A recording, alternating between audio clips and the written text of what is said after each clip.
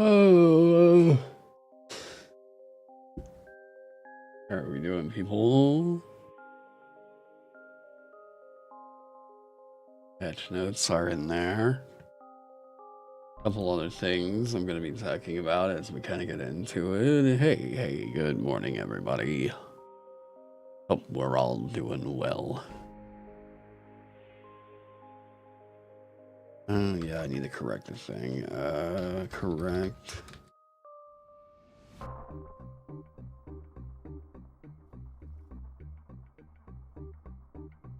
Yeah, we'll get there when we get there. Yo, what is up?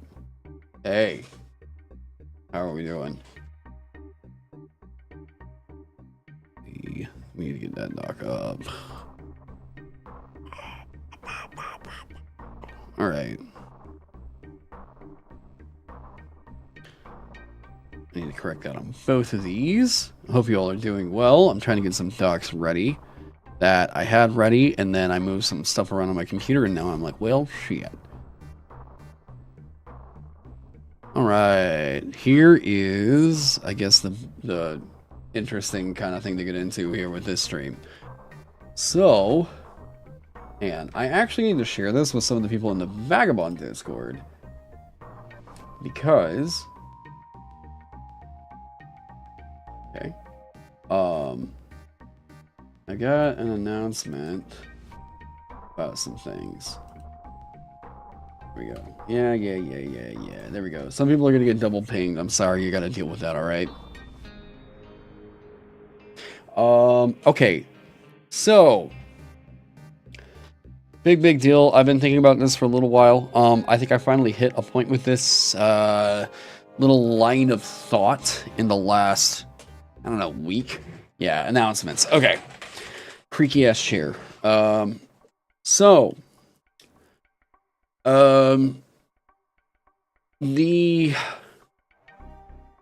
I'm currently at as far as Vagabond goes with crowdfunding and all that stuff. Oh, by the way, let me know about the mic, because I realized as I was listening through a little bit on the last VOD that, like, things were clipping and it sounded terrible, but yeah. So where am I currently at with things in regards to the crowdfunding campaign and all this stuff? So I don't want to make a lot of people wait for things. There's a couple things about crowdfunding and the culture around, like, getting products put up on having a crazy Kickstarter or doing whatever that I have. It's honestly just kind of hit me hard how much I dislike the idea that crowdfunding is being used to make people pre-order.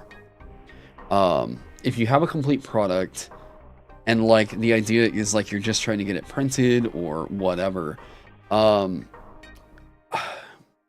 don't like the rat race of it, really.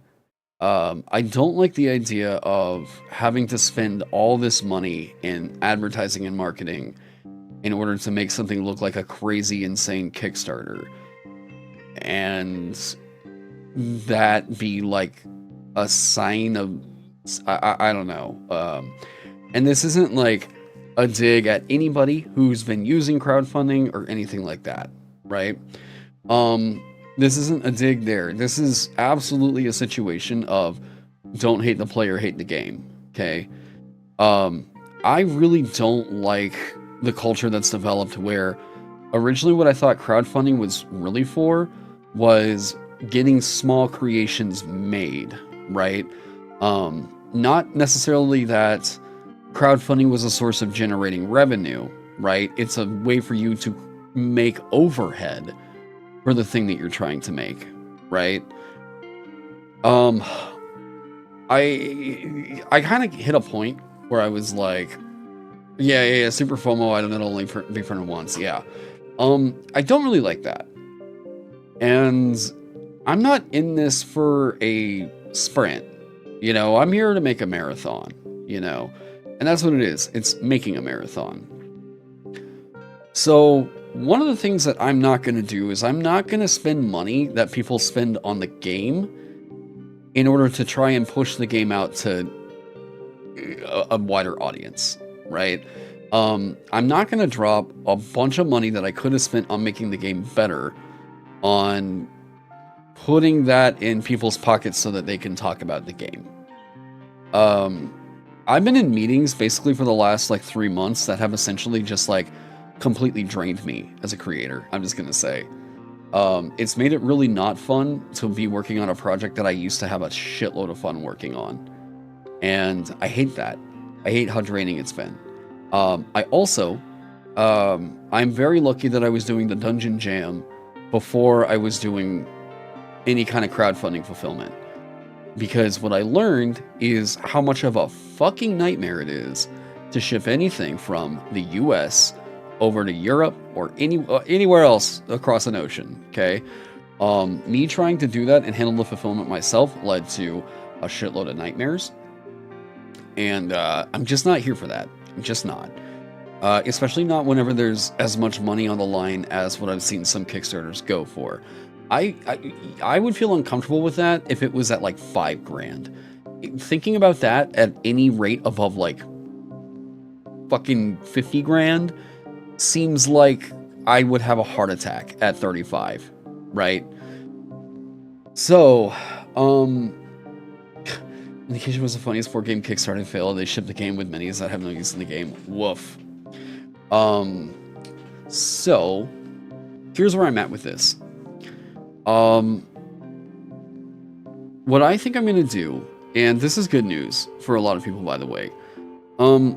This first book that we're going to do might not be the kind of crazy production that we would see with a full-on, you know, major Kickstarter that had all the funding in the world in order to make a crazy awesome production book, right? What I think I'm going to do is a sort of Vagabond Zero. So, Vagabond Zero, or whatever the hell this would be, I don't know, I'll think of a name that doesn't sound quite as fucking, whatever, lame as that.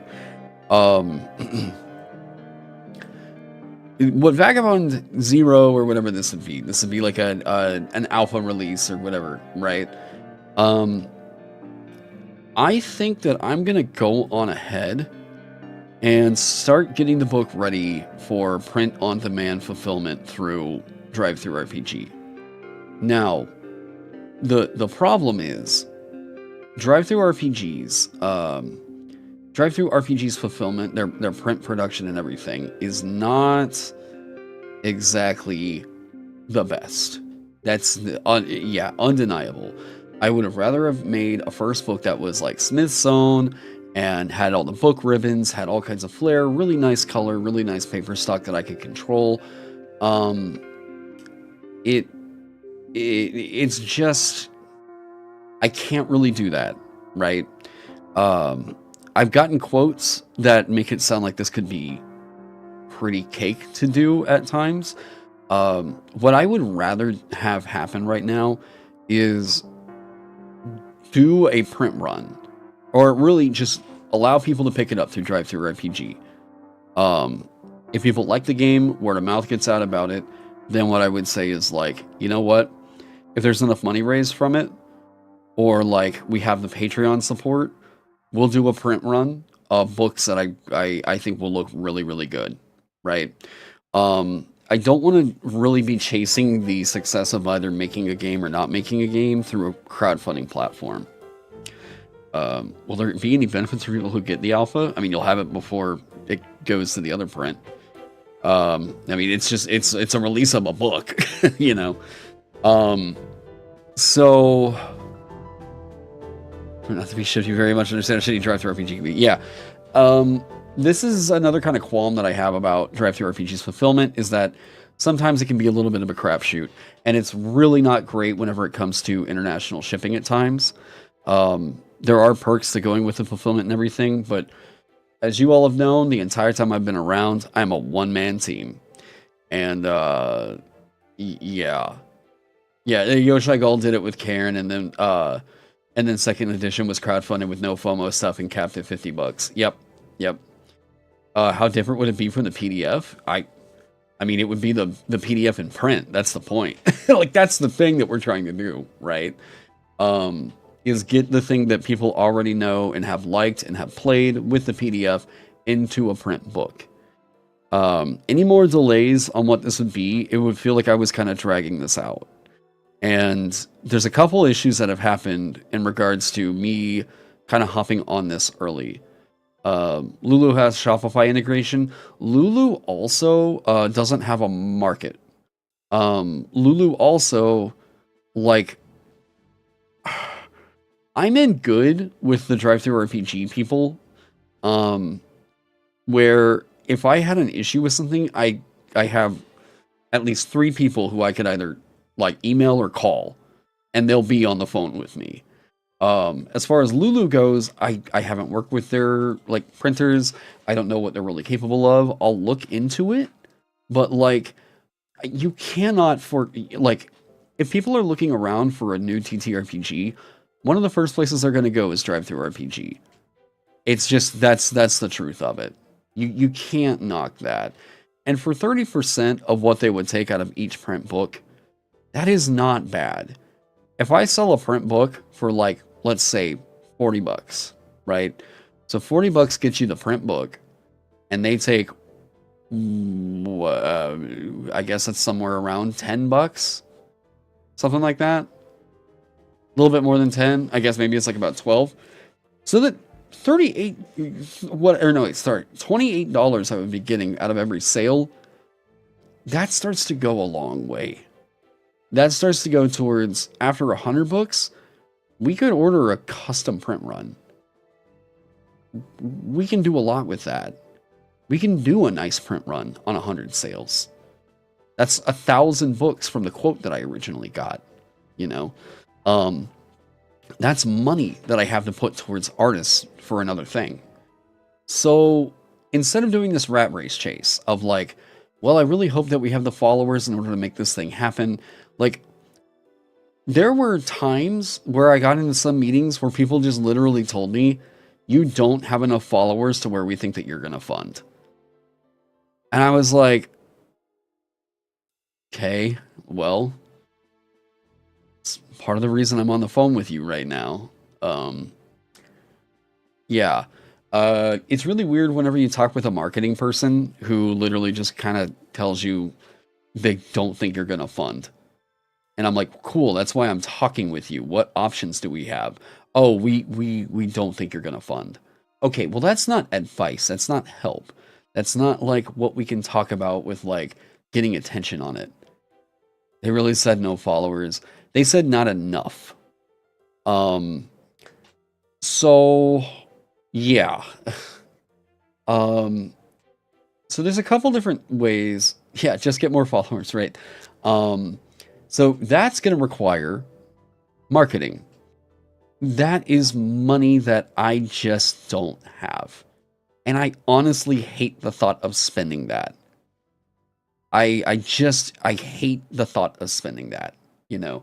Whenever we can be spending that money on so much more, I would rather not like keep trying to shove my game down other people's throats, right? I think that the game is good enough to speak for itself. I know, no. This goes beyond I think.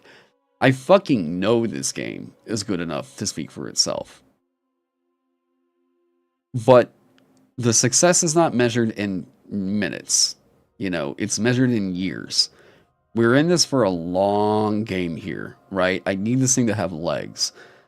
So I'm not trying to do a short burst fund where suddenly there's a bunch of money and then this just sort of like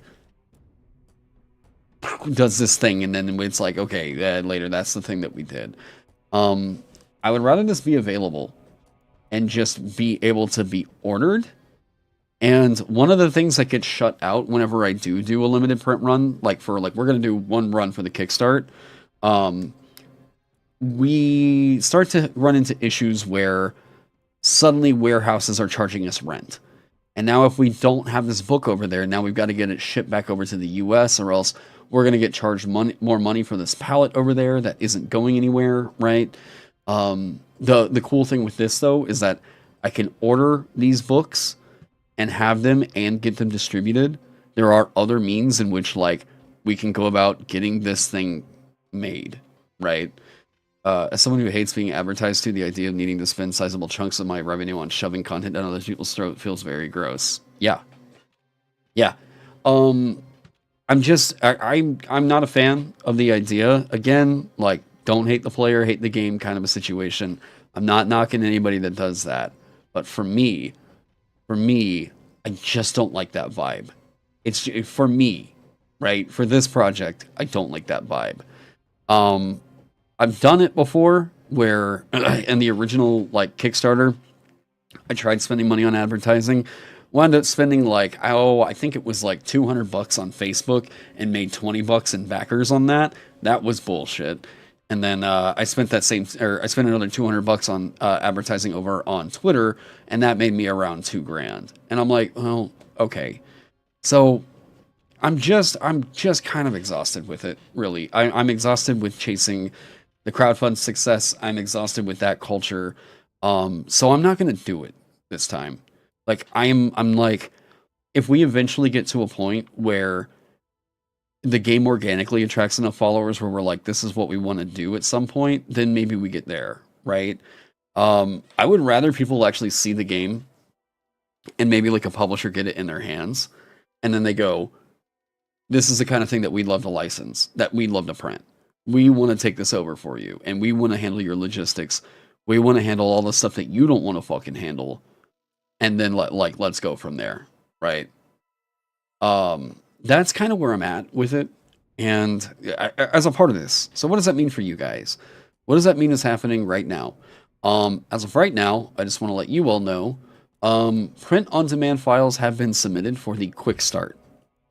I already know that the first proof I'm going to get, I submitted it, got the approval for the proof, got one ordered, and then immediately got hit with like, oh yeah, that image right there is not applying its transparency correctly. Fuck around. So now I already know I'm going to have to resubmit and do another proof order and everything. But that's on the quick start, right? So people will have physical books that they can play the game with in hand before the end of the summer. As soon as September. Okay? That's fun. I love that. For people that have been like, hey, Taron, are you going to be like, are we making this thing? What all is going on? Yes. Because people were able to help me in funding it last year, I'm able to do this. So, what does this mean for the actual physical book? So, for the full core rulebook, this is kind of what we're working on today. I'm looking at some editing stuff to kind of get solidified. There's a lot of moving parts to all this. Just to show you guys kind of what we're looking at right now. The people purchase a lot of print-on-demand from DriveThruRPG. It's the biggest market in the world for print-on-demand books through for TTRPGs. Will the game found be taken down then? I am having a kind of complicated thought about that. So, my thought is, I don't want to take the campaign down just yet. I need to make sure some of my ducks are in a row in regards to all that, because contracts have been signed. There may need to be adjustments to the campaign where it's like, okay, so what is this going to be for? This might be for like a premium or like the Vagabond 1E thing. But what I will say is we're not going to be doing the game found this year. I don't feel good about it right now. I don't feel good about crowdfunding, and I think that I would rather move the crowdfunding campaign to like, I don't know, 6 months. If maybe that's where we get to a point where we're like, this is for the Vagabond full release. We're like, the game is out. People have the books. That's the important thing. They have the game in hand. They have a book that works for them. But this crowdfunding campaign would be for what we're going to say is like, you know, separate from DriveThruRPG books. This is one of a bit more premium quality, but it's to make that premium quality a regular thing. And there's also going to be other things along the way that would go in towards. Oh yeah, like a small product line is really what I'm thinking about with that. But here's the deal. That would be the only crowdfunding I would want to do. Yeah, fancy version and extras. Yeah. I want that to be the nest egg that gets the company really rolling, is what I'm thinking with that. User lately is that people want to play different systems, but then feel as if they buy in and know groups, they prefer a solo engine. Hey!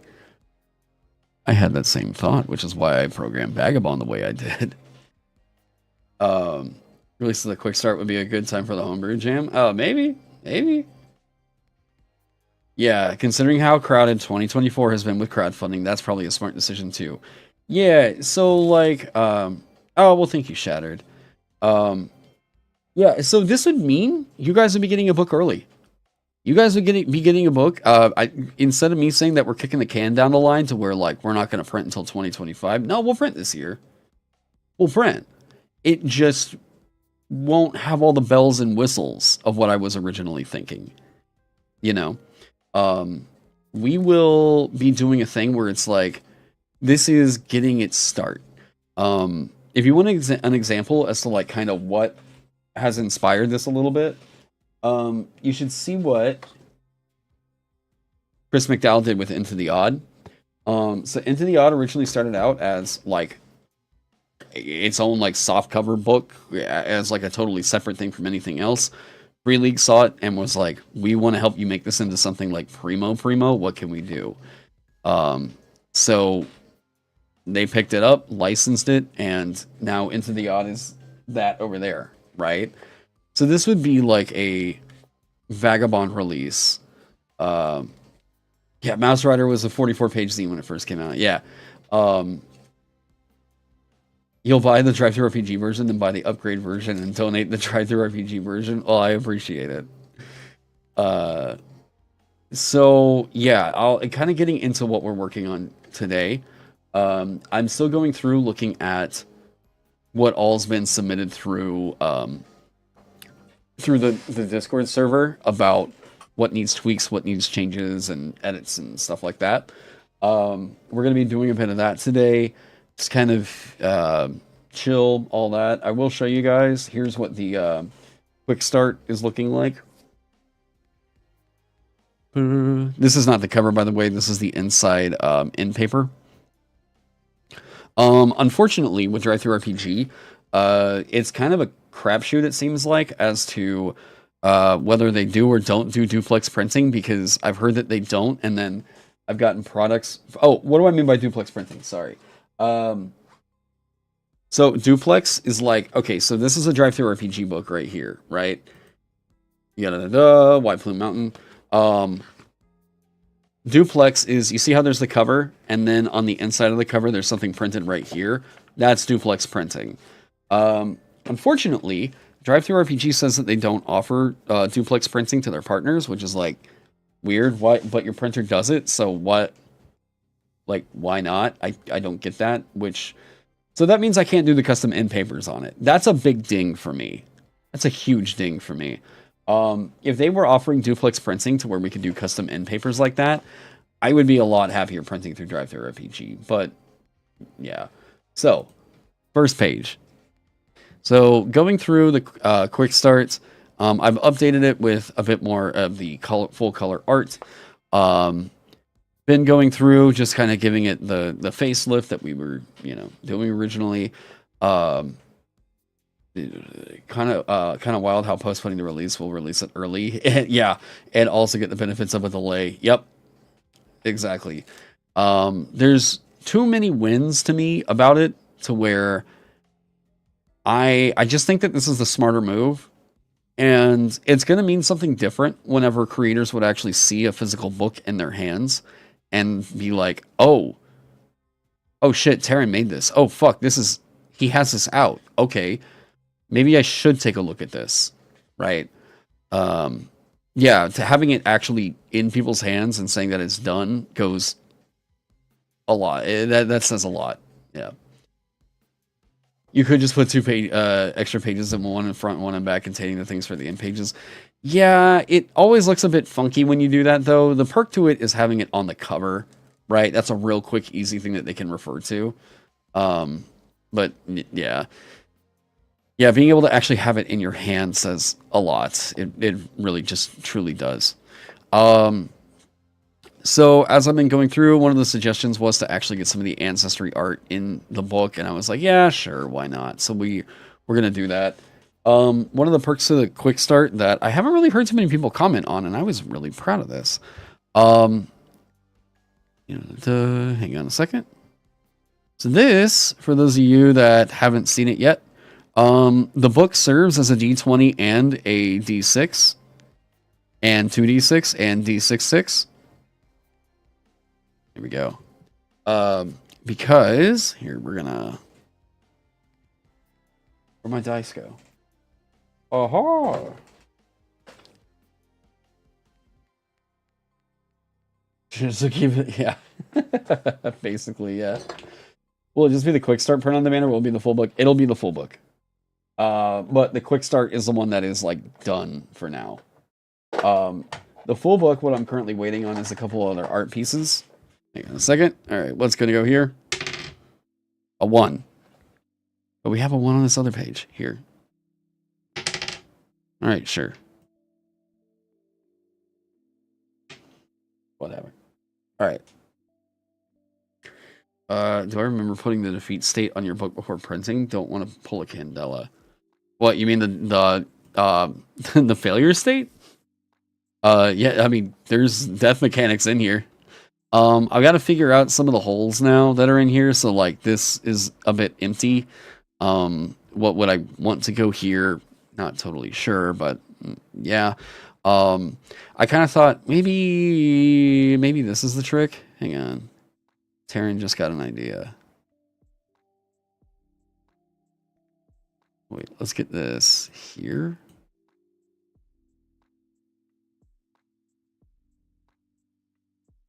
Uh-huh. Can we do this? And then get...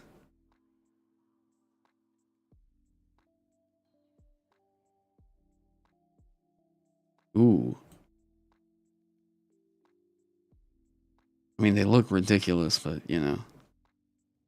80? Nope. Maybe this is the trick? And then get...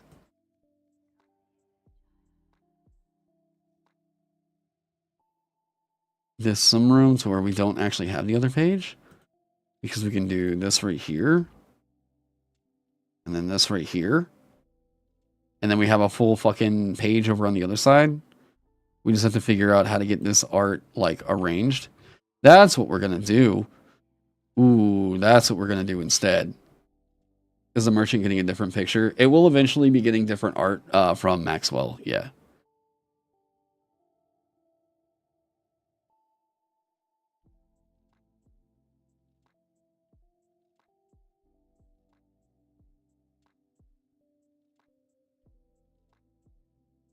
Now, the human's a bit covered up.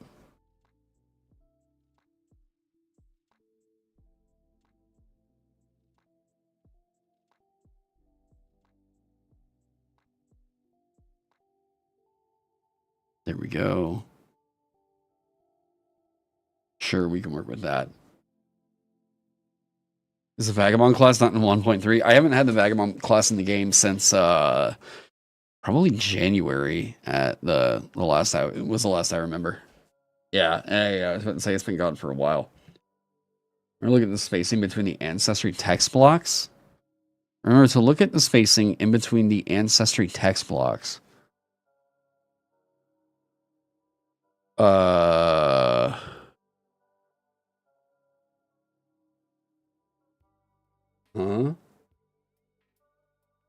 There was a Vagabond class. Yeah, it was just it was a blank slate. It was basically just you get a shitload of feats or perks. Oh shit. Fucking Pinkertons. You have air at the bottom. At a line break, you have air at the bottom. What, down here you mean?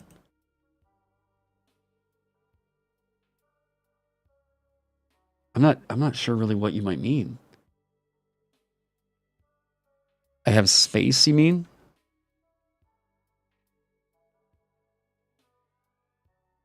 You have space to separate dwarf and human a bit? I mean, sure. Are you talking about getting all these like perfectly aligned? Where it's like this? I guess.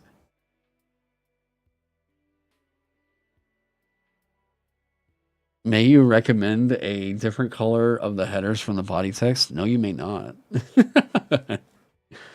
I mean, is there like I mean, I've always felt like it was fine just like this. Black kind of stands out. Um I am also like trying to stick to a similar color palette throughout the entire book.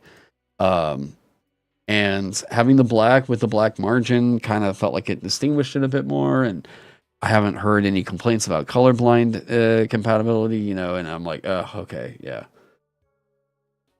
White on white sounds yeah. Um, okay.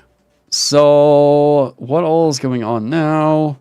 I do like this. It just needs more of a sort of a dynamic setup here. Oh, what would be the... Oh, wait, you got text wrapping. Let's get rid of that and just get you to a spot where we can move you around. Sure. Sure. That works.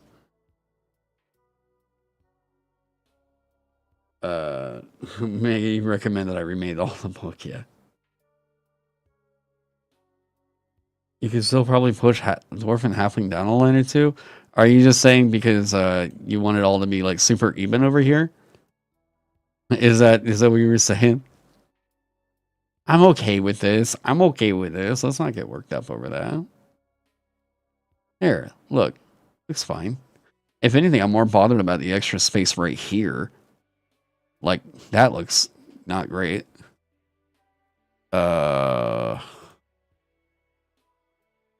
About the only thing I would think of is like, I mean, yeah, you could split it up into exact perfect even quarters, I guess, but like this is gonna look fine. It's gonna look fine. Because we got human. The only thing, yeah, human, elf. Oh, wait, halfling needs to go over there. Wait. Dwarf, come over here. Halfling. So that it's the same as the way that all the, Oh, you son of a bitch. Right, come here.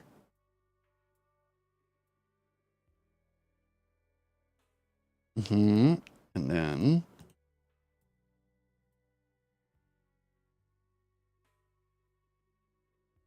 Yeah. So now you see how it's the same as it is over here. Ooh. The only thing you don't want to see is widows and orphans. That's sad. Okay. Now, I like how that's going. Yeah, the XP questionnaire that should stay there. Quick start levels. I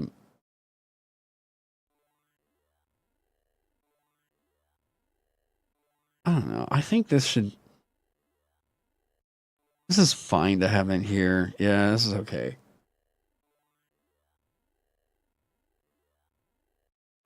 Might you recommend in the clickable index on PDF, put the perks via mage, expert warriors, affiliated to scroll around though.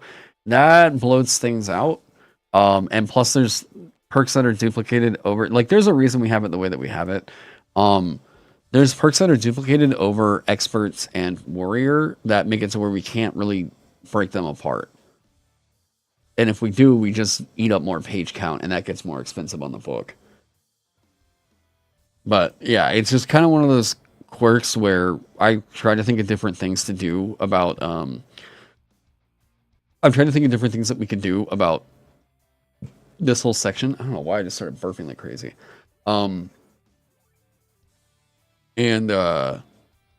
It's just not really, yeah, it's complicated. Pop-out index doesn't require a page update. Maybe like a pop-out index. The icons are back. Oh, wait, that's right. They're not in the book. Oh, yeah. Oh, shit.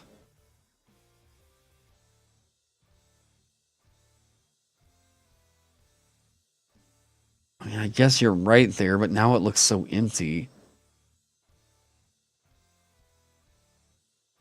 Hmm.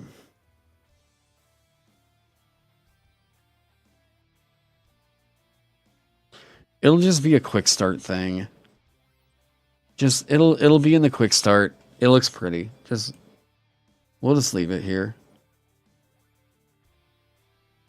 Bookmarks. Oh wait. Magician has revealed some of his secrets.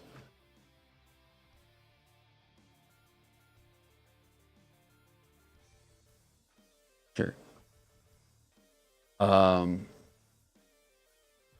The icons look cool. Bring them back. The icons are a headache. Because they can run aground with like legal issues about how the product looks and whether or not that's it's a whole mess. That was one of the things that I was advised on probably removing. Yeah.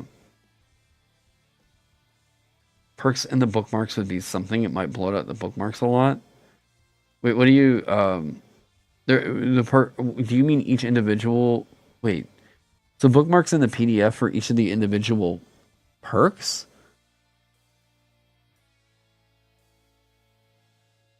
I'm not entirely sure what that might be pertaining to. Okay, so real quick, I'll go over the patch notes that I've done so far. One of each individual perk in the bookmarks, it seems, since that's the pop-out index. That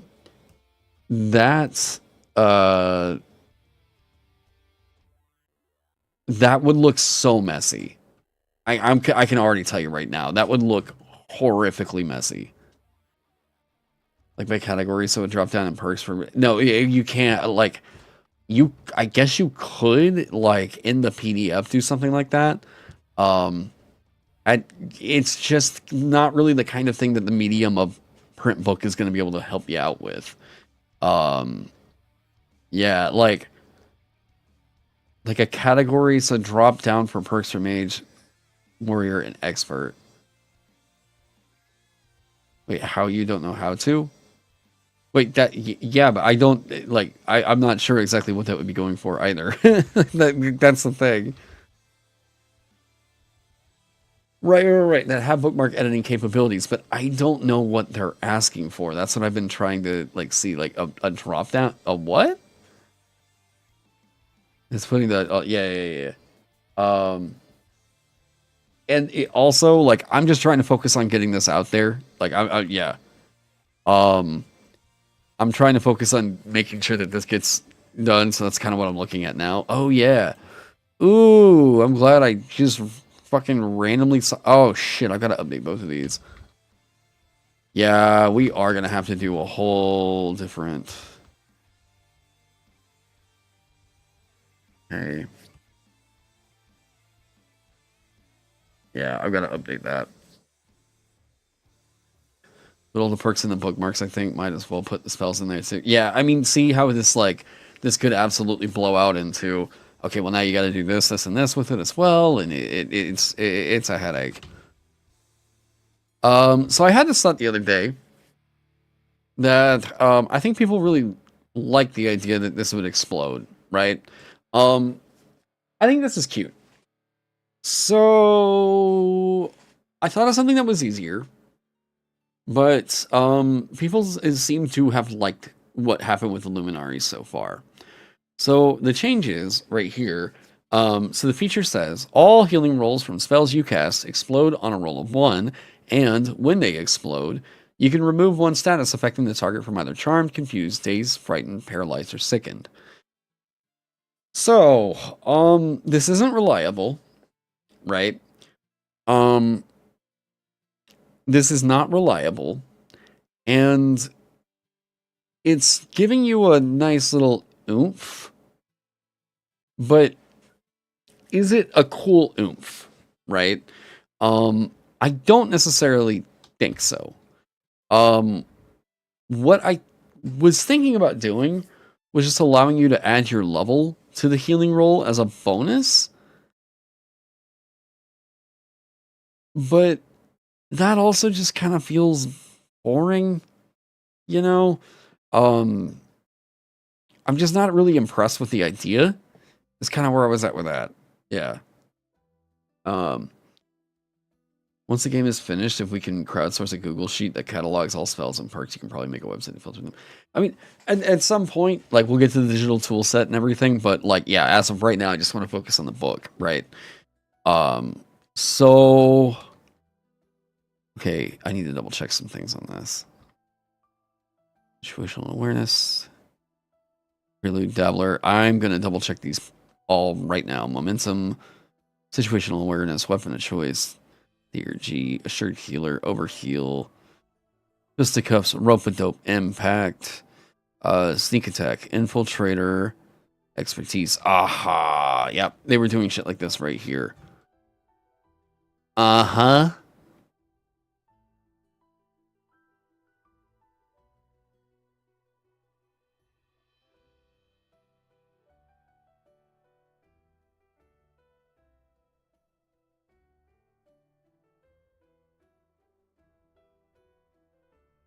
Yeah, I just kind of put this image up on top and was hoping fucking God would sort it out, but that's not going to happen.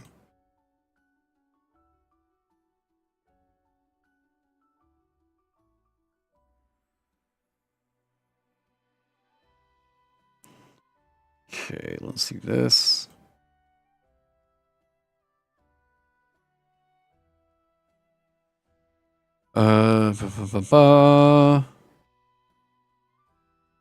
Blue. Detect edges. Okay, do we need to go alpha channel? There we go.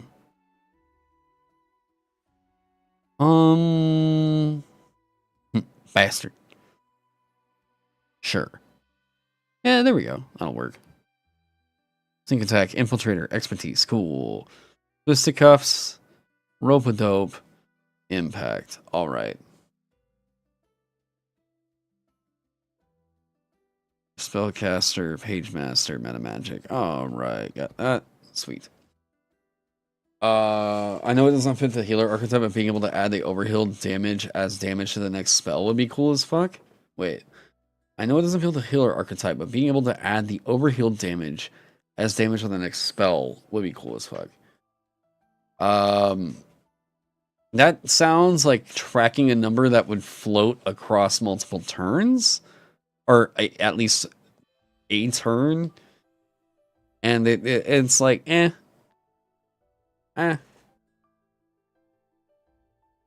level bonus feels like a very D&D sphere type of thing. Yeah, I don't really like how some of the math feels for what the current design team is going with on D&D stuff. I don't know, it just doesn't, like, there's a natural feel to where, like, you're getting your numbers from. And suddenly adding your level in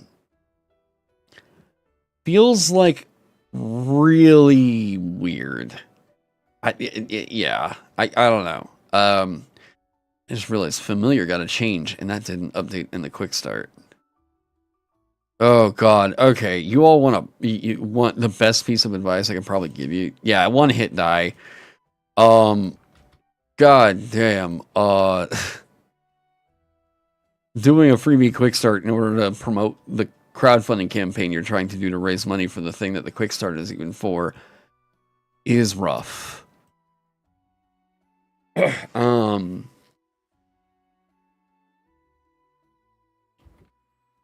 don't remember. Did Cypher Mage get pulled over here? No. Okay.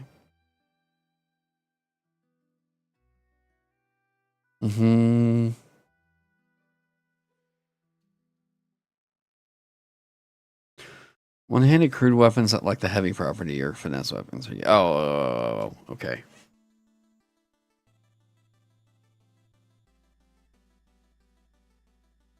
Wait, or the damage added to the next attack of the healed person would apply on the same turn. The damage is added to the next attack of the healed person, which would apply on the same turn. Maybe, but that's suddenly tracking a thing. And we're really trying not to track at all in Vagabond if we can. Because so far, the ethos of, like, let's not design some features that, like, have to be tracked a lot, has made this game run pretty goddamn smooth. I think the weapon properties have all essentially been the same. Yeah, because I copied all of them over again. Oh, okay. All right. I am on dual wielding.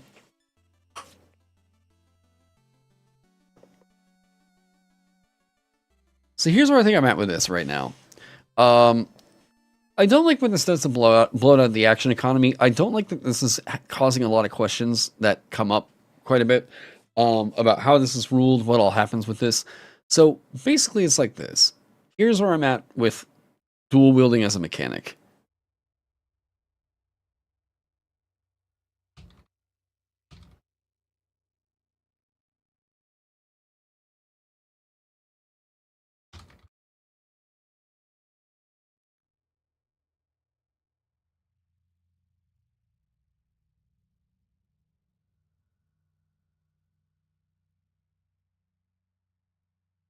Okay. So this is what I think is quite good. With 2 weapons equipped, roll the damage dice for each of the weapons and use the higher result. When you attack with 2 weapons equipped, roll the damage dice for each of the weapons and use the higher result. Yeah, I think that this is probably the better way to do this. By the way, this is the way that it works in, I know Isle of Ix. I'm trying to double check, actually. Was this what they did with Into the Odd? Because Isle of Ix is based off of Into the Odd. And as I've been doing more reading, I'm just like, yeah, this just feels so much better. And, hey, what up, the Fishing Master? What's going on, dude? Before with dual wield, especially when you're avoiding bloating. Yeah, bloating out that turn duration is the big problem. I want to say this was Into the Odd. But I'm trying to remember.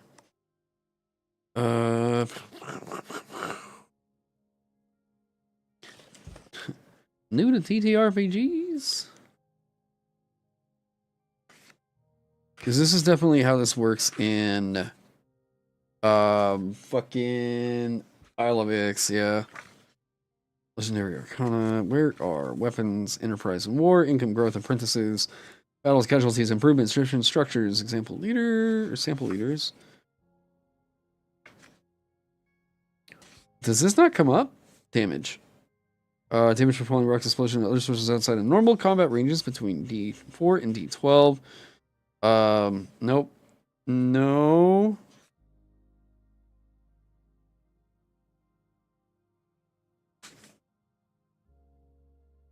I could have sworn it was... Wow, is this not covered?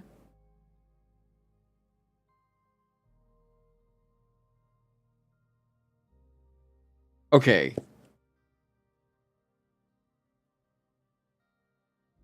You like how shove attack feels when going Spear and Shield? So I know for sure that this is a thing in Isle of Ix, and I'm going to find that text again. Because it is quick. I like the ruling. And this still works out with Pugilist pretty well. Yeah, playing the game. Combat damage. Yep, multiple attackers attacking. Yeah, attackers who wield two weapons roll damage for both, keeping the highest single die.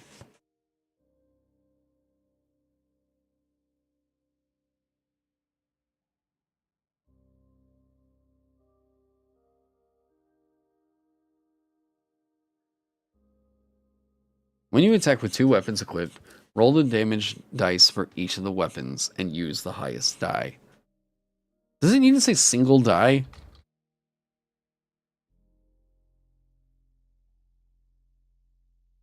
When you attack with 2 weapons equipped, roll the damage dice for each of the weapons and use the highest single die.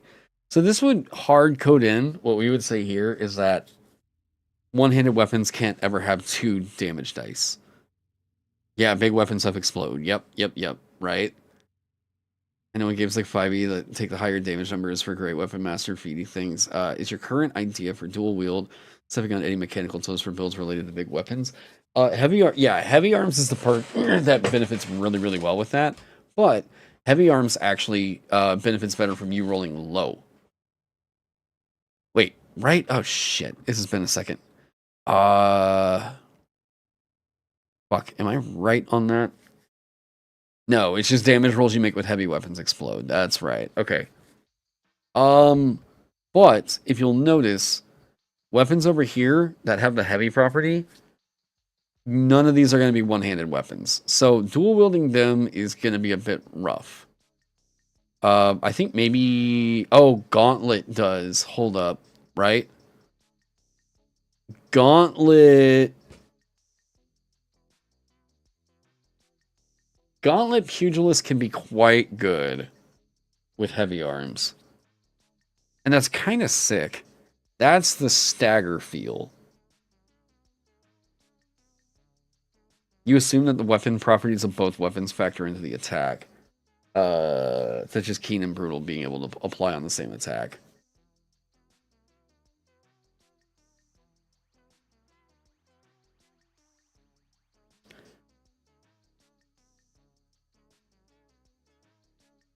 I guess I don't mind that. That is... Wow, that is a weird thing, huh? Suddenly now weapon properties become a weird chainsaw. Where they kind of weren't before.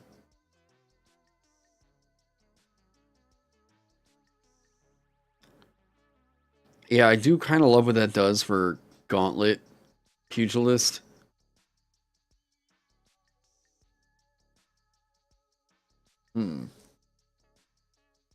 Could unarmed be dual wielded?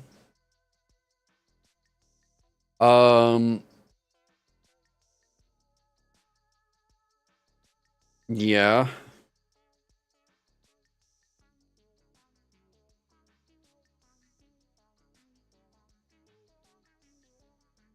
I don't mind it, really.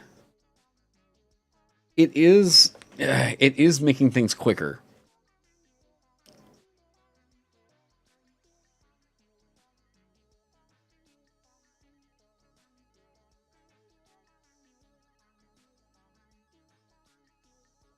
Yeah, this makes things too cluttered right in here. But if we do this...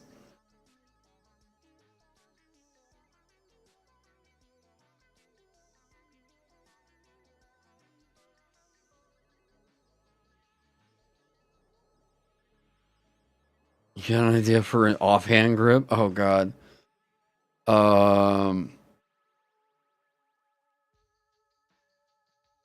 I do like how quick that is. Roll a D6, roll a D8, right? Bam, bam.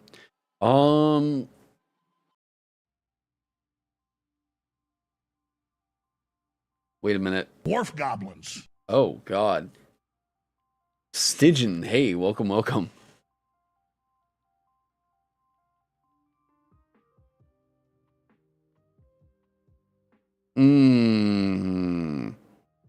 You know what's kind of cool is you can say with the pugilist, when you attack.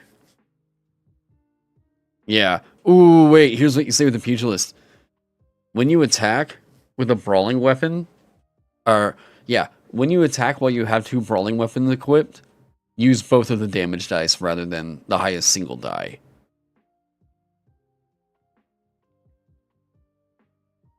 That's an easy way to solve that.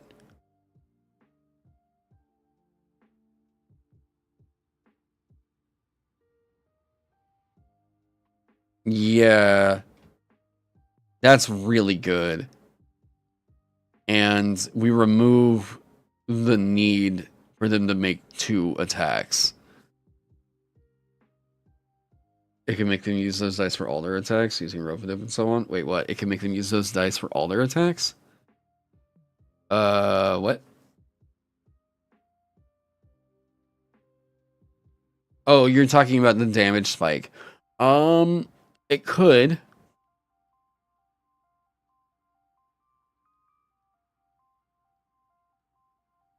What it would actually let us do is get rid of we could get rid of the die scaling.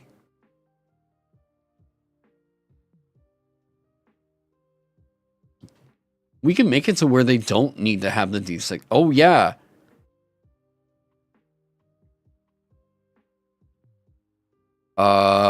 Wait.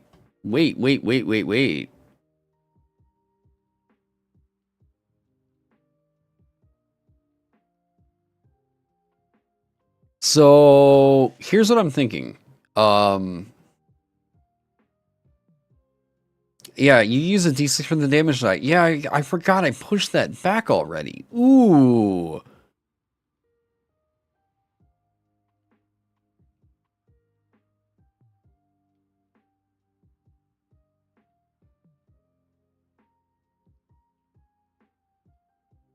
Two brawl attacks on the same turn. So we would have to get rid of this.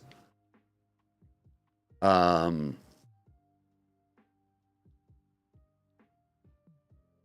still want daggers, hand axes, and light hammers to matter a bit more. So here's a big problem that comes with designing a game. Whenever you do something like, to me, the flavor is fine. But there's a certain level of crunch that people are really wanting, that they think that like a weapon doesn't matter if it doesn't have this like very unique certain thing. And I'm like, I don't know. You like dual wielding? I think it's okay. But I also think that this is just gonna be faster. And oh wait. What about if you roll the same number on the 2 die to trigger Fisticuffs grapple? So that would actually get worse as you keep leveling up, because then you're gonna get the D6 for your damage dice. We could just get rid of that. Like, we could just get rid of the D6 for the damage dice to where, like, suddenly it's not this thing that clicks on.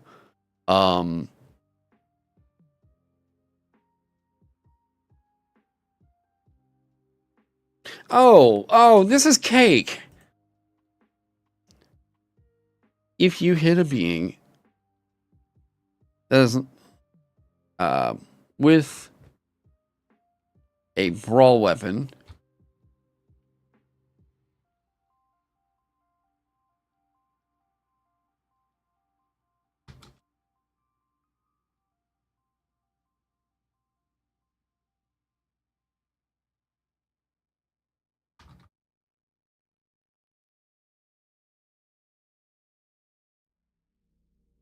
additionally, if you hit a being that is no more than 1 size larger than you with an attack using a brawl weapon that exceeds your difficulty by 5 or more, you can choose to shove it or grapple it. No check.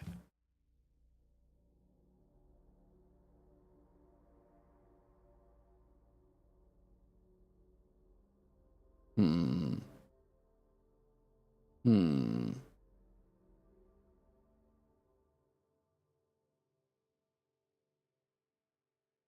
I mean, that's good. God, it makes the pugilist super sticky. Like, really sticky.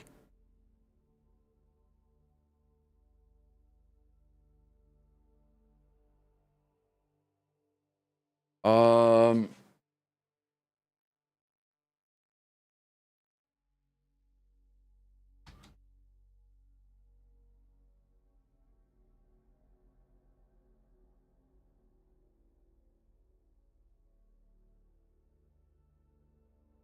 And if you only have brawl weapons equipped,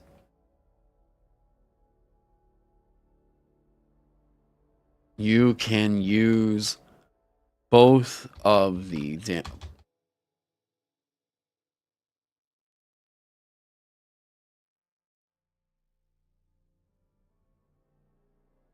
damage dice for dual wield rather than just the highest. We have a lot of other mechanics that do thing when you beat the DC by 5 or more. There's a couple. Yes, I am pretty damn sure there are. Faster means less versatility, though. This works really good if you're wielding 2 daggers, for example. But what if you want to go spear and board, sword and gauntlet, or sword and dagger? I mean, if you roll a 1 on the D6, but you roll a 3 on the D4 for the dagger, you're going to feel cool that you had the dagger, I guess. But, yeah. I mean, also consider the fact that, like, there is essentially, like... someone brought this up the other day. Comparing, like, one-handing a weapon versus two-handing it, they just sort of felt like there wasn't really a purpose to only one-hand it, other than, I guess, you know, looks, and I agree. And I don't know, I'd like to figure something out to kind of, I guess, help people get the fantasy they would want out of that, you know. Sword and shield fighter just got real good. Yeah, it's like you missed it with the sword, but you're gonna just, like, bonk it with the shield. Yeah, right?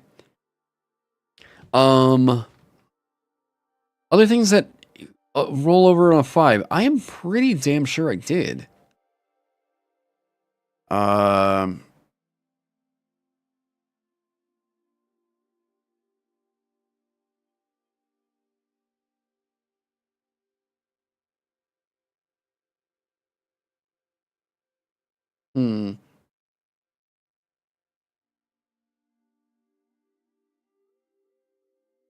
There's bully with roll over 10.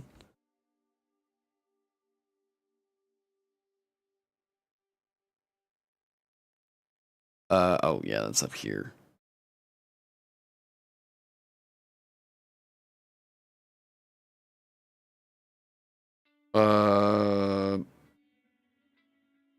Wait.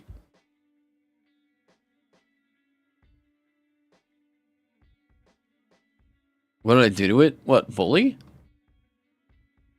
Check you make the grapple or shove targets that are smaller than you were favored. And then, wait, what do you mean what did I do with it?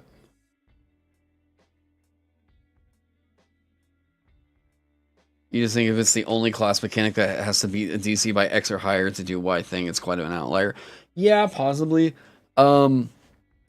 But I mean, then again, like, asymmetric design doesn't really totally kill concepts for me. Like, yeah, this hunter, this is the only one that has something that is a focus effect that causes a bonus to potentially crit, right? Built different. Thank you. If you make an attack with a weapon that has a brawl property and the roll exceeds your brawn difficulty by 10 or more, the target is knocked prone if it's one size larger than you or smaller. Yeah, okay, so we did have something that was already similar to this, huh?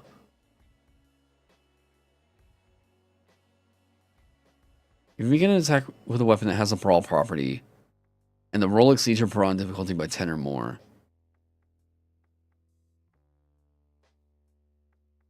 Wait, could this just be repurposed? Could we just pull that over into the fucking pugilist now? I mean, that's the only reason people were picking it up anyways. Everyone was just getting this for the pugilist because it was good.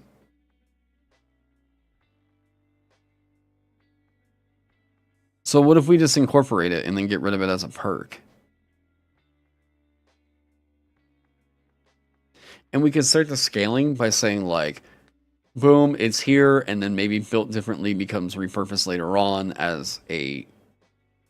Yeah. It's going back to Pugilist? Probably. I like the idea of it, and then you could give it a natural thing of like, now it only has to exceed your... Oh! What alarm do we have going? Oh my god, I'm so sorry, world. Jesus Christ, I did not know. What alarm was that for? Hope everyone's awake. Holy shit. Alright. If you make an attack... Here, let's turn that up. Yeah, we can pull this over back to the Pugilist. There's not really anything else that's wanting to use this other than the Pugilist. The only people that were building it in playtests were Pugilists. Let's put that back in the class, actually.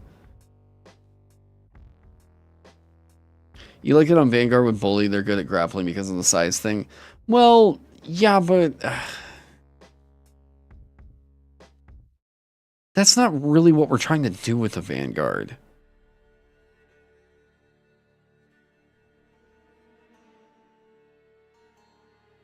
Oh, I got it.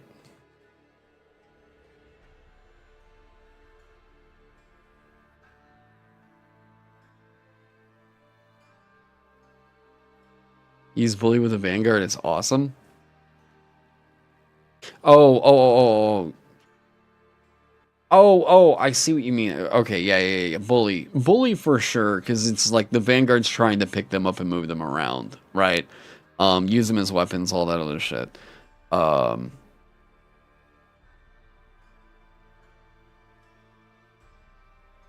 Exceed your bronze difficulty by 5 or more, right? If you make an attack with a brawl weapon and the roll... Why is everyone in the world trying to get a hold of me whenever I fucking stream? I swear, I'm like the least interesting person in the world whenever like I'm just sitting at home and I'm like, what are we gonna do today, Ferb? I have no fucking clue. Then suddenly I get call after call the moment I turn a camera on.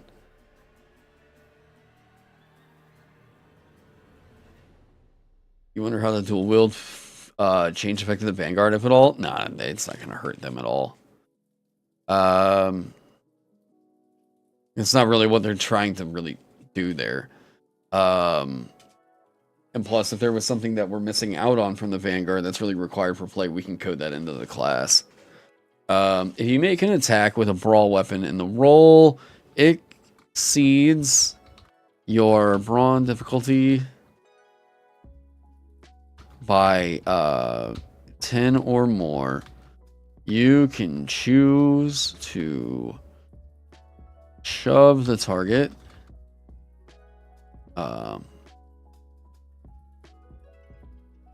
or grapple it. No check.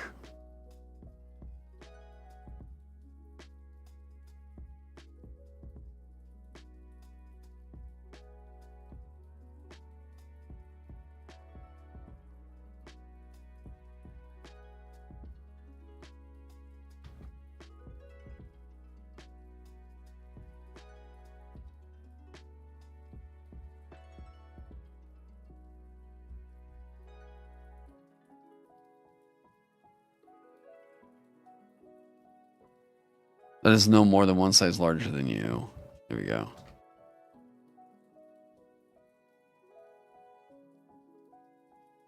Okay. Let's get that wording unified. So there's 10 there. And it's kind of cool to just have that baked into the class now to where people don't have to go pick it up as a feat. Now, further, when you shove a target... No, that's Vanguard's thing. We don't want to get into that. Nope, we let them keep that. How does dual wielding interact with relics? You have a flame tongue sword and a frost tongue sword. How do those two work?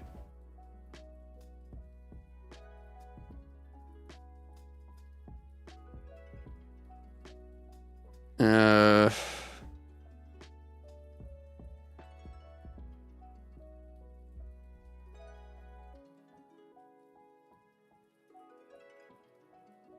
Why'd you have to do that? Why'd you have to say that?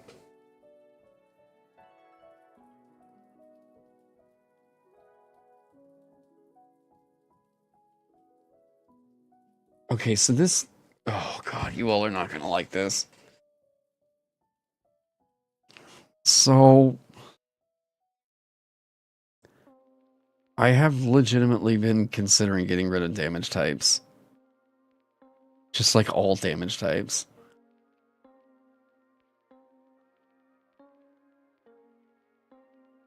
Like, probably pulling it back in towards, yeah, hey Trek, what up, man? You play Demon Lord of the those games that yep. Yeah, they just have common sense, yeah. The meme continues. Yeah, so it has a couple different strengths to it. The biggest bitch of all of it is going to be that I'm going to have to rewrite. Well, I'm going to have to code in some shit on stat blocks. Is there a special reason you thought of it or more of a gut feeling? Okay, so basically it's like this. Oh, what meme? It's that literally any time, like every single fucking time I get on stream, I cut a huge chunk out of the game. Yeah. Oh yeah. I would be deleting built differently. Yeah. I could get rid of this because that's what people were getting it for anyways. They were always picking it up on the Pugilist, and now it feels like something that's interesting and unique for them. Further, wait, this would be a 8th level improvement. What do they get at 8th? Oh yeah, wait, that's right, impact. I don't think impact is interesting. It's impactful. Haha. But yeah. So why would I be getting rid of damage types? Real quick. Okay. So number one, basic expert damage structure, which this is based on, does not use damage types. It doesn't use weakness, whatever. So what this would mean is we could instead rely on trait flavor text to really tell that story. So that would be like moving it over towards like saying skeletons take 2d6 2d6 damage whenever they're hit with holy water, ignoring armor, things like that.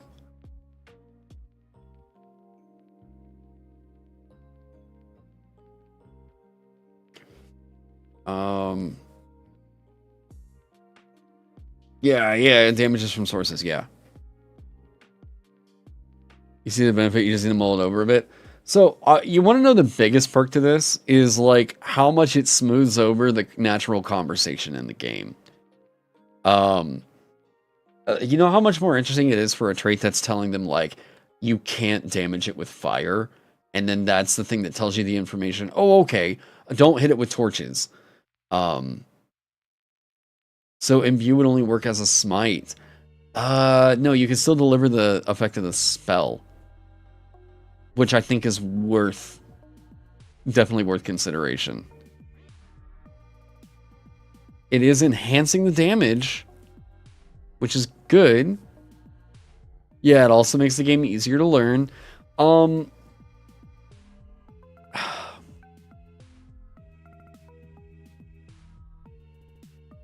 So is weak going to get removed if that happens? Is there an alternative? Yeah, we just put it in their stat block. Like, it takes an additional die of damage from attacks that do, or from blunt force, or something like that.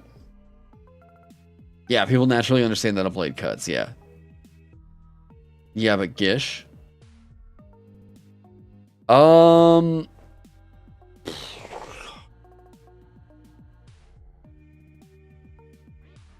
Like,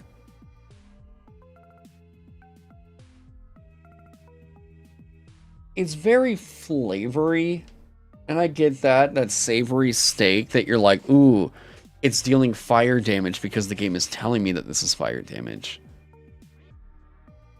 Oh, so why would I want a bludgeoning weapon over a slashing weapon beyond flavor now? Yeah, so the thing that's going to carry that is going to be the properties.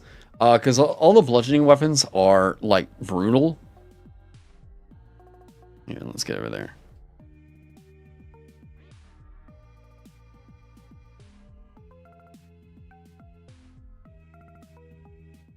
Yeah, so, like, oh, yeah, I would also trim down a lot of our, a lot of this over here. We can just get rid of the damage type and just say, like, damage, and then it's just the D6. Oh, guys, there would be so much to love about this.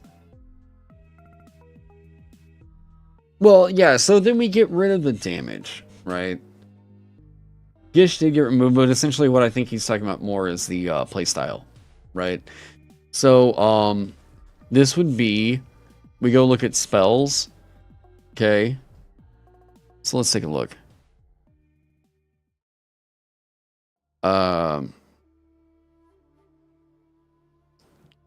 So burn. Okay, the target is burning. D6 or CD4. Yeah, CD4.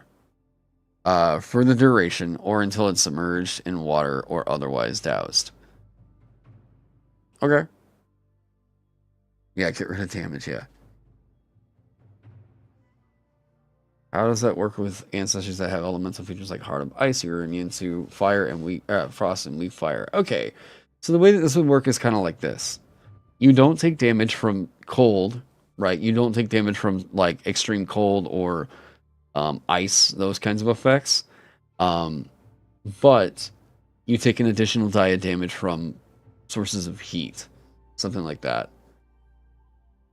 Yeah, damage from ice, damage from the cold, things like that. You get a little bit more narrative about what that applies to. Yeah, monsters can also still be coded to respond differently to being hit by a blunt weapon. Yeah, also like Pathfinder handles this by yeah, Pathfinder does this with skeletons. Skeletons take half damage from piercing and slashing weapons.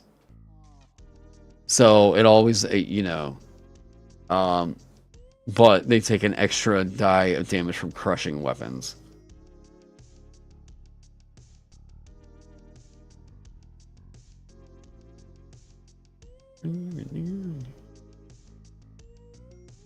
I gotta think about this for a second.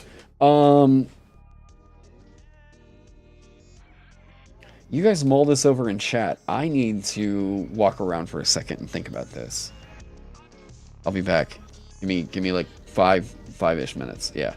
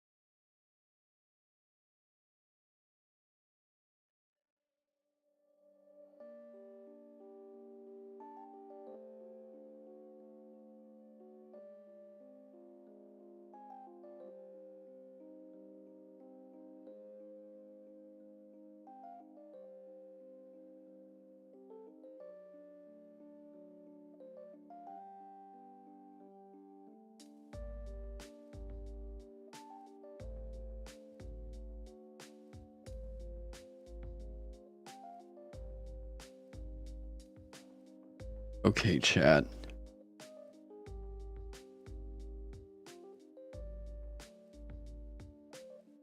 So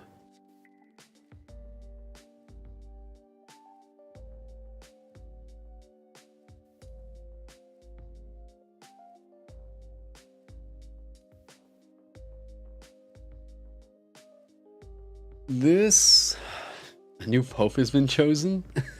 What?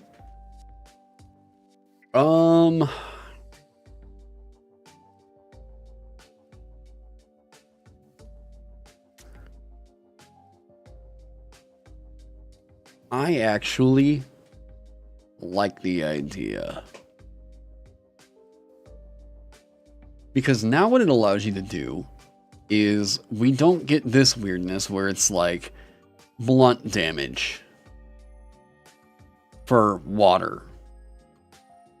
Yeah, there's a fly in my fucking face. Okay. We can the spells actually start to open up.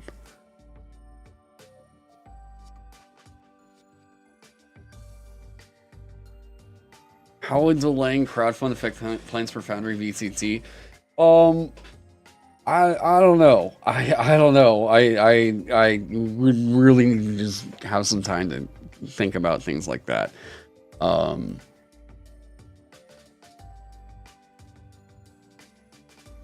We could get rid of things like this right here.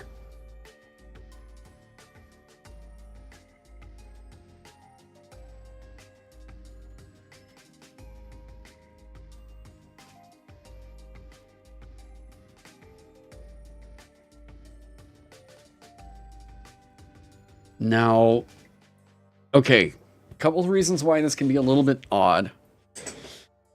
What does this mean for damaging spells? Like, what do we do about, like, if we got rid of it? So it's just like you can cast a spell to deal damage. Right? Like, you can just simply cast a spell to deal damage.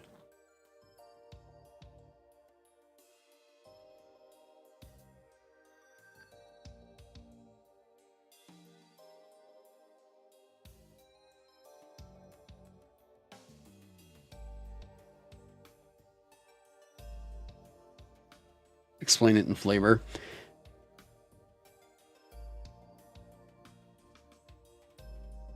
Yeah, like whenever you cast a spell, also explain how, or like you basically tell them, like, try to narratively come up with a reason or how that spell is dealing the damage.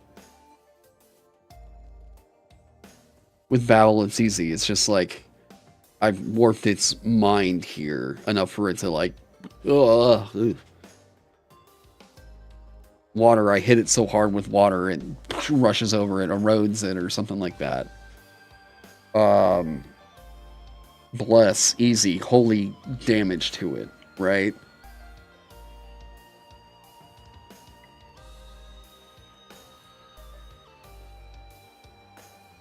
Yeah, blink, it's like it actually opens up. So, like, you're not really thinking of picking certain spells because you simply want to deal damage. Yeah, beast, throw a squirrel at a motherfucker, yeah.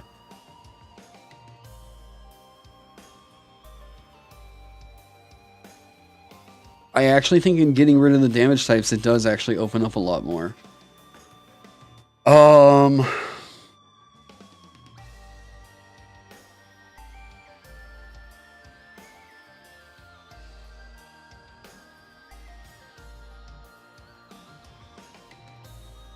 Yeah, it would mean that all spells can deal damage now.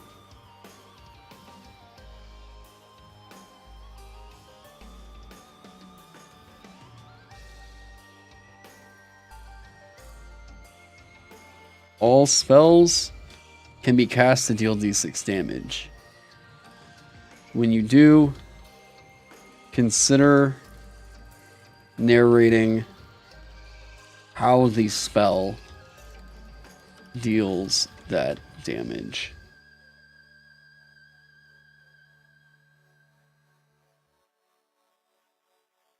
So just burn igniting, burn, sending a bolt of fire, or beast launching a ravenous squirrel.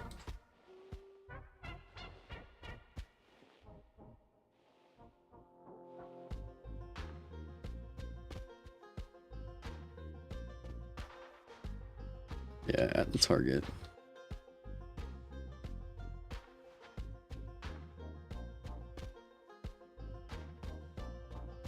Yeah, it does actually open up more spell options. So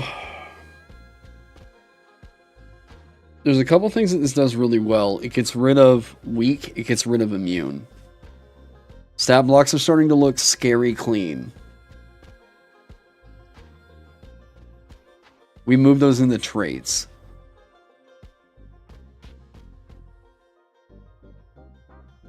Would be a good idea if a spell had a preferred damage type. No. We're talking about getting rid of damage types. What are some negatives? It's work.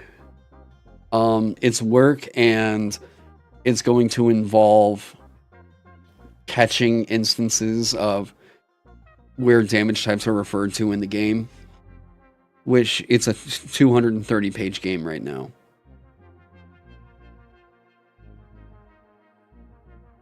The pro is... Yeah, oh yeah, getting rid of Elementalist. Yeah, actually that's good. Yeah, it means that that sorcerer is not really feeling tied down to it. They're not taking that perk to feel viable anymore.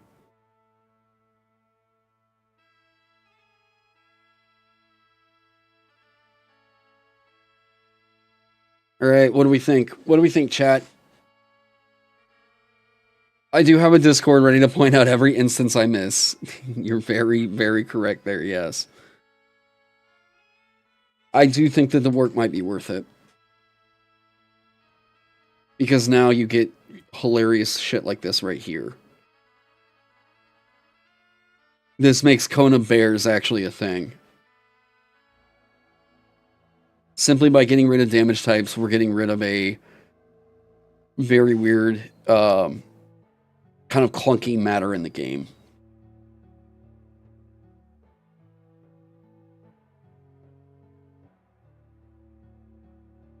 Lord, how with swords.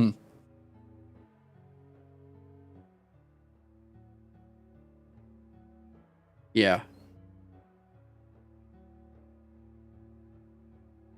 Yeah, you'll have to come up with Rocky. Yeah, oh yeah, we've got a couple of those. Yeah.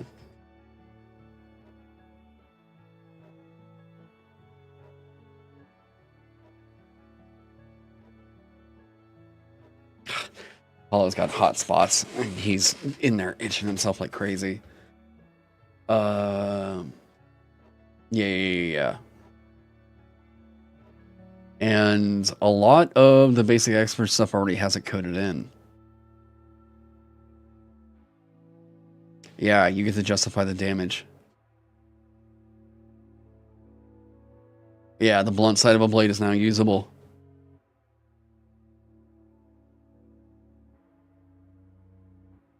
Yeah, removing damage types entirely. Yes, yeah. So this would put it in line with games like Into the Odd, Basic Experts, Merkborg. You know, getting rid of damage types actually does have a pretty significant benefit. Remind me if I'm wrong, chat. Doesn't Shadow Dark not use damage types? Shit.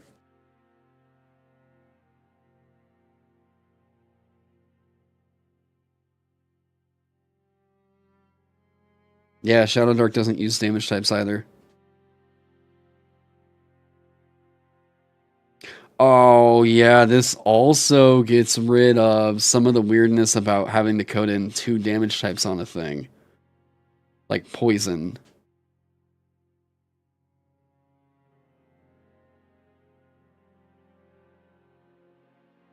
Chat, I think we get rid of it.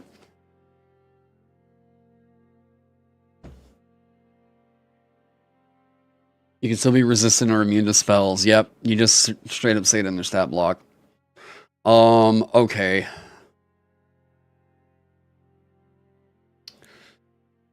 Alright. So... Alright, so showing, like, kind of how this impacts the game.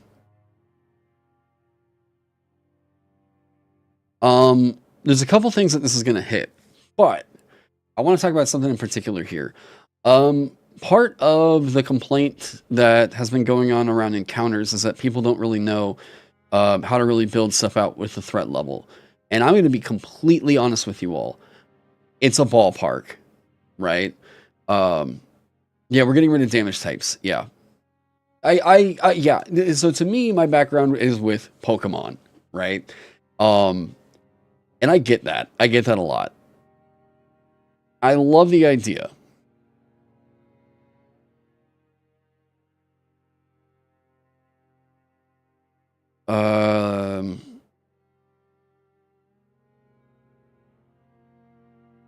Takes 2d4 damage if hit with holy water.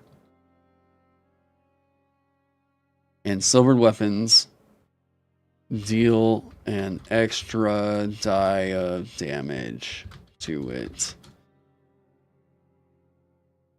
See, so that's how that would be coded right there, and then you get rid of all this shit up here.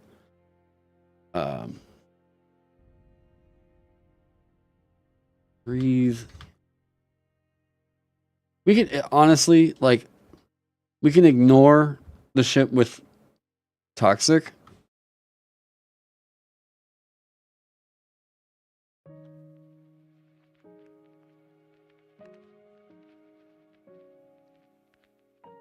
It's an editing problem and not a design problem. No, I got you. Yeah, we can just get rid of it. So, what it means is about 2 weeks worth of work in creating the threat level system gets chunked, but the unofficial motto around the channel is essentially kill your darlings, so we're used to that. Okay. Do you have to tweak monster hit points to compensate? I don't know, not at all. We can get rid of a lot on here, actually.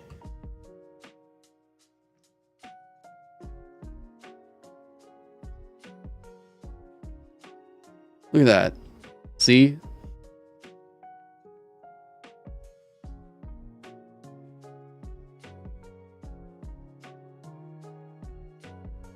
Look at that.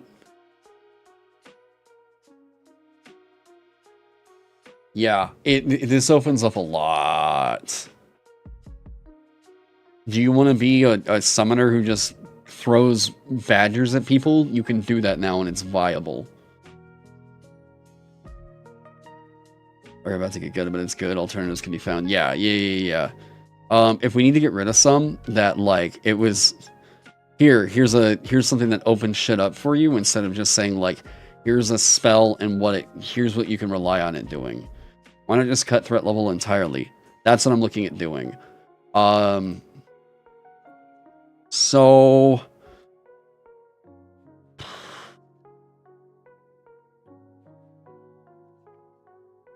here's what I think. Threat level. So I think if the combined health of any enemies in the encounter, like, hit die 4. This means for a first level party, like, 4 hit dice, 4 times 4.5, 18. So we say that, like, at this is a reasonable challenge for 4 level 1 characters. And it kind of is.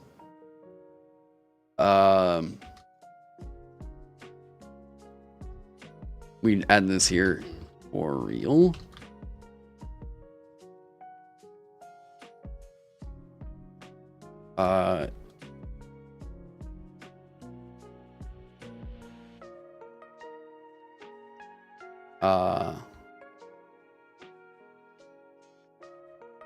It doesn't take damage from non-magical attacks. But then this question comes up over here, right? So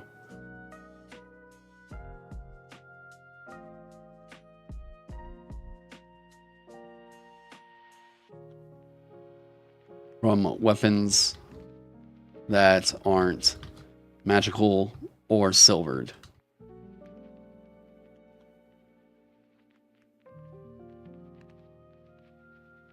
It doesn't take damage from weapons that aren't magical or silvered.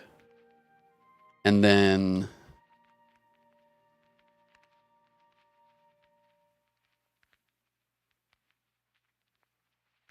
yeah.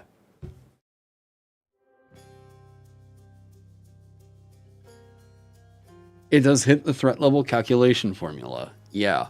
But honestly, at this point, if we're getting rid of the threat level thing and we're telling people, like, go off of the hit dice, then, like, okay. What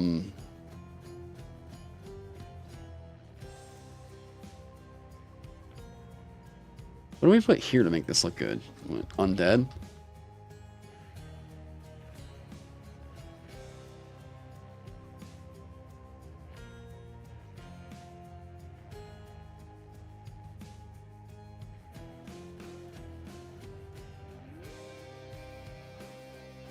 What, did we do something like that?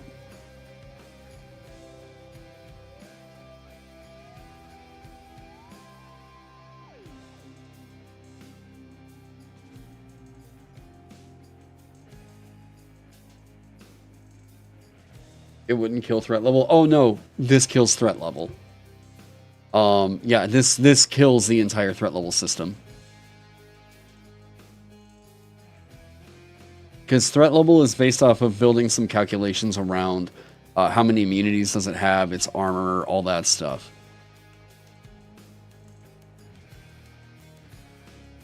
So I like the idea of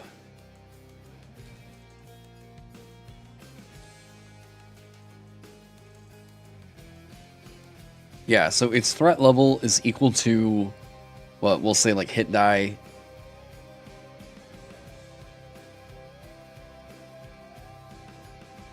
Oh yeah, monsters still have armor. Yeah.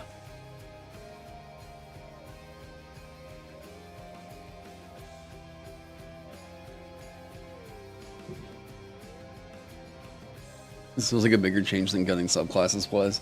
Yeah, I wonder how many people are going to be screaming at me about this now. You guys have no idea how bad I have wanted to get rid of statuses as well. But they're a very convenient sorting, honestly. No!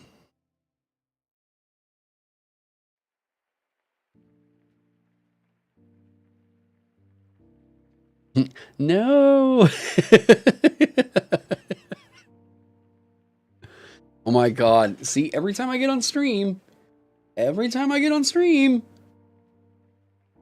dude, it never fails. It's like fucking clockwork.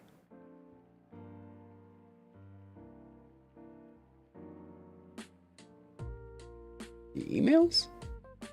Sponsorships? No? Alright. Don't want to hear it. Yeah, introducing keywords is fine if you get mileage out of them. Yeah. I also, by the way, you want to know another thing that's kind of convinced me to get rid of these is going back through and playing Elden Ring again for the DLC. I love the fact that Frost is not a damage type. Like, Cold is not a damage type. I kind of dig that idea where it's just a, like, buildup of, like, you know, like, hemorrhaging. Your friend who made pixel art for all the statuses would be very sad. We can use Trekerose's calculator and get an accurate threat level. But what about defining mundane and magic damage? So falling items and weapons deal mundane damage, while magic weapons and silver weapons deal magic damage. I mean, I think that that would be kind of pushing it towards the point of back towards having damage types a little bit more. And we can right here we're saying that like it doesn't take damage from weapons that aren't magical or silvered. This covers a lot of that, and we're okay. I'd rather not add more keywords if we can get rid of them. Okay, so chat, tell me what we think right here. So like putting the tag for the being type right there and then the size right here. What do we think? Yeah, tongue also, like, tongue might need a rework.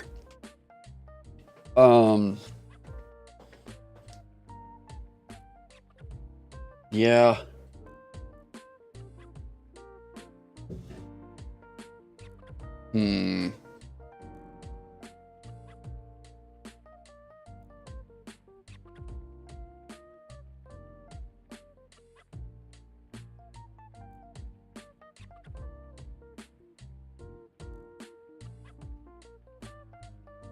Look how clean that is.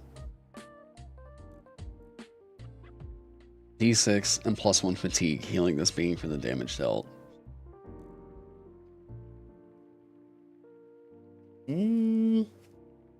All this works well with your Play to D plans because you need time to do these reworks. A little bit, yeah, but hey, I mean, look, your guys' work ethic here is like, if I have a harebrained idea and it needs to get implemented, I do the fucking work.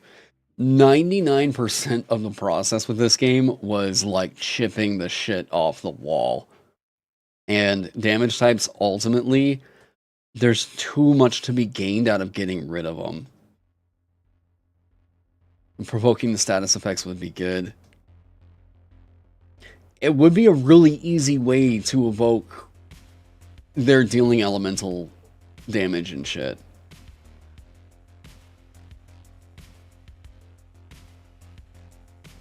A frustrating, exhausting experience. Try being in my goddamn shoes. What is damage type? What is being type determining doing right now? Just to clarify what the being is. All right. So there's another thing I've been thinking about. I've been thinking about getting rid of undead. I've been thinking about getting rid of undead and fae and putting them both into fucking cryptids. So a lot of the like skeletons, I thought about putting into artificials. And all the rest of them, putting them into like cryptid. Like, it kind of hit a point where they just don't really have a whole lot of huge mechanical weight.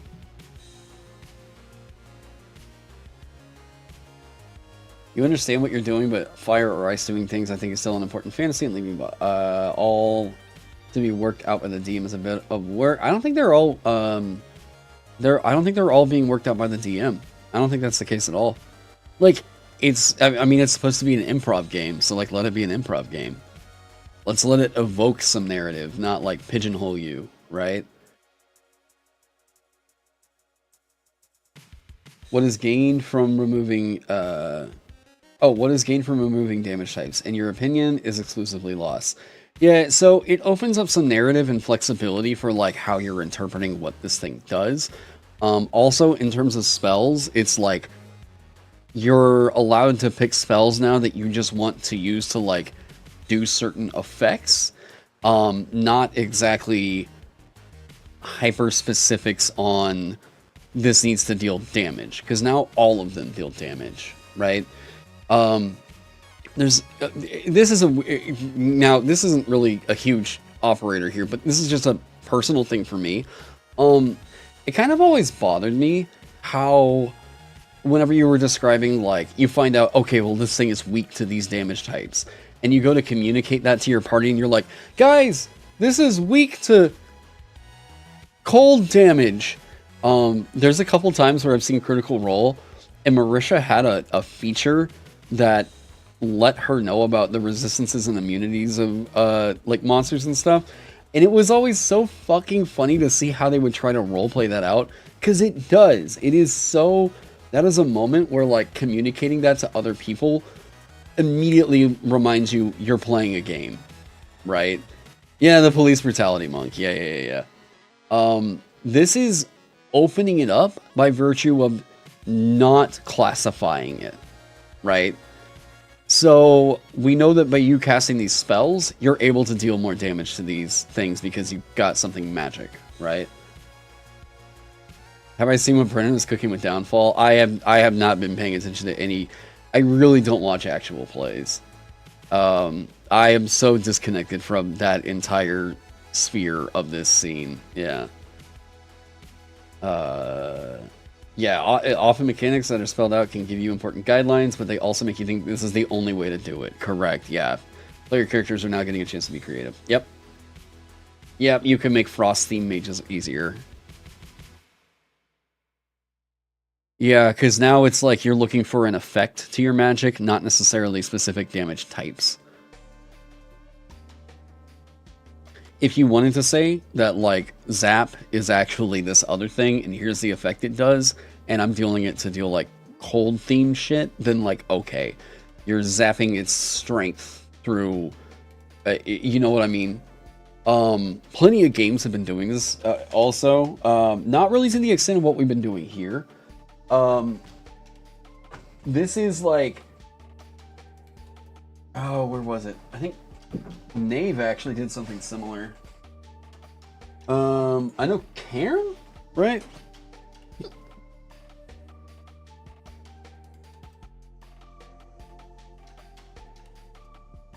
Yeah, okay, so here, just as an example, I'll read you some of the spells from Cairn, okay? Number 1, Adhere. An object is covered in extremely sticky slime. That's a spell. Okay, that's it. That's the spell. Astral Prison. An object is frozen in time and space within an invulnerable crystal shell. That's it. Animate Object. An object obeys your commands as best it can. Right? So it's opening this up. I still think that Cairn is very light touch. Like, Cairn is almost so light touch that I do still want a bit more meat to bite into with it, but I get why they're going in that direction, you know? It's trying to open up the idea of, like, here's what you can do with it.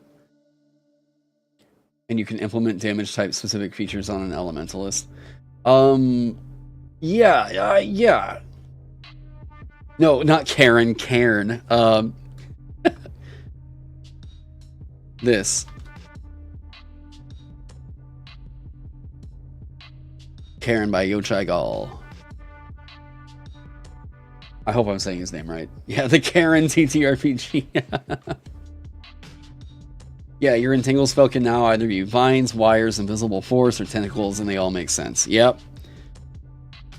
Yeah, hatred. A creature develops a deep hatred of another creature or group and wishes to destroy them. Haste. Your movement speed is, wow, tripled? Jesus, Karen.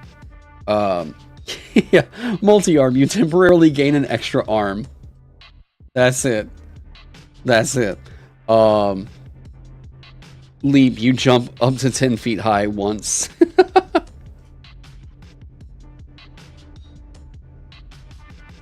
God, I love what some of these are.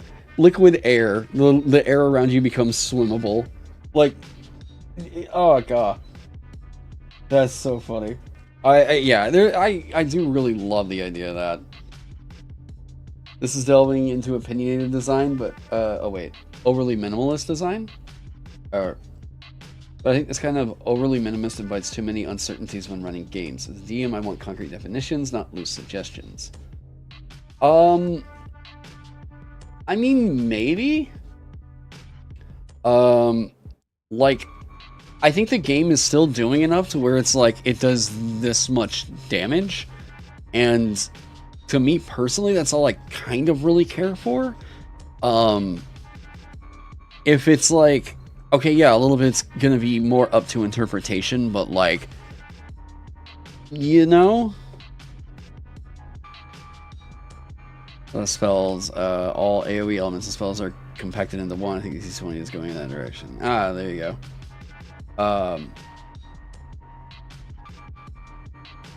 Do I think removing damage types makes it easier for new players or harder?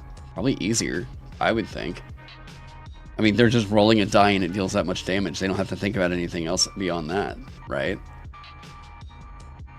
Well, so uncertainties. What are we talking about? Uncertainties. What is that? What is that getting to? What's the meat of that concern?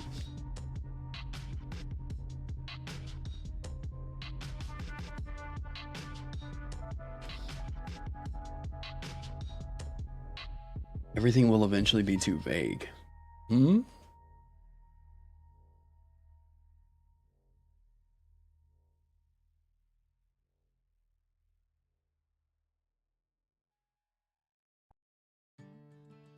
I'm not sure what that might be getting towards.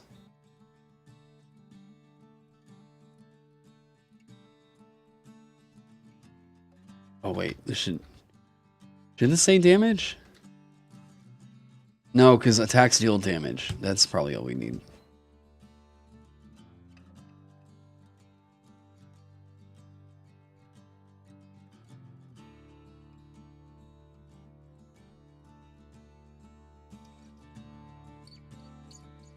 If I want an ice mage, I can describe my spells as ice and frost. Voila. Yeah. That's the thing. It's trying to open up that territory for them to apply the flavor. Fitting your explanation into the character limit is hard. You can just hit me up on Discord if you would.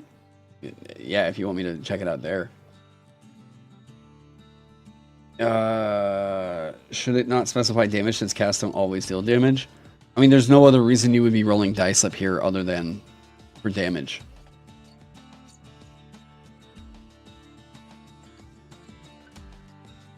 Prompts players to be more descriptive. Yeah, or they just don't if they don't want to.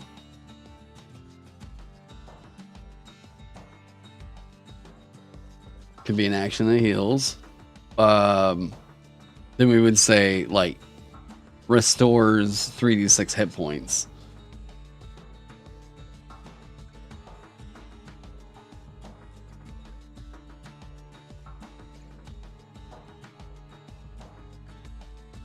So you're assuming that attacks are dealing damage.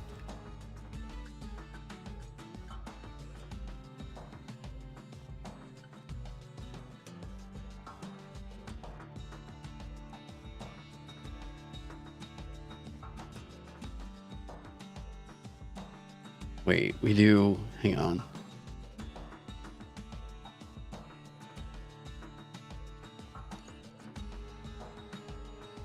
Oh, wait.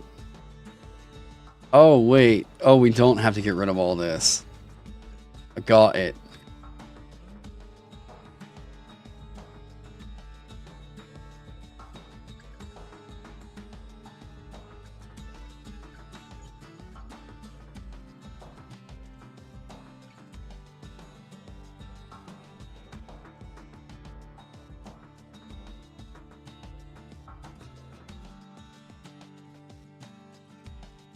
Is TL dead or alive? I think it's alive.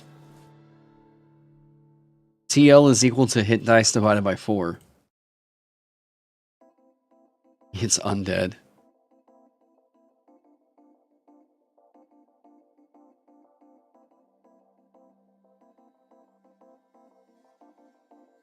Oh wait, a wraith is a ghostly one. A wight is like a mean-ass zombie.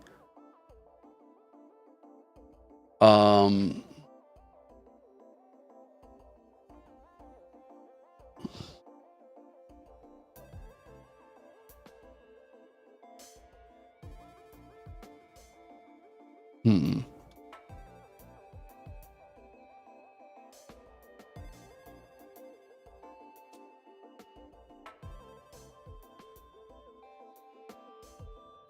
Let me guess, chicken butt?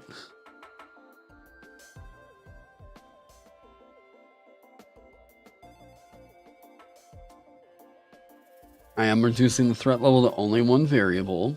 Yeah. But hopefully, this should be indicative of offensive potential as well.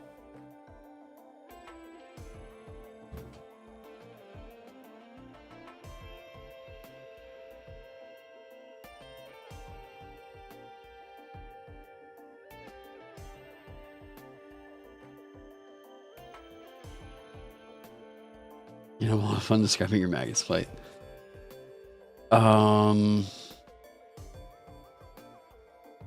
What was V? To limit the offensive potential with hit dice as well. Typically what you'll find is that's already kind of happening. Oh. Who the hell would be here right now? Hang on.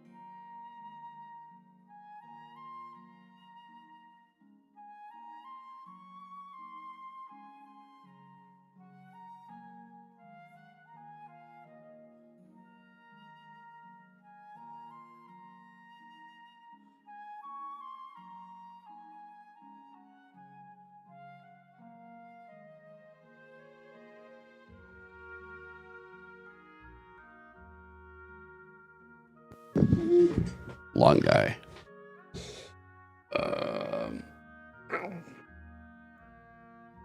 Oh, like the monster deals hit die damage.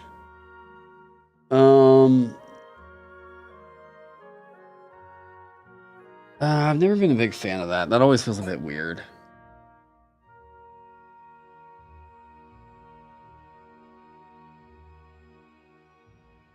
Yeah. Yep. By removing damage types, you basically just allowed every damage type to exist.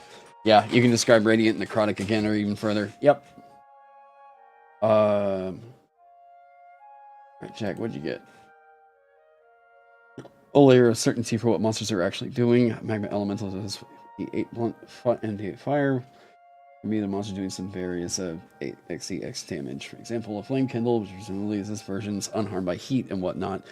Even the player now have to discuss / argue over whether Magma Elemental is doing some heat damage.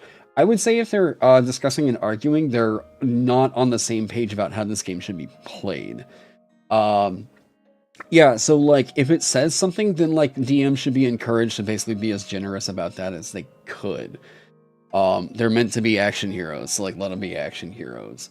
And like if it comes down to a debate like that, then I'm like, now they're actually playing the game wrong. Um, I have to trust that everyone at the table's on the same page about the yeah, but that's what I would say about like a session 0 needing to like define that and be like, here's how we would interpret things like this, you know?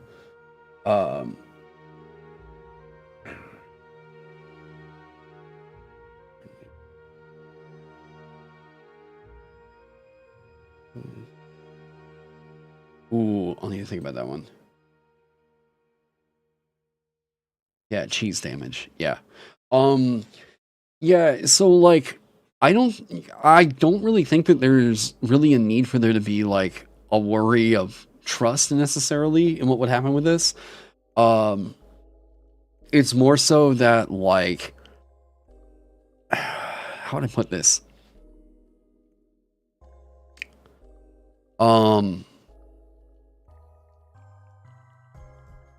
It's opening up the flexibility.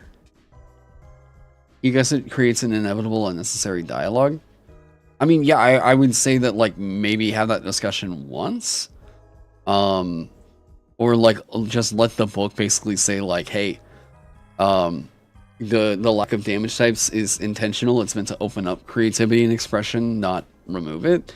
And if we say something like, hey, you don't take heat-based damage or whatever, and something clearly is doing heat-based damage, then, you know, the magma one is an interesting idea because it's like, yeah, so it lobs like a ball of like fiery rock at you. But like, I think at the end of all that, it's like, okay, well, it's like fiery rock, but it's the rock that's hitting you. And in that case, it's like, it's just it kind of gets to a point where I'm like, that's getting way more into the weeds of it than what I think I would like the game to be, you know? Oh wait, maybe Unholy could be a bit more open than just Holy Water. Well, because it used to involve Silvered as well, but yeah.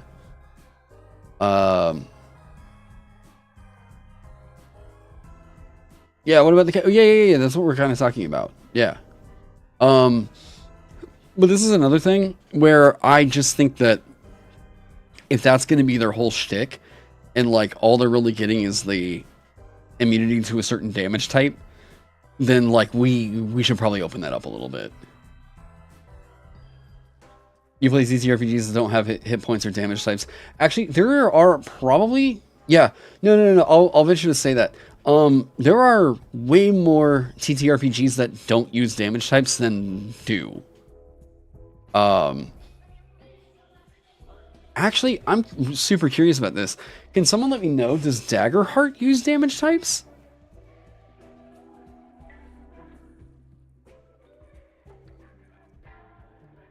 I'm really curious about that.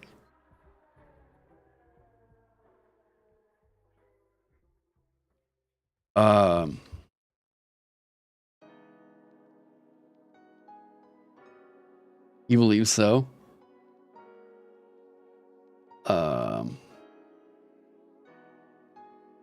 It just has magical and non-magical?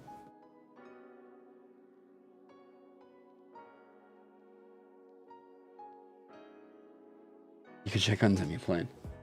I was like, I've got the book somewhere. I was curious. Not curious enough though to really go dig for it. I think necrophage is specific to the Witcher term.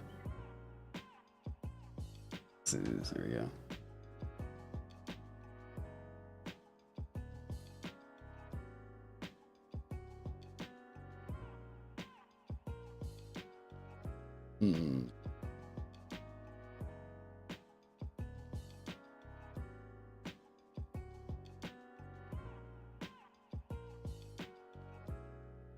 It's just something that eats decaying flesh.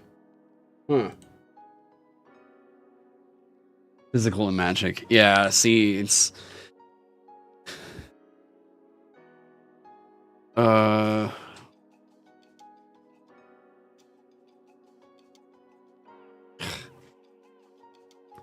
So...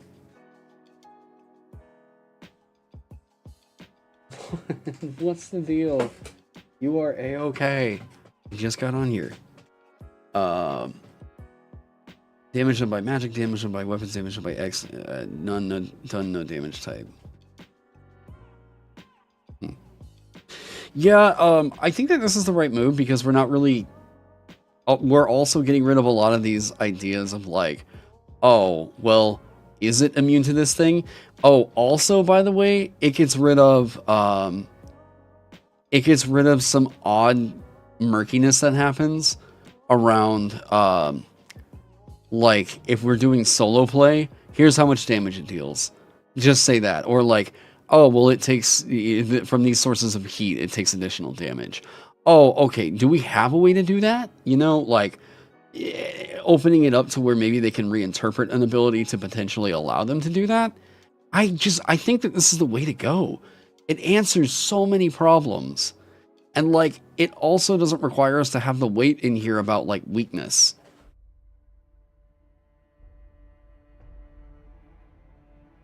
Oh gosh, guys, I just think this is the right move. God, what's the deal? Oh my god.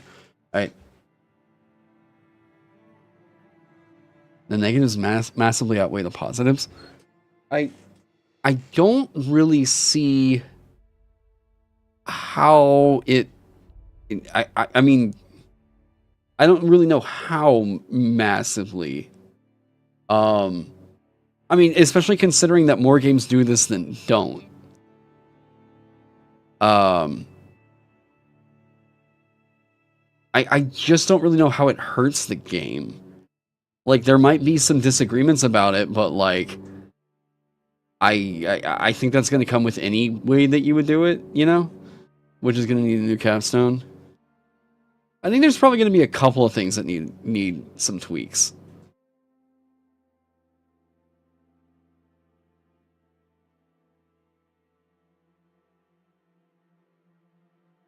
What's the deal?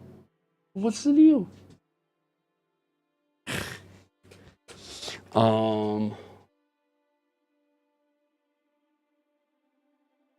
What?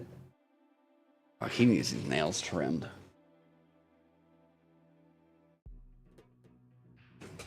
What? Okay, I love you. Do you need to go out? Yeah, I think the rules are clear. It deals damage. The damage is this die.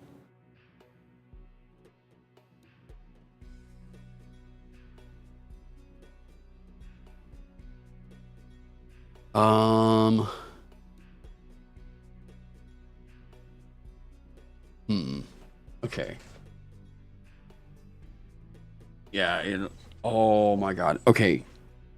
Okay, let me see what he's got going on. Sorry guys, I keep having to take breaks. There's just chaos happening today. Let me take him out real quick. Okay, bud.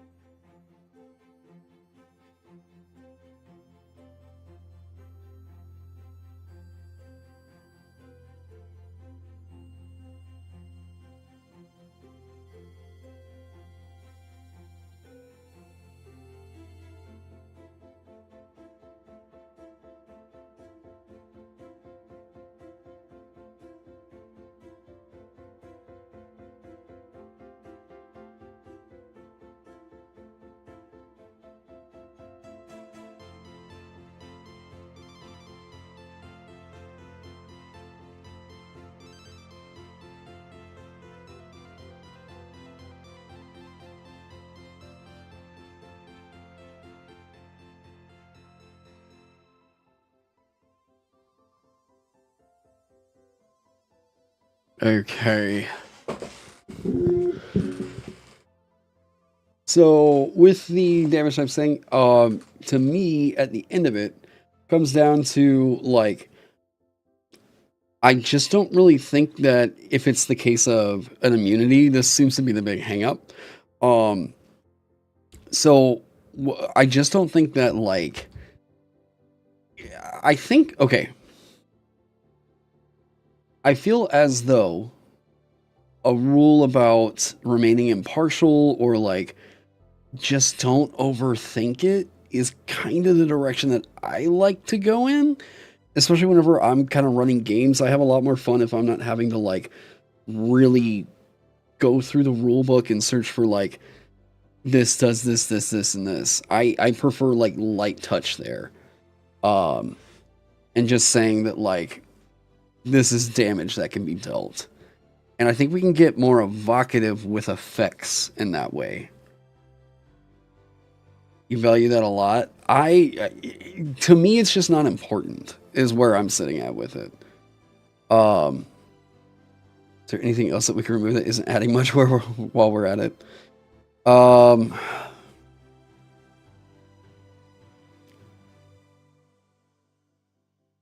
I'm trying to think of what to name this thing that aren't.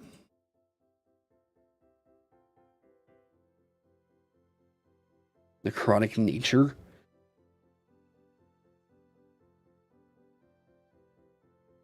It can't take damage from, or it doesn't take damage from weapons that aren't magical or silvered.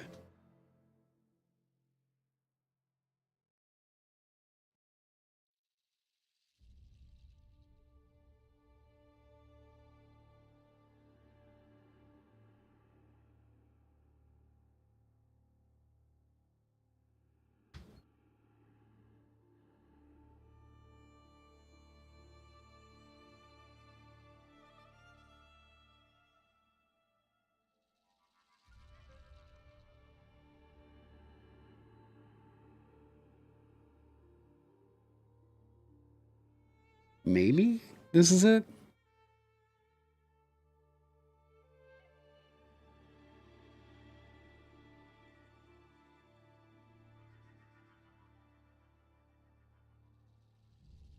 Well, okay.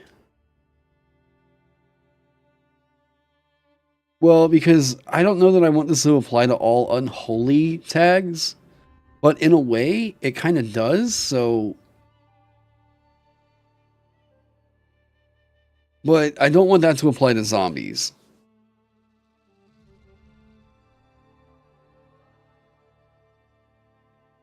What is that effect? What would that be called? Um,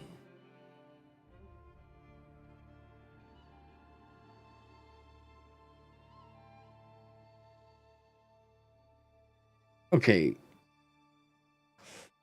What do they do for whites in Shadow Dark?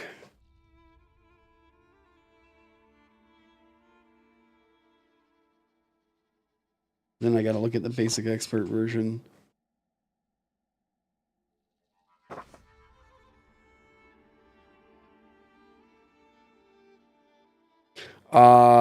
Greater Undead. Okay.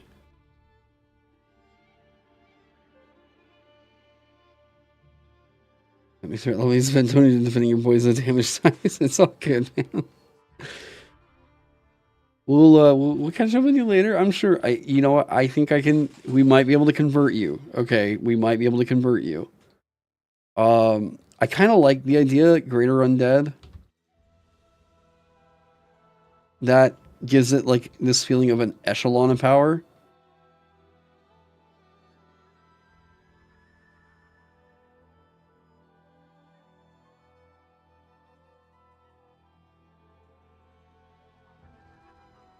You won't, but I appreciate the offer. Oh, I tried.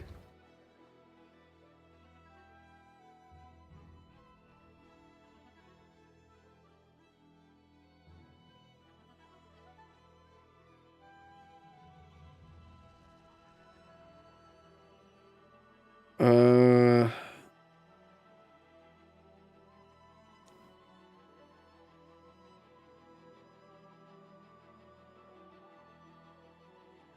feel like morale needs to come over further.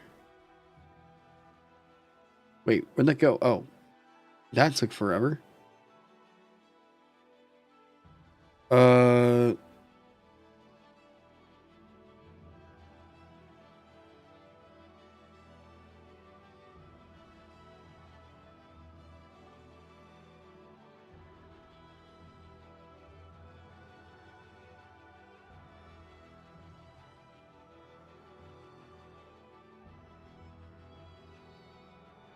If not, why not just make it, or why not just make it a thing for the undead creature type? Because I would rather just have it presented in their stat blocks.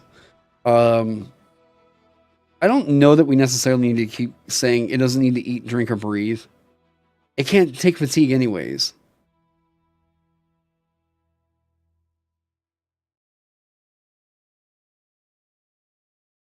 It doesn't take damage that aren't magical or silvered. We just say that, and then just like, when has eating really ever been a relevant deal to a lot of these? It's just not, like, who cares? Who's really doing that? For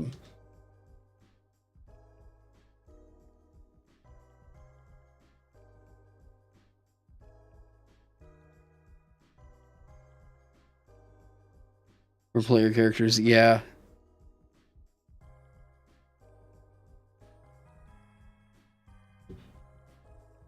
Yeah, like, just say, like, you don't need to track the health they take.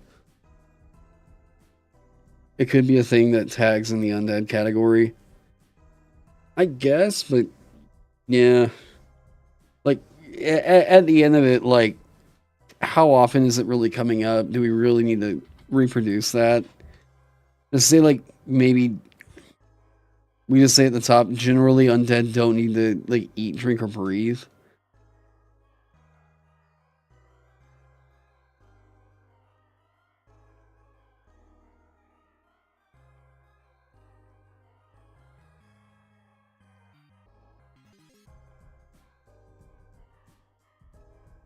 Sleep.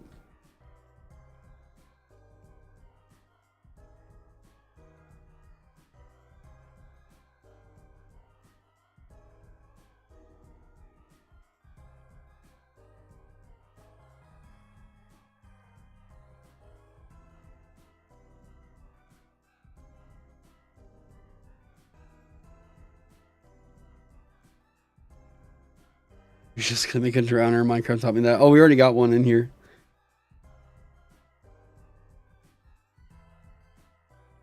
Okay.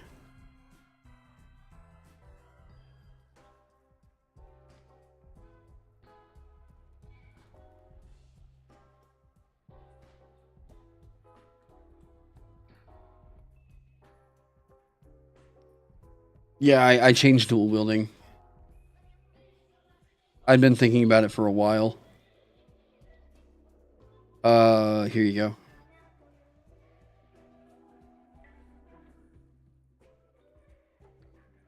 So the effort here was to make it to where, like, attack instances weren't popping off like absolutely fucking crazy. And the biggest, like, um the biggest problem with it was always the pugilist. It was always going to remain the pugilist. So now dual wielding, when you attack with 2 weapons equipped, roll the damage dice for each of the weapons and use the highest single die. Yeah. The ultra that they eat brains. Yeah, but they don't have to. They just do. I can't think of too many stories where zombies just starve out. That just seems to be something they're compulsed to do.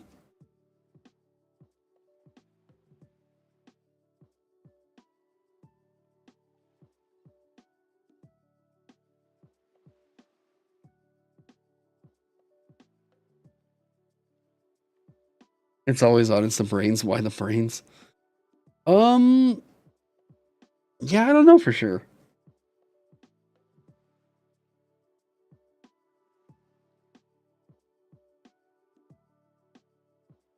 See, if we do this for threat level now, looking at this, we get rid of this right here.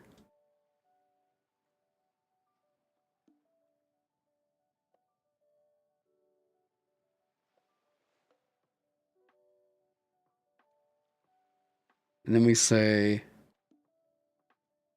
I've always thought it was so weird that vampires don't take fire damage or shock. Like, where did these come from?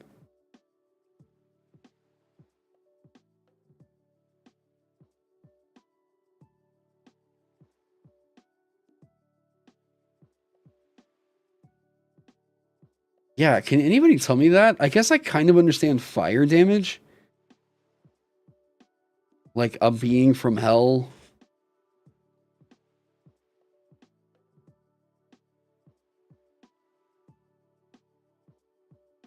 Is that an effect that you might put on non-undead creatures, such as being immune to non-magical /level weapons? I mean, I guess you could, yeah.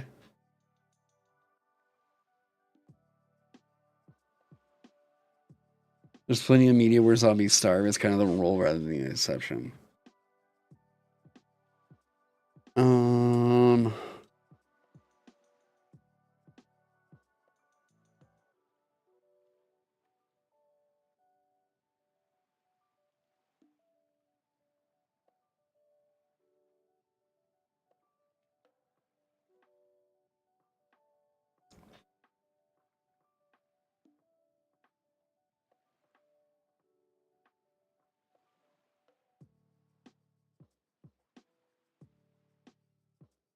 Like, it is burning CD8.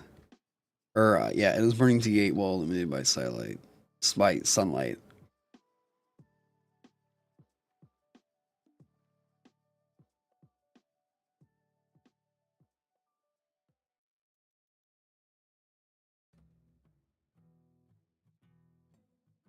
Example, in The Last of Us, when a zombie fails to feed, it turns into a fungal colony which doesn't move but sends spores everywhere.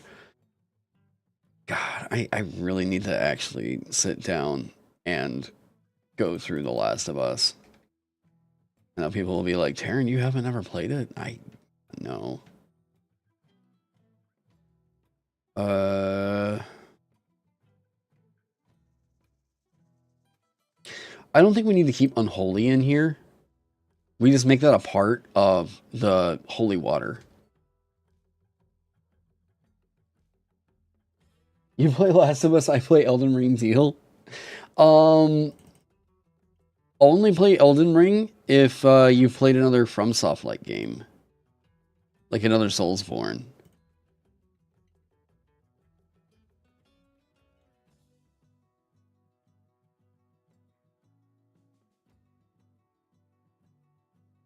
Yeah, that's already here. So we can just get rid of unholy.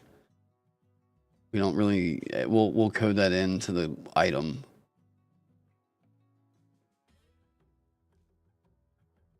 Do not the ring. If you played The Last of Us, only play the first one. I've had the shock, I guess, of the second one already ruined for me. Without doing any spoilers.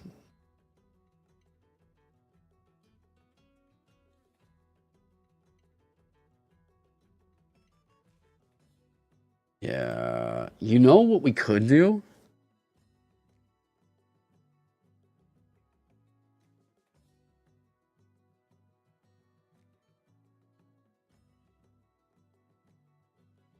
Knowing me, I would hate to. What, is there a problem? Oh, wait, here. Change to nothing. Document. Find next. Right, let's just get rid of this. This is cleaning up so much.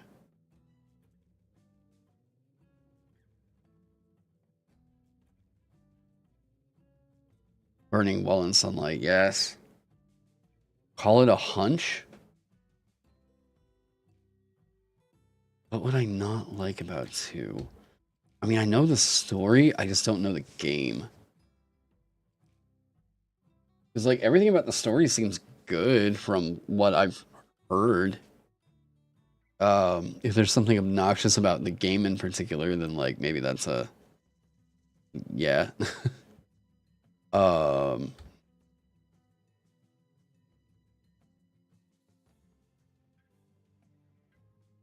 It's a great game and a great story, but a shit story for a game. Oh.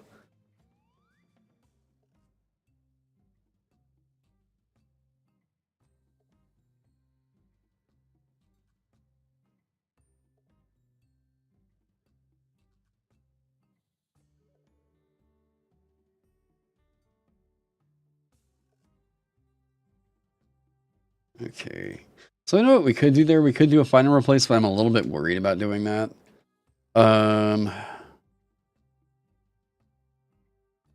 So we'll do this.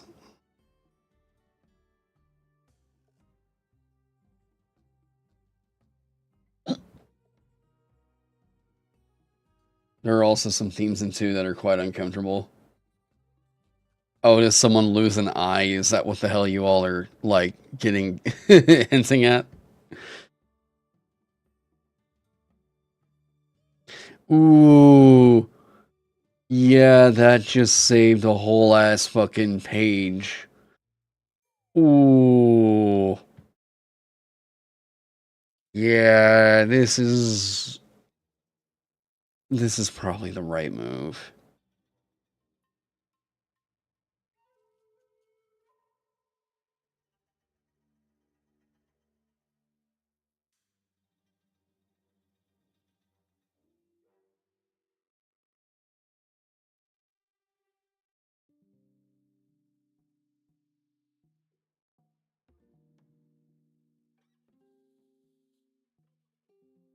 You forgot about that? Oops. Oh no, like it's not gonna like get on my case or anything like that.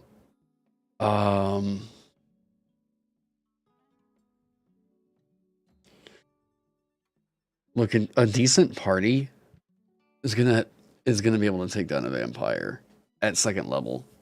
But I kind of don't mind that. Like,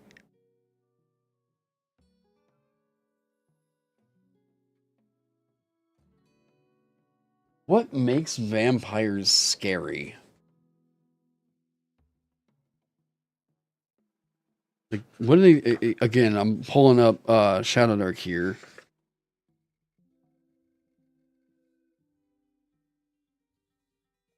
Damn, 52 hit points, huh? Yeah, I just did a conversion from Basic Expert. Supreme Undead. Only damaged by magical sources.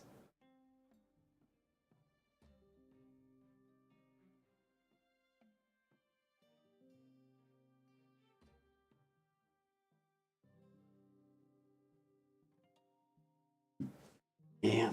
Okay.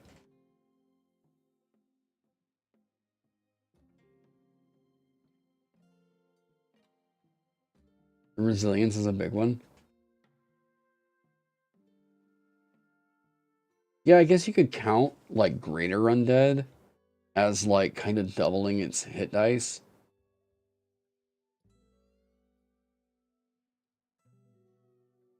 Oh, damn. Armor has reduced all damage anyways. If the source was from an attack. That was always the thing with armor. So I guess you say...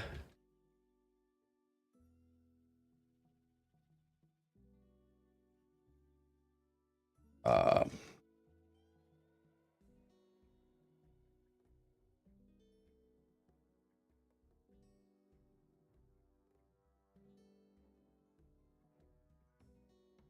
yeah, so that's like...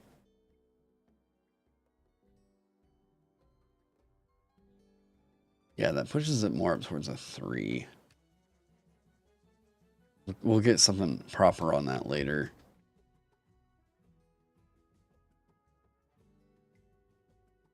2. This is just going to be 5. Oh.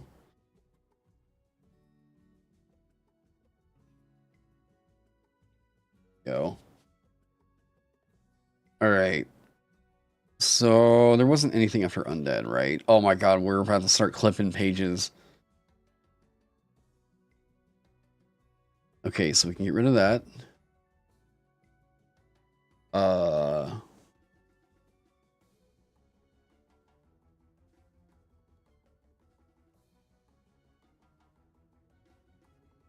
You're back. What happened? Not a whole lot.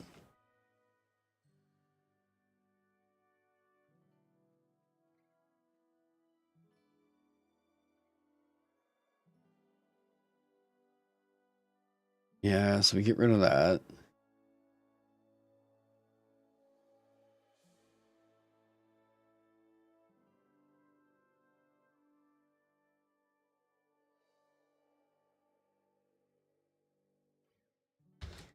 This will be 0.25. As we say,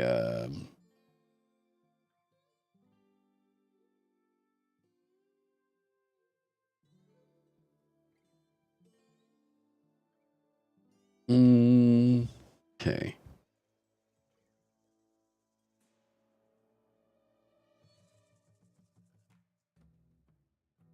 Yeah, I really just don't think we need to get all that particular. But yeah, usually if we're telling you no, that's not. It's like you cut it with a sword. Okay, who really cares? Are we going through with the damage deletion? Yeah, basically.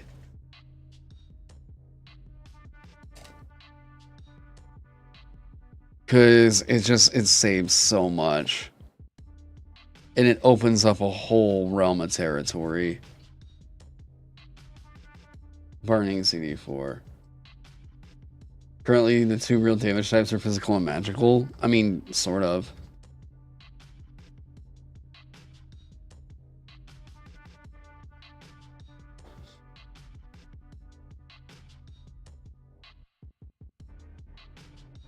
Oh. Oh my god, I'm getting way too many calls while I'm on stream.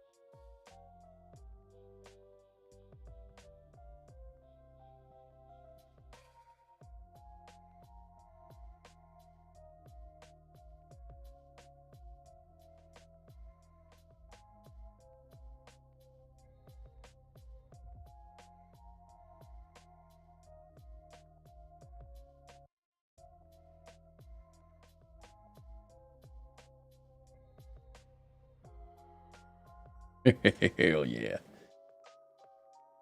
All right. Ooh. Yeah, so there was to a lot of you in chat that have been trekking my recent graphic design stuff. That was that gig that I was having to kind of argue about getting paid or not on it. We were wrapping that up, so I knew I had to take that call. Um, I'll tell you all, one of the best things you can do is so the situation turned into a thing where I did I did the gig and I submitted the poster, yada yada yada. And I was like, all right, cool. Um, I will not continue work until this is solidified. And I'm going to need a contract. Um, so I stopped work, and the client actually picked my design. And I was like, sweet. So I'm not going to continue working until we're sure that until we're all in agreement on what I'm getting paid. And they were like, well, we need to get this one out. And I was like, that's too fucking bad. So I sat and starved them out until that call just now where they were like, all right, we need to get you on contract. I'm like, there we go.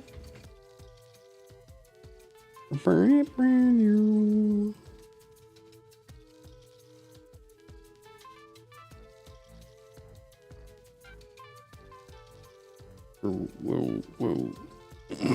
A lich.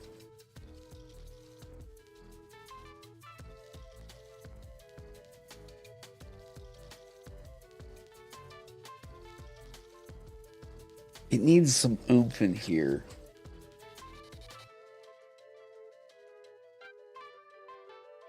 It needs something boosting the stats it has.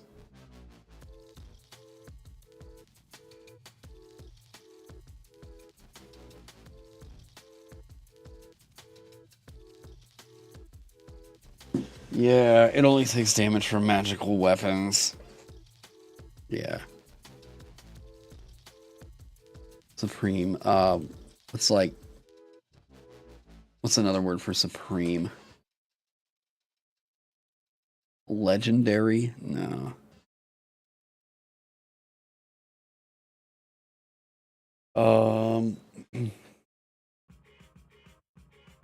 Yeah, not damage types, damage sources, yeah. Apex.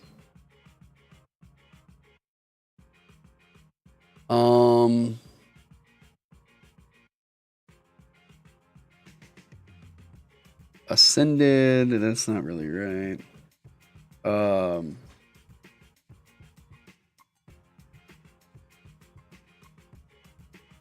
Highest head, topmost principal, superior, prime.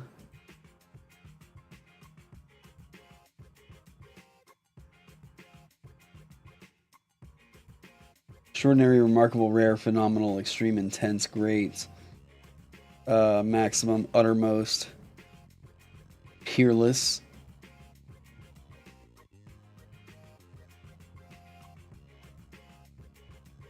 Ultimate. Ultimate's cool. Ultimate undead.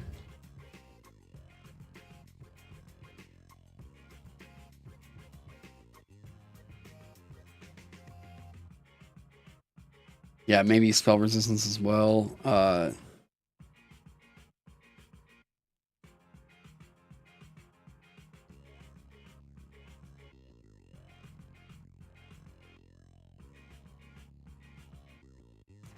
Ooh. Gah.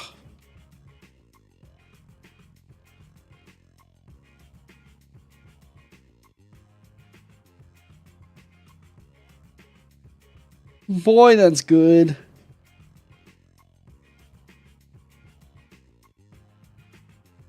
Okay. 1122. That puts its threat at about the same echelon.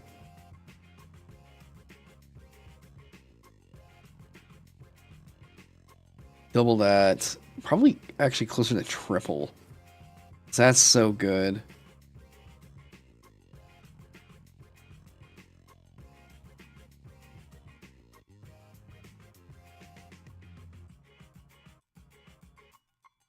Okay.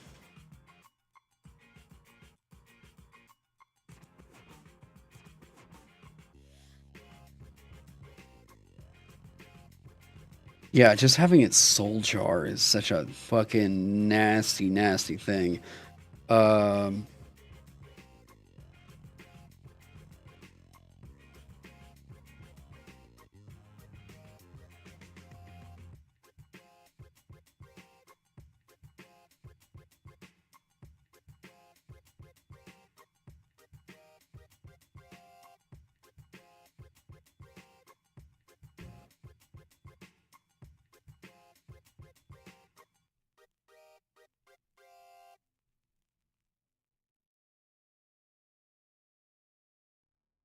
Starting to feel very old school now. Yeah, kind of in a way, right?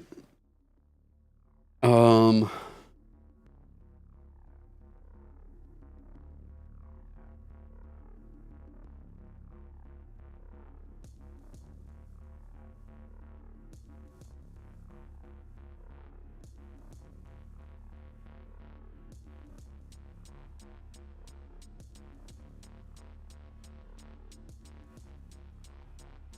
okay.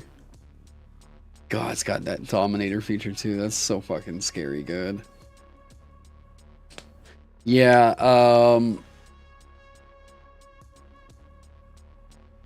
alright. So here's how I'm calculating this. Give me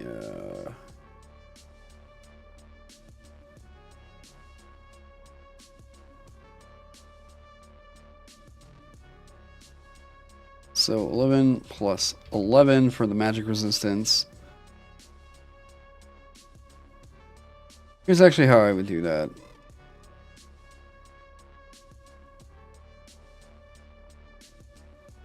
Yeah, so 5. Because it's half the damage from the spells. Plus, it can't be killed while its soul jar is intact is really good. God, we'll call that another half. So we'll just add the 6 in here. And then yeah, I can't take damage from weapons that aren't magical.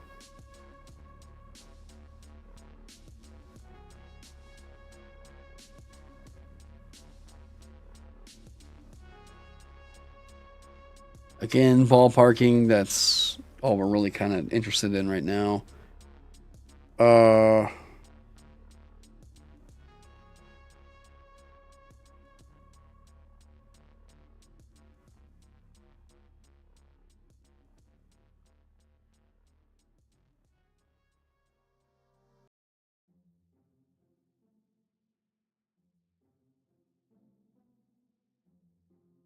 We do, I thought I had numbered metadata. Does it keep fighting, if it goes to 0 and the soldier is active? Yeah, it doesn't die.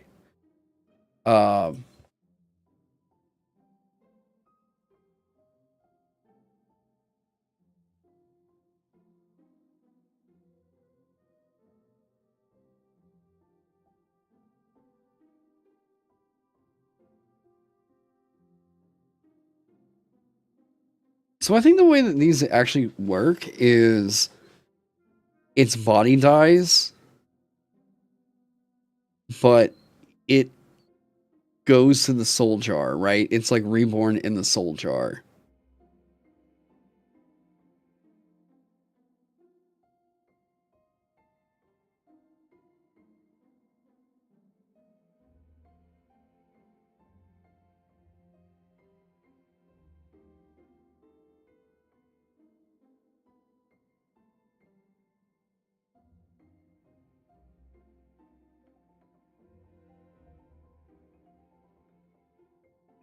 Is that how it works?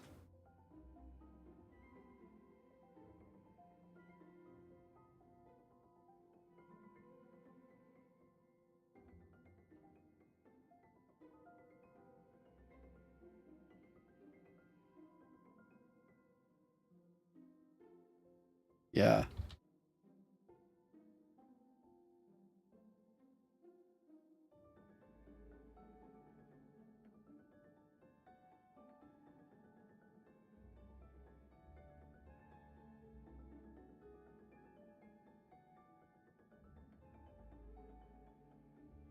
So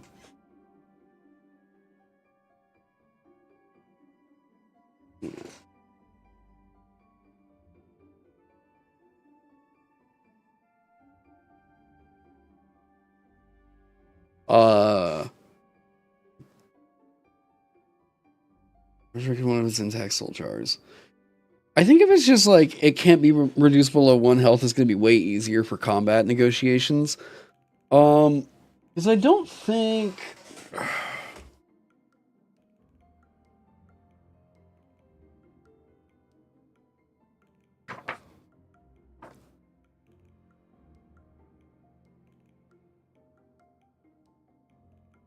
Yeah, it's that it can't be killed. It can't be reduced below 1 health if it has a soul jar intact.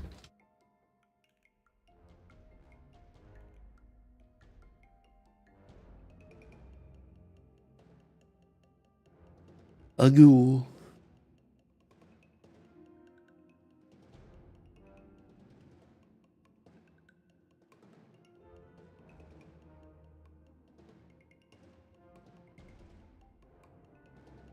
Look at this. Lesser undead.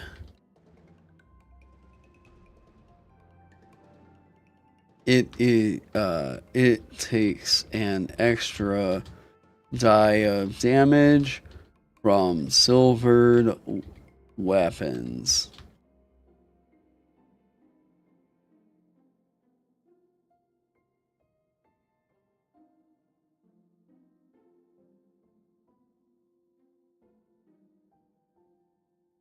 It can't be reduced below 0 health. Yeah.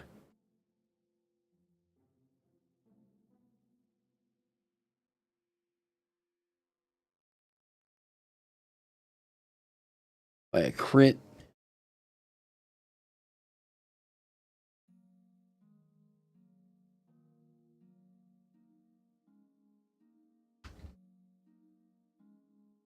Or unless his body is destroyed.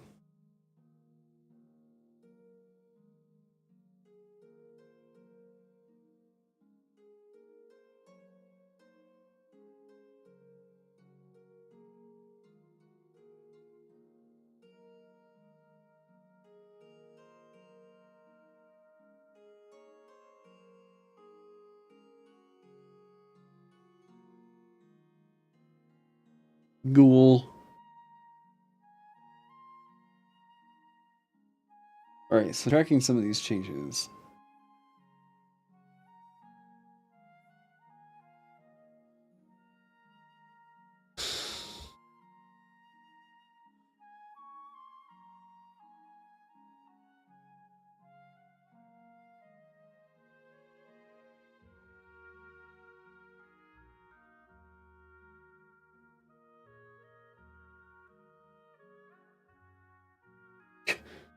Thama, are you just sitting in the general chat in the voice channels in the Vagabond Discord?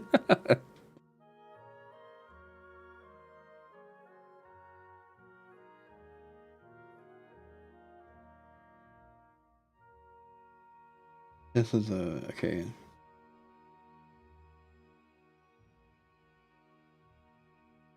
Okay.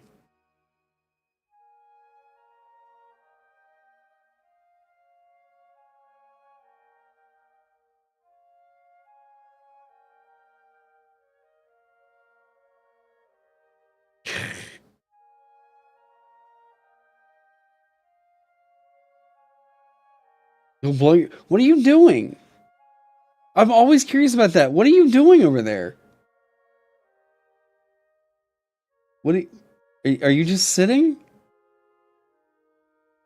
I've always wondered. I'll sometimes like get into a Discord server with like a voice chat, and You're just saying, why? Why? I've seen multiple times where people just do that. They'll get into a voice channel and just sit there and like not do anything. And I'm like, waiting if someone would join. Ah, gotcha.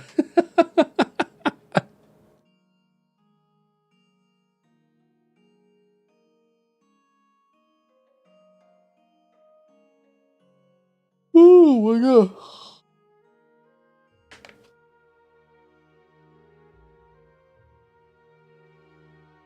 Okay.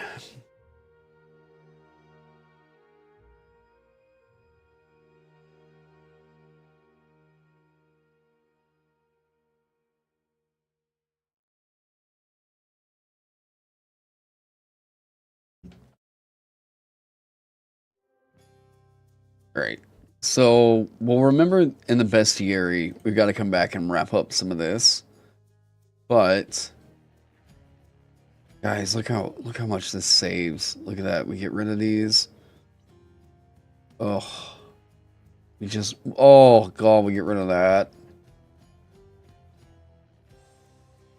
Wait, look at this. It doesn't have any abilities? No. It would have, yeah.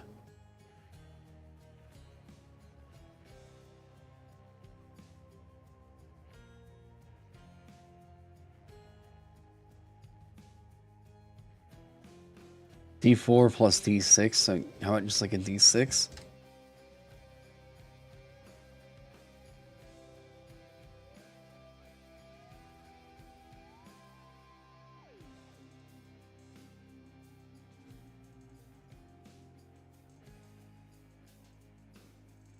How small is this quick start gonna be? Fucking tiny. And I kind of love it.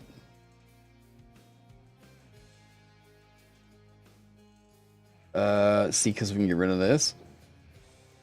Well, this will get cleaned up right here.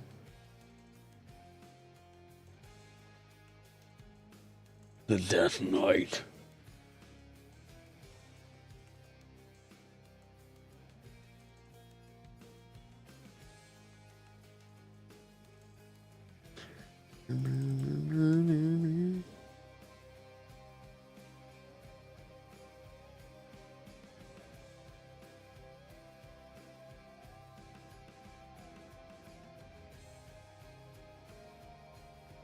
So we can start removing this.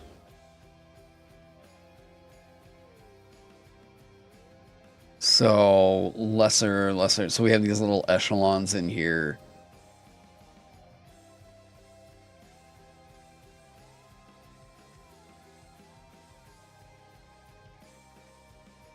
Lesser. We can get rid of this because that's going to be covered by yap. Oh, watch this. Oh no. We didn't save that space. Damn. I thought that was going to be all in that. Okay. You just came back. What's happening? Boy, the sky is falling. That's what's happening.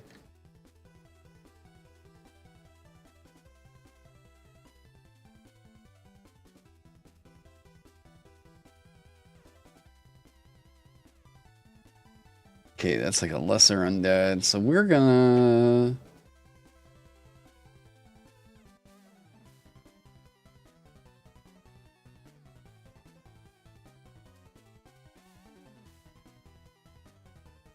Yep, we can get rid of this. Lesser undead.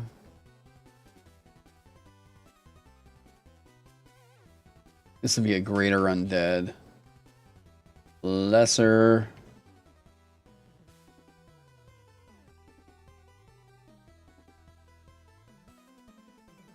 The Tates? Two tots? The Tates? Two Tates?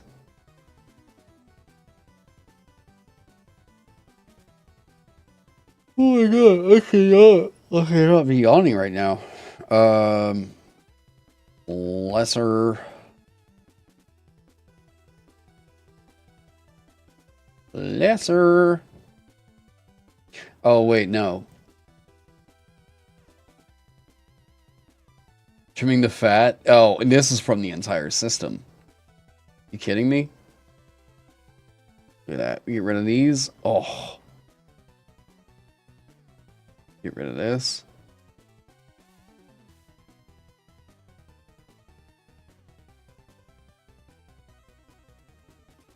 Lesser. Get rid of that. Oh.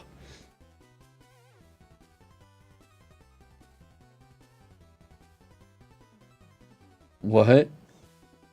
Oh, yeah.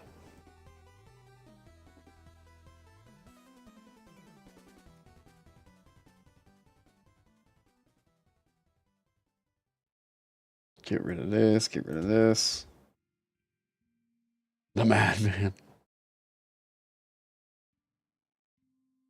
Okay, let's get rid of that. Fire. This goes over here. Fuck. I thought I could. Damn. Is the stock art getting in the way and causing this to bloat out? Because we can...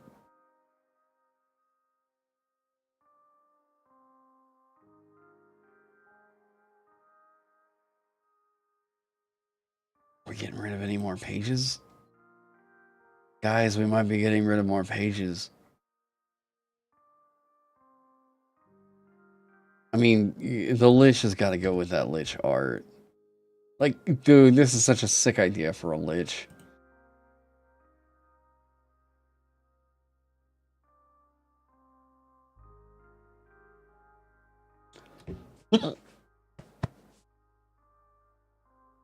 Yep. Yep, all spells deal damage now. I'm glad that it's hitting right for some people at least. Y'all can see the shit I'm trying to sling. Interesting. Can I do that?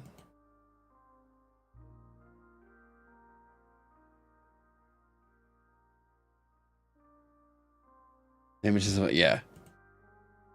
There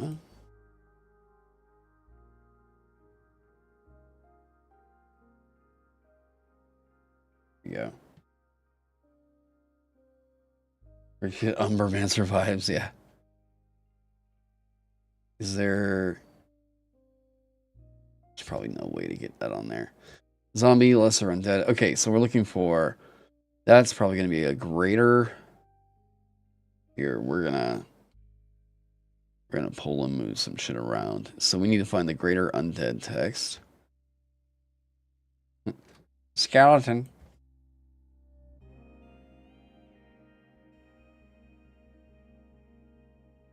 There we go. Okay, greater. Oh, look at this. We almost cut 2 pages just with this change.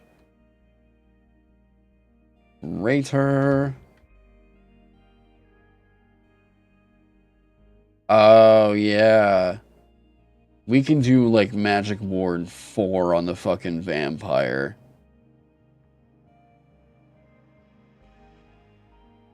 I mean, at least it hits and it deals damage. I guess that's the thing that people are at least like, okay, it does something.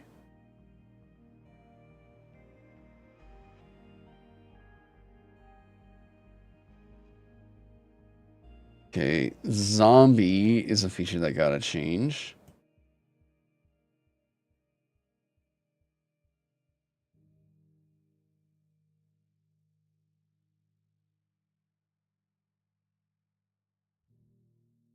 Yeah, vibes are in the hands of the... Okay. Yeah, because just the damage is representative of the idea that something occurred, and like it's just gonna leave everything else kind of up in the open. Fatigue. Okay, so we're going to see... do we have to cut this art in order to make sure everything fits? I hate to move it over here.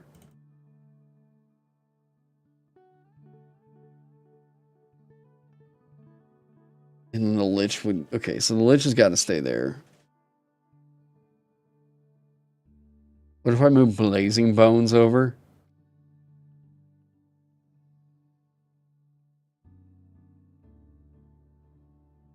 Are people going to hate me if I call it a Blazing Boner?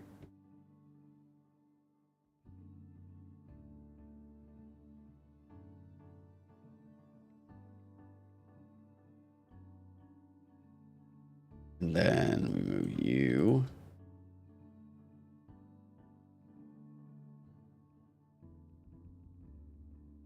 Here's a bare bone system. It can make them very approachable. Yes.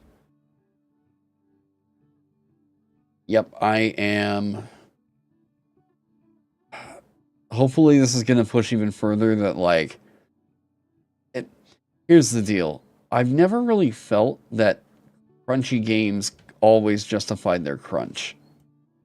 I think that some people have, like, pretty intense ideas, and that's about where they, like, they'll take that and develop on it without really pulling things back to see if they should.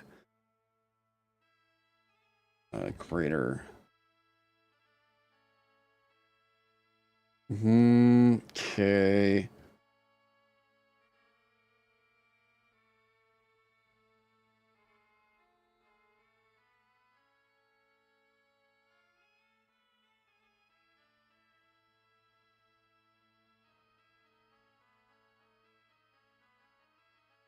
But no, we just went outside. We just went outside.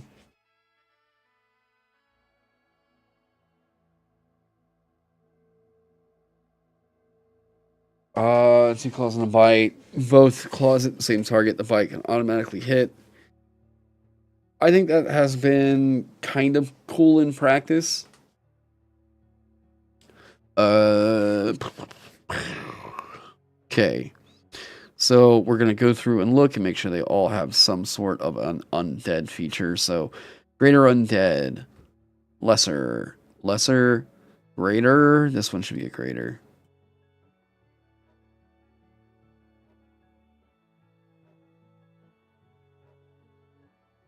Nine, 40 health, 4 armor.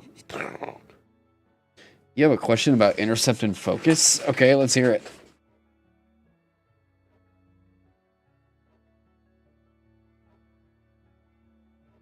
Yep.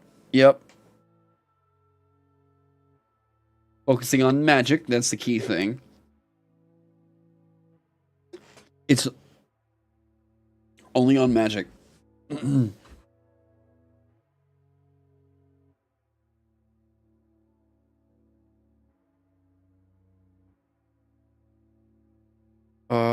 9.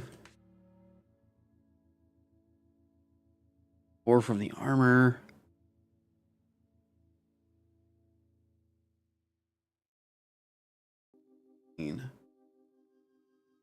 Yeah, we got that one a lot. But yeah, yeah, so it's only yeah, it's very specifically only spells.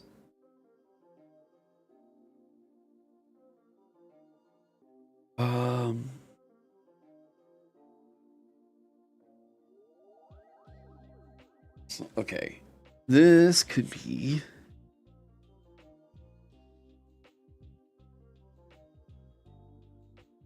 13, so 3.25? That seems incredibly low for a Death Knight. Because it is incredibly low. That Hellfire is crazy.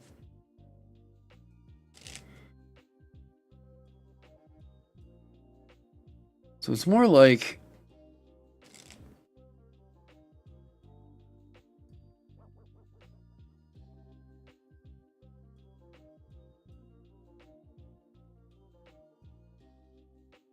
How are we doing? Oh, we're good. Parries or saves. Yeah, parries or saves. Counts as a save.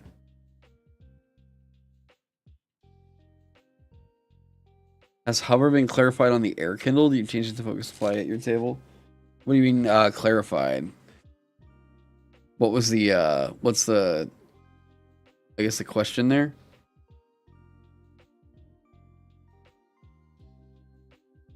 $10.15, so I would say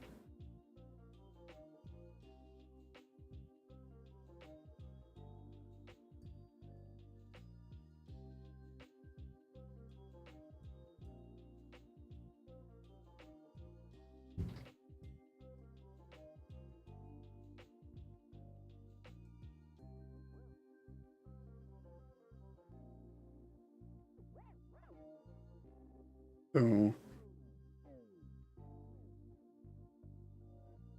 Yeah. No, we know. At some point, yes, we'll get there. It's just for right now, I'm trying to just get stuff written down. Ah.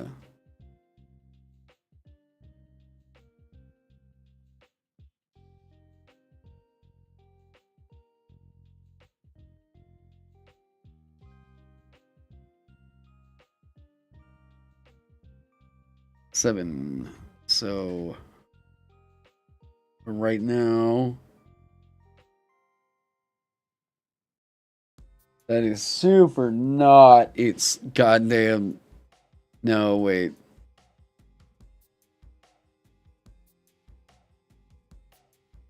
Yeah, that is not that is not the case.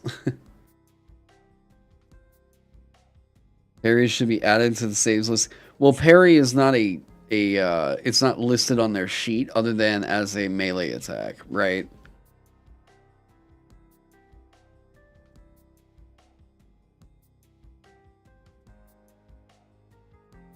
You just remember the stats from the discussion about focus, since you quite like your idea of focus to play with playing ancestries. As well as hover and hover does nothing. I need to go take a look. Alright, let's look. Guys. Look at this.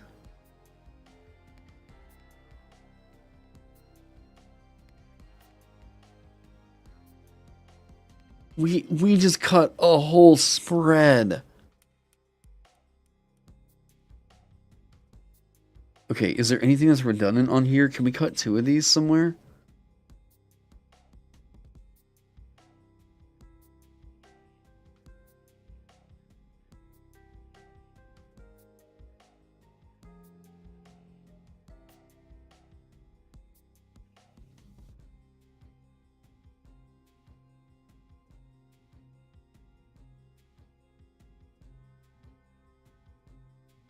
About 2 actions from the following list.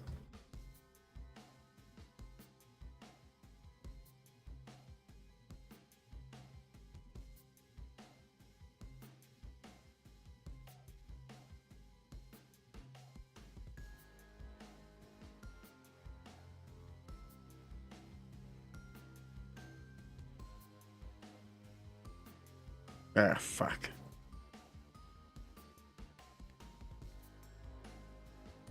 Attack.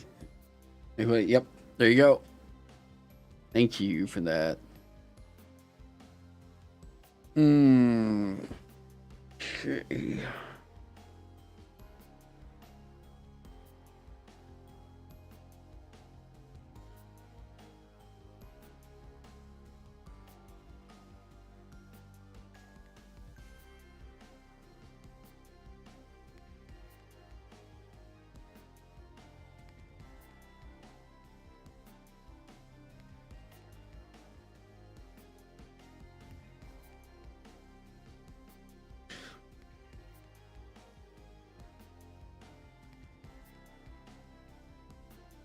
These Zarsel's enjoyer, you're super happy to see a parry mechanic. You can thank Zweihander for that. Well, Zweihander, kind of. Dragonbane was really the thing that pushed me over on, yes, I need to make this happen. It's just too cool and simple. And it adds a layer of versatility. Only for marshals, you assume? No, anybody can do it.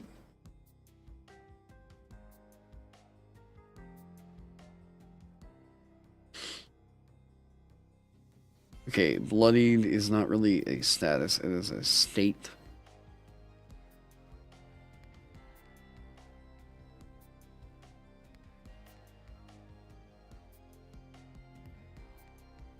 Oh man, I might have to call it here because I know this is gonna take some time. I'll probably hop on later if I'm able, and yeah.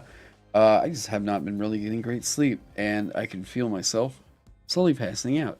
I'm gonna take a nap, see how I'm feeling after that, and we'll be back with more because this is a big deal. We'll be doing that. It has been 3 hours. Yeah. Um, I am gonna see who's streaming right now. I know, and I'm also keeping fucking degenerate goblin hours. So yeah, anybody that's trying to hit me up about layout work and everything, I'd love to be able to help everything. I might be a little hard to get a hold of, but I'm around, I promise. To those of you that passed out, we're going to lo-fi medieval. All right, sending you all over there. Everybody, hope you'll stay safe, stay all day. Oh wait, the XP to level 3 video is out. Oh shit! Wait. Hold up. Hold the goddamn phone.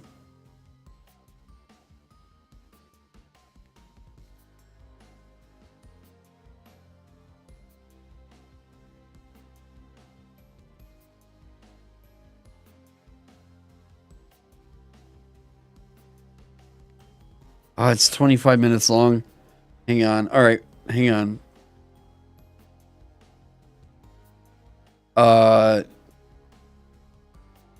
Yeah, so whenever you're at the level of like Jacob, Wizards of the Coast can't really like just ignore you. Reacting to D&D Beyond. Yeah, Wizards of the Coast really can't ignore you at that point. You've hit a level at which like oh my god, he's at 755,000. Yeah, so like with me, they're gonna be like, okay, well that's Taron over there, and he's being, that guy, whatever. They can ignore me, and like I could criticize him or whatever, and like I don't know, I guess it's just like me. I don't know, just liking hearing the sound of my own voice or some shit. But whenever it's Jacob, you've got one of your biggest content creators who is known pretty well for just being overall pretty positive. And he's said that like he can't really keep his mouth shut on this ranger. So I'm just curious what he has to say. And yeah, we'll watch this real quick. Yeah, and then I'm gonna get some sleep. All right, Jacob, what do you got?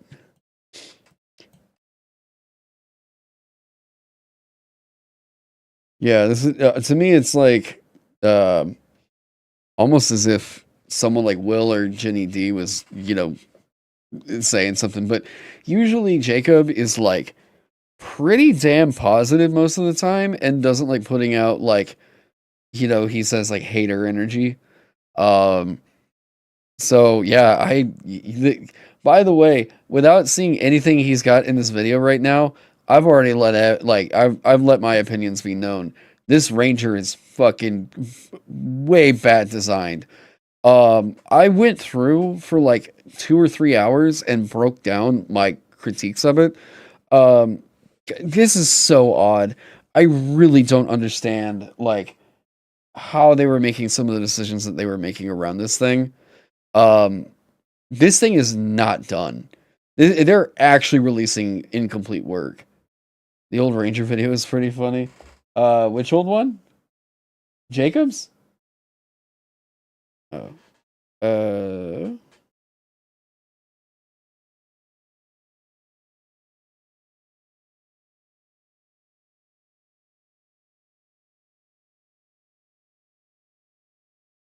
Go.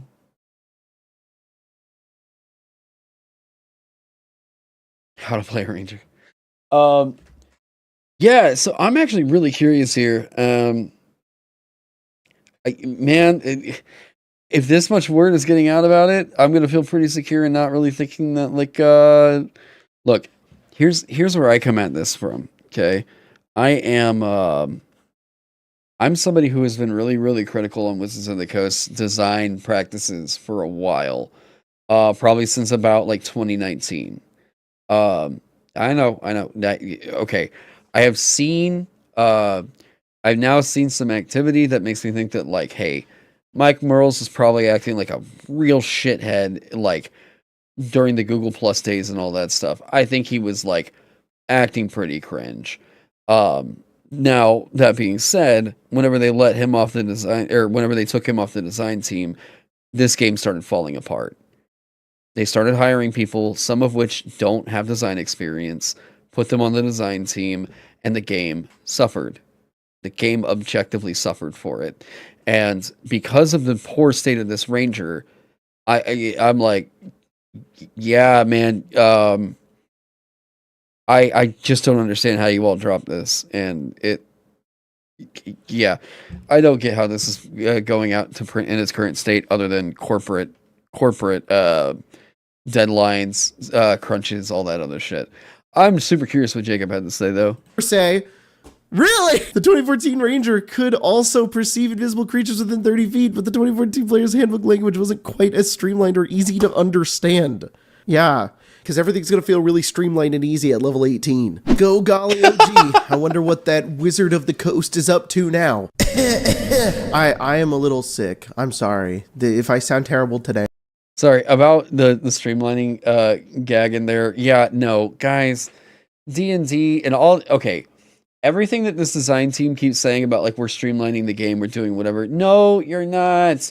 You would be clipping features if you were streamlining this. You'd be looking at reducing your bloated ass action economy. You'd be looking at simplifying your mathematics.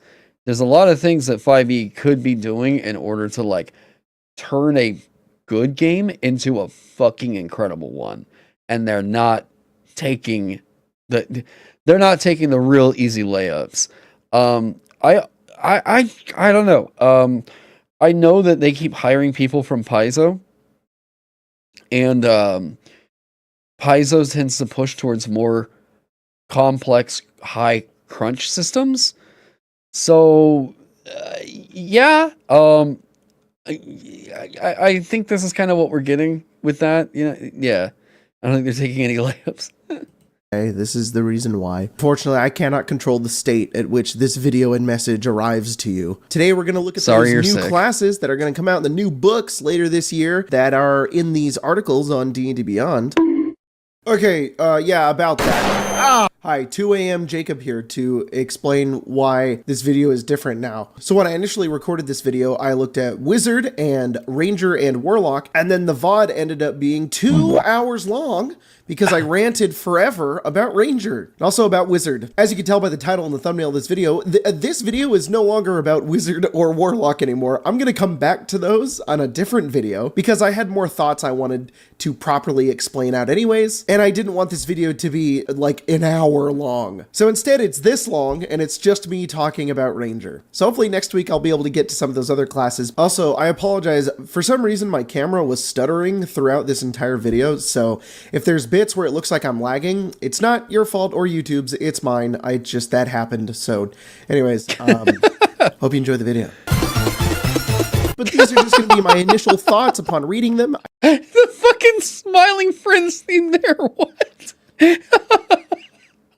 I did read all of the Unearthed Arcana, and I thought it was pretty okay. You know, I've been hearing some whispers across the internet, legend and myth, that maybe one of the classes that we're going to look at today is kind of bad, but I don't know, okay? I'm going to go in without any expectations. I'm going to have an open mind, and I'm going to do my best to be hopeful about all of this, because I'm easy to please. Someone just got dropped off at my door. I'm not okay, I just got terrified. A package literally just showed up at my door right now. This is not a bit. I cannot believe this. At 2 in the morning? I am not doing this for a bit. It's still taped and was at my door. My factor just showed up. Because this video is sponsored by Factor. Factor delivers delicious, ready-to-eat meals to your door.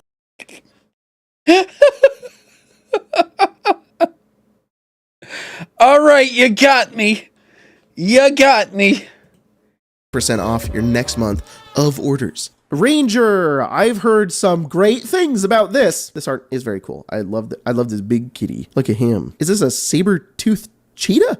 What is this? It's like a lion and a cheetah and a tiger mixed together. That's pretty cool. Spellcasting level 1. The 2024 Ranger can prepare more spells than the 2014 Ranger could learn. For example, the 2014 Ranger learned their 6th spell at level 9, and the 2024 Ranger can prepare their 6th spell at level 5. Okay, so they get a little more spells. Cool. Spellcasting looks a little different in the 2024 Player's Handbook. All spellcasting classes prepare their spells now. Great. Love that.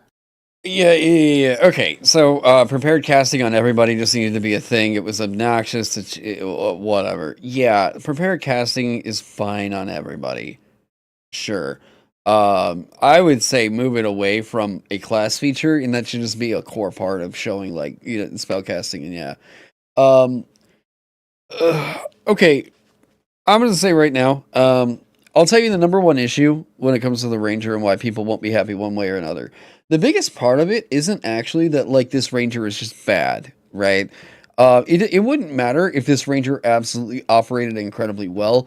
The problem is that the Ranger, unlike most other concepts for some reason, seems to be more divisive based off of where your pop culture reference material for it comes from, right?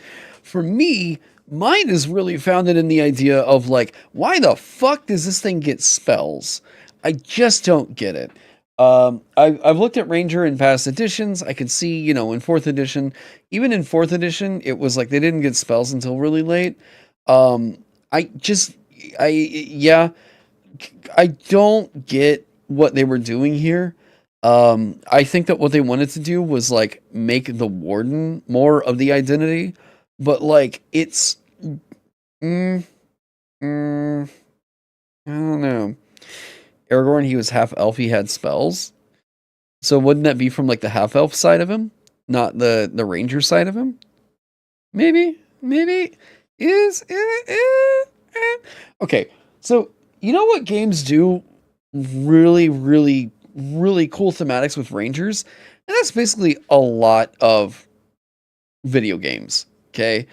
The identity is more so around the idea that, like, Ranger is the high crit class. That's the deal. They crit more often, and usually they start critting bigger, right? Unfortunately for D&Ds, it was like, yeah, exploration is going to be a big thing, and, like, hex crawling is going to be a big thing. That's what they really wanted to go with. Yeah, the Artemis Boon in Hades. Yep, there you go. They really wanted to go in hard on the idea that hex crawling procedures were going to be bigger. Turns out nobody was really using it. And honestly, like, that's not really a fault of D&D. It's more so that, like, the culture around that game really changed. Super early on, like, the travel rules were always a little bit like, what the fuck is happening?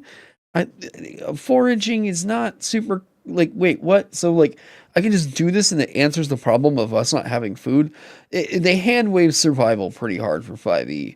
So, like, Ranger just didn't really have a spot where it felt great. It also, early on, it was two exploration. No, it was an exploration and a favored foe? Favorite enemy, right? Favorite enemy being a thing that you had to choose, and it was like, oh, what campaign are we going to play? Curse of Strahd?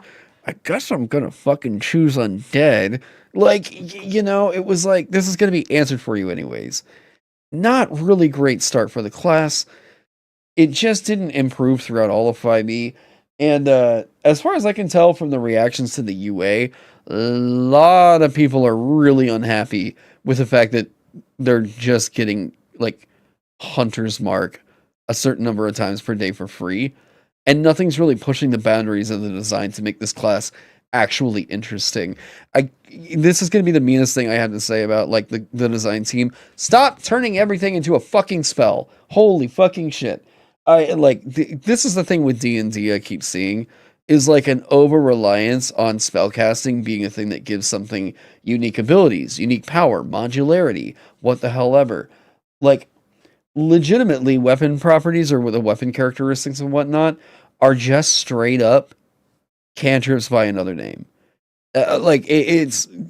Yeah.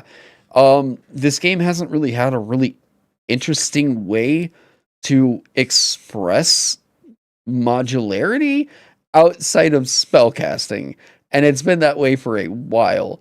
You can tell when they're out of ideas, they tack spellcasting or teleportation onto it. All right. I actually really like that all the classes prepare their spells now. That's a good change. Although some classes can still change their spells when they level up, just like you're used to. So that's interesting. So some classes have both? That's cool. I mean, I'm always down for more versatility. I think that's great. Spellcast. There's zero reason to include the text that you can change your spells when you level up. If you're preparing the spells and you're doing that during a rest, you also level up. You can't level up until you rest. What the fuck? Like, this is the kind of oversight that I'm just like... Casting classes are no longer distinguished by who prepares spells. And that's not me digging. That's not me digging at Jacob. That's me digging at them. If they literally included that you're a prepared spellcaster, you can also change your spells when you level up. You already said that by saying that you can change your spells when you're preparing them. Like, and this is the frustration with that. But rather, how often a class can change their prepared spells and how many they can change at a time. For example, now the 2024 Ranger prepares its spells when they complete a long rest, just like the Druid, but can only swap out one spell per day. Oh. Why? Why? What does that help? What does that do? Well, but can only swap it. Stop writing no. Watsy, stop writing no. Why would you do that? This is bad. Why would you do this? The power in preparation for literally everybody else is going to be that, like, yeah, we can change our spells. Okay, they want the ability to just make... I hope you guys can't hear that leaf blower now. They want the ability to, like, Ranger... I want to swap out a spell if there's something that I'm studying that, oh, this thing is going to have resistance to frost. All right, sick. I want to get rid of Ray of Frost and go get something else. Why? Why is this in here? Okay. All of that just to say, don't worry, everybody. You can now prepare your spells whenever you want. Some classes can do whatever they want, and some classes can do one on a long rest. I think it's great. I think the versatility is good. I think that is a good change. You can also now use a Druidic Focus, an optional class feature from Tasha's Cauldron of Everything that has been made a part of the new Ranger's spellcasting feature. So Druidic Focus... I don't think too many people really care about the focuses, I'm just saying. Yeah, so keep in mind, there's a certain type of way that they keep writing 5e features that I just don't get. And it's that they keep telling you, you can't do things. You can't do this more than X times per day. You can't do this any more or whatever. It doesn't feel like you can do a thing. It always more so feels like they're giving you a toy, but you can only do it so many times per day. It's just, give them a feature that they can rely on. Give them something reliable that they know is always on, and I promise you, you're going to get better reception. I fucking super promise you. This, which is in Tasha's, I should just have Tasha's open, because this is basically the player's handbook, but we put Tasha's into all of it. You can use a Druidic Focus as a spellcasting focus on your Ranger spells. Oh, okay. All right. Is that really what that is? Cool. The 2024 Ranger and who cares? The 2024 Player's Handbook strengthens the Ranger class's relationship with its trademark spell, Hunter's Mark. Several of the 2024 Ranger's base class features, Relentless Hunter, Precise Hunter, and Foe Slayer, all power up your Ranger while Hunter's Mark is active. Also, the spell now deals force damage on a hit. Awesome. So we are accepting that Hunter's Mark is a necessary part of this class, and we're building around it. Favorite. I also want you all to start taking notice of something. You know how I just got rid of damage types in Vagabond? I want you all to start taking notice of how many times Wizards of the Coast keeps making all weapon damage and attack damage force damage in this 2024 update.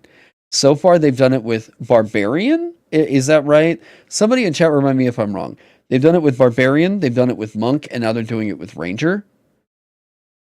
So... Yeah, it's just turning everything into force damage.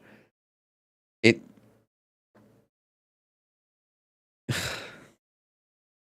Favorite enemy, level 1. Favorite enemy has seen some significant changes. This feature no longer focuses on tracking and recalling information about certain creature types or learning their language. Though you can learn 2 new languages with the Deft Explorer feature below. Okay, we'll read the whole thing. We'll read the whole ability. Instead, you can now cast Hunter's Mark twice per long rest without expending a spell slot, and you always have it prepared. This will make it much easier to keep up with the barbarians, fighters, and paladins in damage output without having to spend your precious spell slots to do it. So with the new spellcasting feature, you can already prepare more spells than before. With the new favorite enemy, you also prepare the Ranger trademark spells for free. You'll get more free castings of Hunter's Mark as you level up.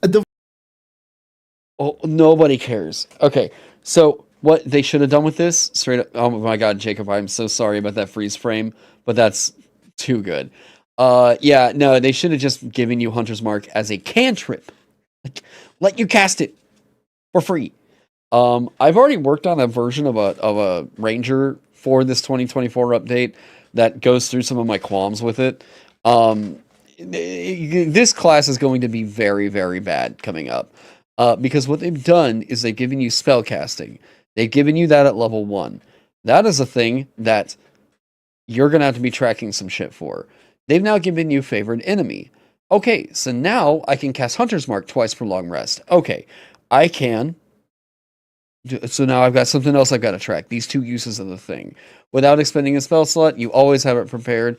Okay, this will make it much easier for the... they probably have the text that it doesn't count against your number of prepared spells, yada yada. I was trying to see where else there was on there. Okay, this will make it much easier to keep up with the barbarians, fighters, and paladins and damage output without having to spend your precious spell slots to do so. Maybe, I guess, like, I guess, making it force damage is a choice. Yeah, it needs to just, it needs to just be a class feature. I agree. I also am way more into the idea that Ranger should be a nature rogue. Like, I think that feels really dope. There's a lot of things that you can do.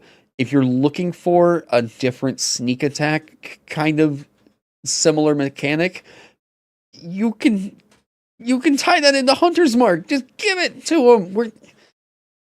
Oh my god. Like, there's so many opportunities they could have taken to really make this class cool.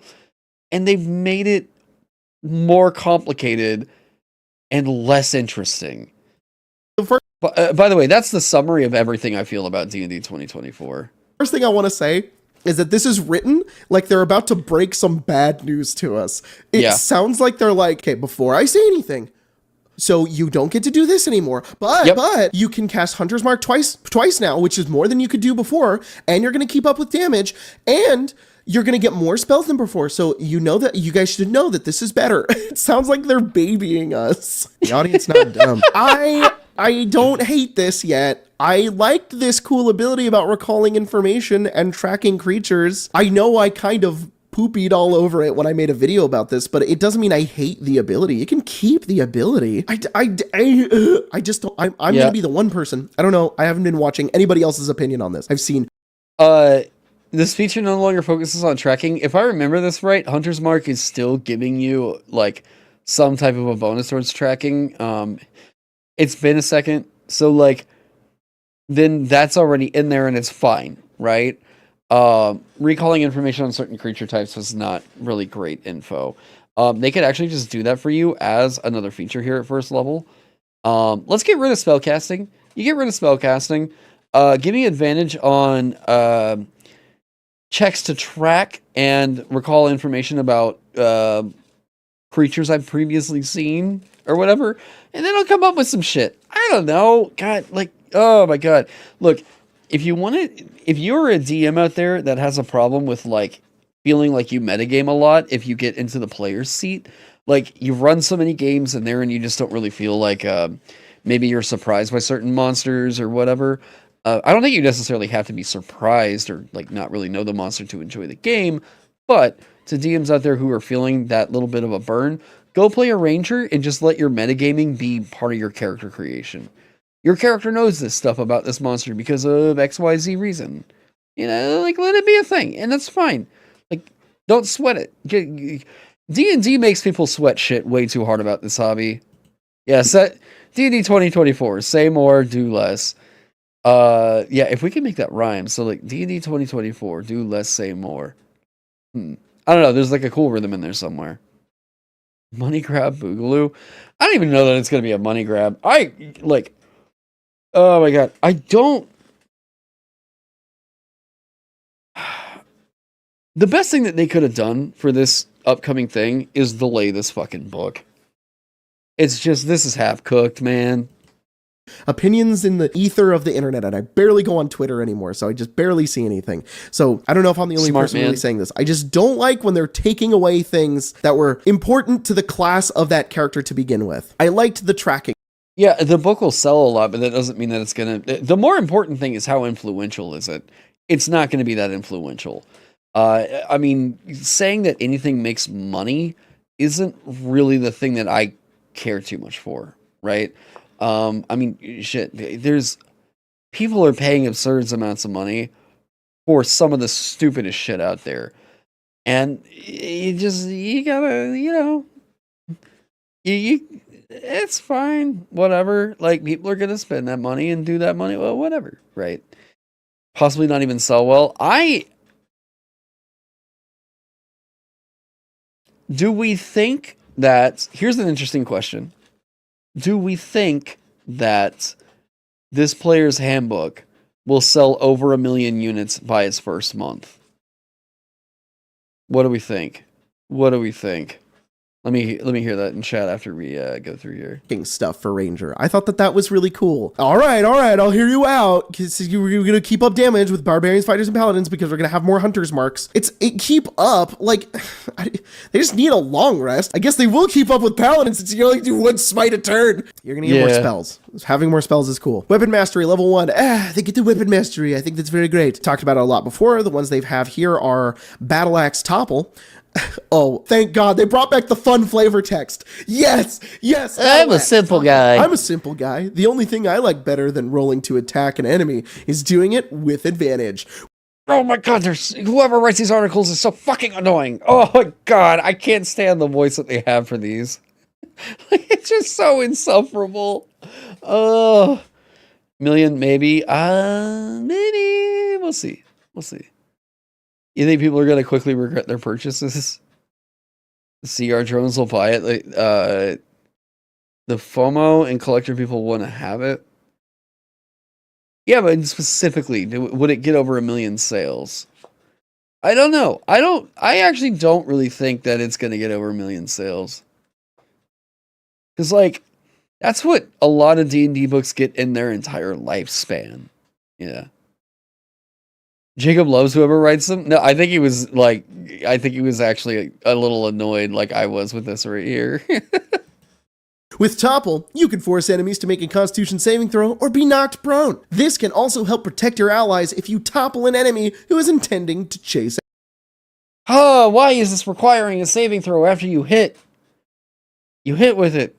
If it meets the other condition for, like, oh, I don't know, it's no more than 1 size larger than you, just knock it fucking prone. Who cares about making the Constitution saving throw? Quit adding so many fucking rolls in every goddamn interaction in your game. After them. I just want to say, we play tested these a little bit, and while I did not use the Constitution saving throw because I forgot about it, the fact that you can always try to topple an enemy, it's very good. These weapon actions, I think, are going to change the game. A longbow, slow. Use slow to buy your party time before the second wave of enemies arrives. I just want to point out, by the way, this is no shade at Jacob. I really like Jacob. I love the fact that he was like, no, we used this and it was really good. I mean, like, we ignored this part and that it felt good. Aim for the leg, wing with your longbow, and reduce the target's speed by 10 feet. This is written by a merchant. This is a merchant trying to sell a longbow. It's slow. A creature can only suffer from 1 speed reduction via the slow ability at a time. I like that. Slow's cool. I like that you can shoot somebody in the knee. Scimitar, nick. Not in terms of the verb nick. It's actually a noun. Nick shows up and does another attack. Nick allows you to use the like properties extra attack as a part of your attack action instead of your bonus action. Yeah, it's like he's like the mysterious stranger in Fallout. He shows up, whacks somebody, and then disappears. And that's Nick, dude. He just shows up and does that. Natural Explorer, level 1. Natural Explorer is not a feature of the 2024 Ranger. Instead, if you'd like to be an expert navigator through the woods, the Ranger now gains access to spells that will help with travel, such as Alarm, Goodberry, and Speak with Animals. At level 1, you can select Expertise in Survival with Deft Explorer at level 2. So, if I'm recalling this properly, if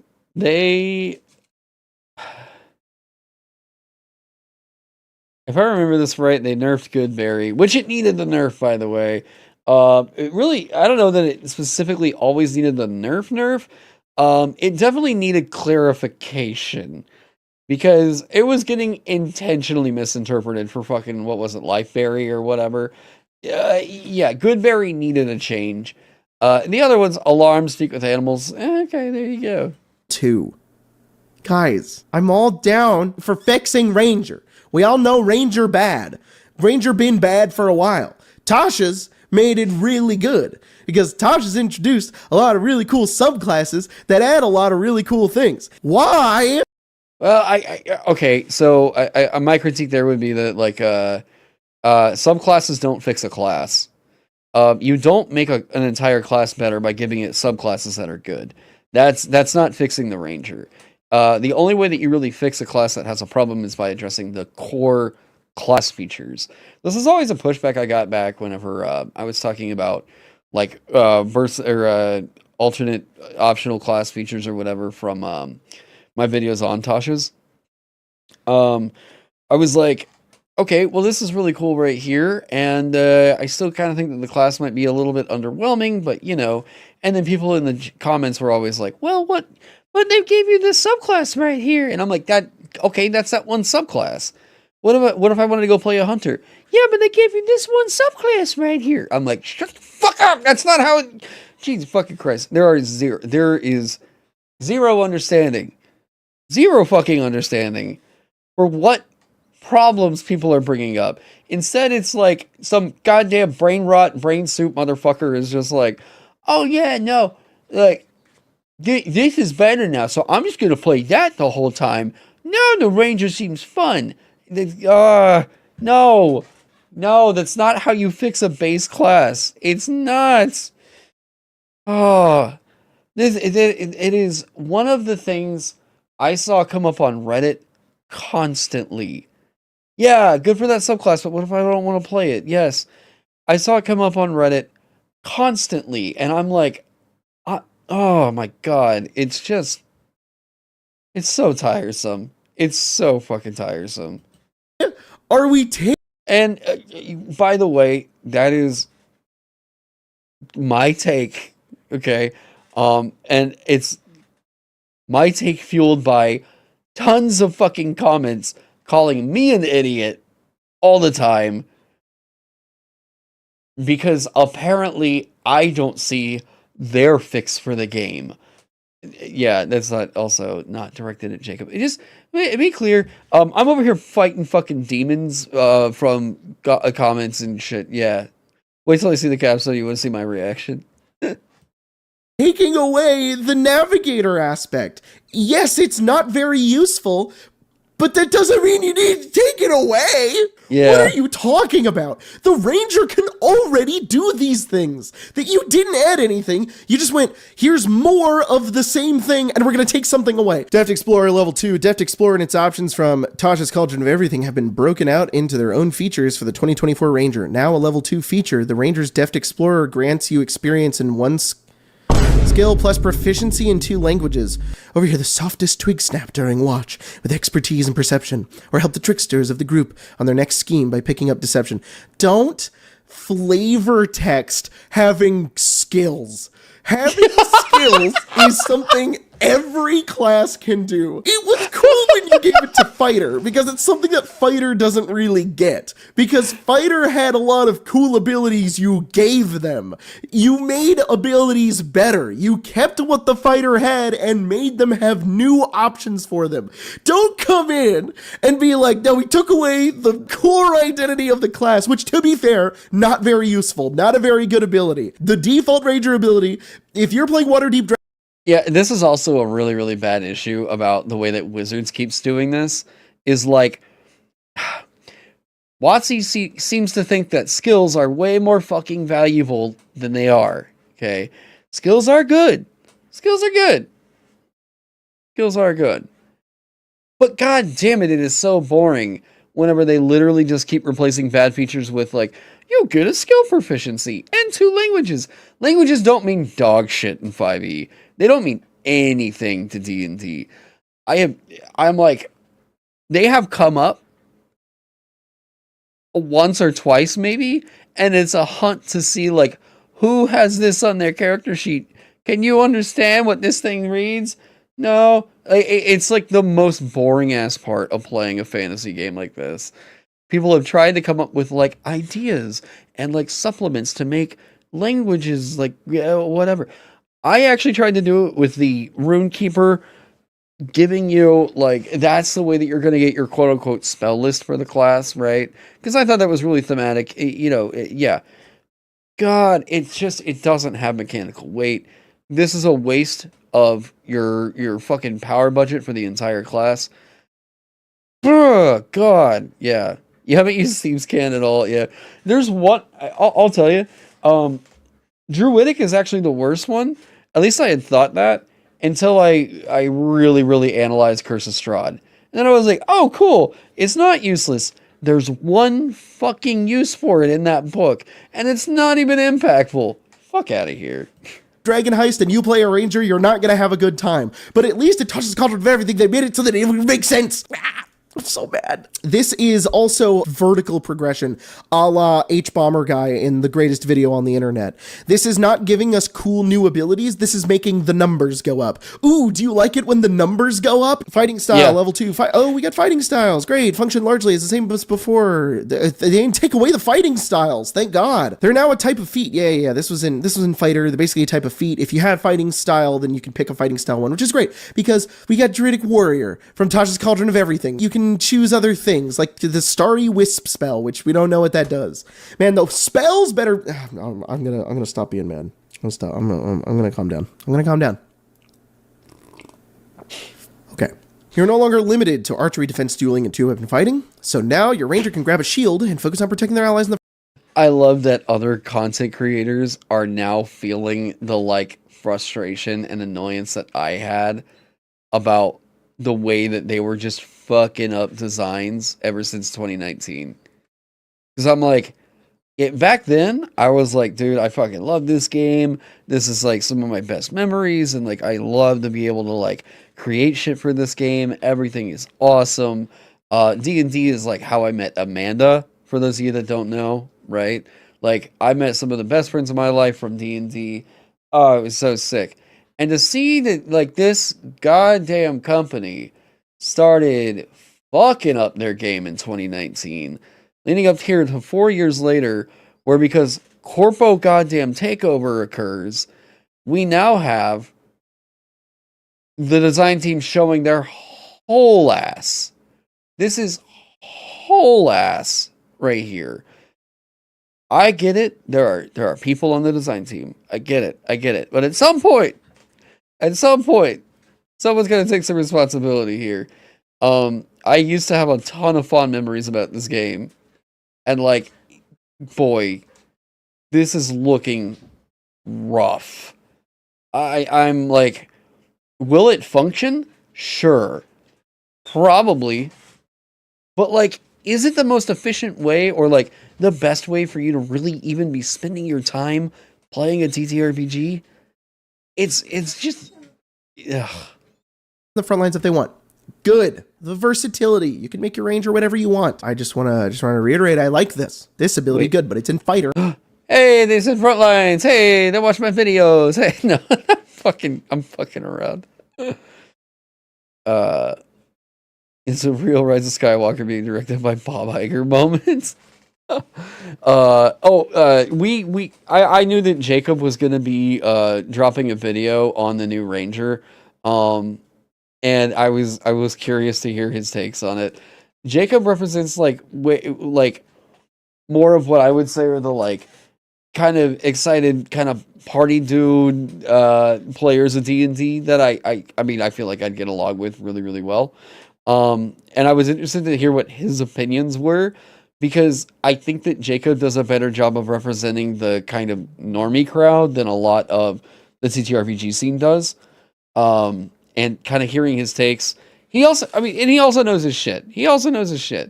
There might be some things where I'm like, okay, well, he has a quick, like, off the cuff, like, take that I'm like, well, that's not exactly, but like, those are so minor and like not a big deal at all.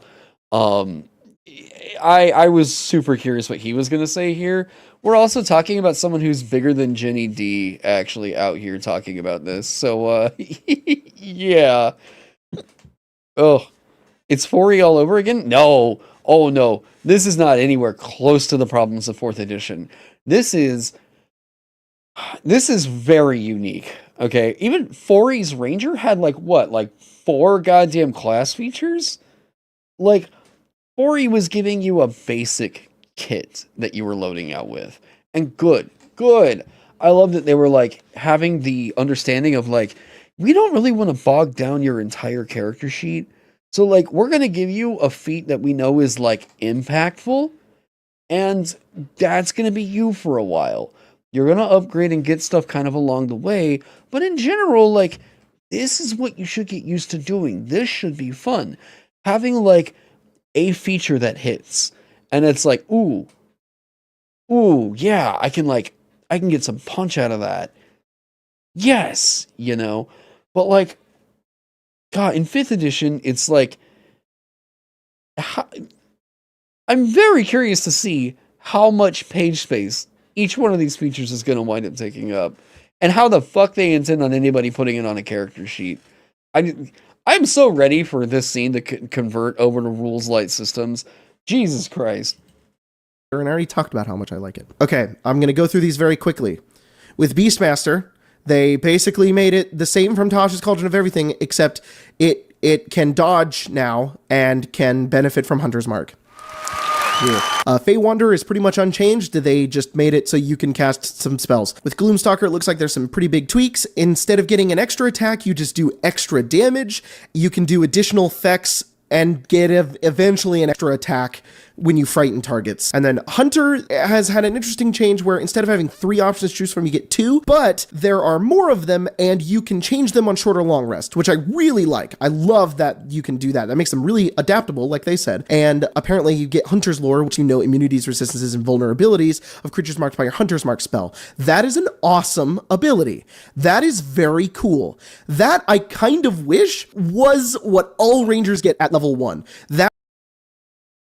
Hey Jacob, you should see what I did to the Ranger in my revision back like 4 fucking years ago.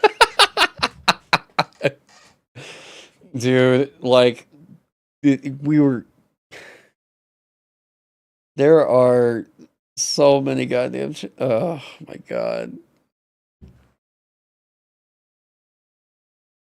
You think everybody homebrewed that? Yeah. I don't know about that last part there in particular. I hadn't ever seen anybody do it whenever I wrote it in.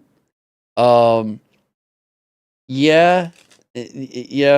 But let me tell you right now, immunities, resistances are like, this is the good info to get right here. If you find out something like this, you've won the lottery, because this is so goddamn rare. Okay? When it does happen, awesome. Tell everybody. Fuck it up with fire or whatever. It's cool. This all right here should just be part of the base Ranger. It should. Yeah.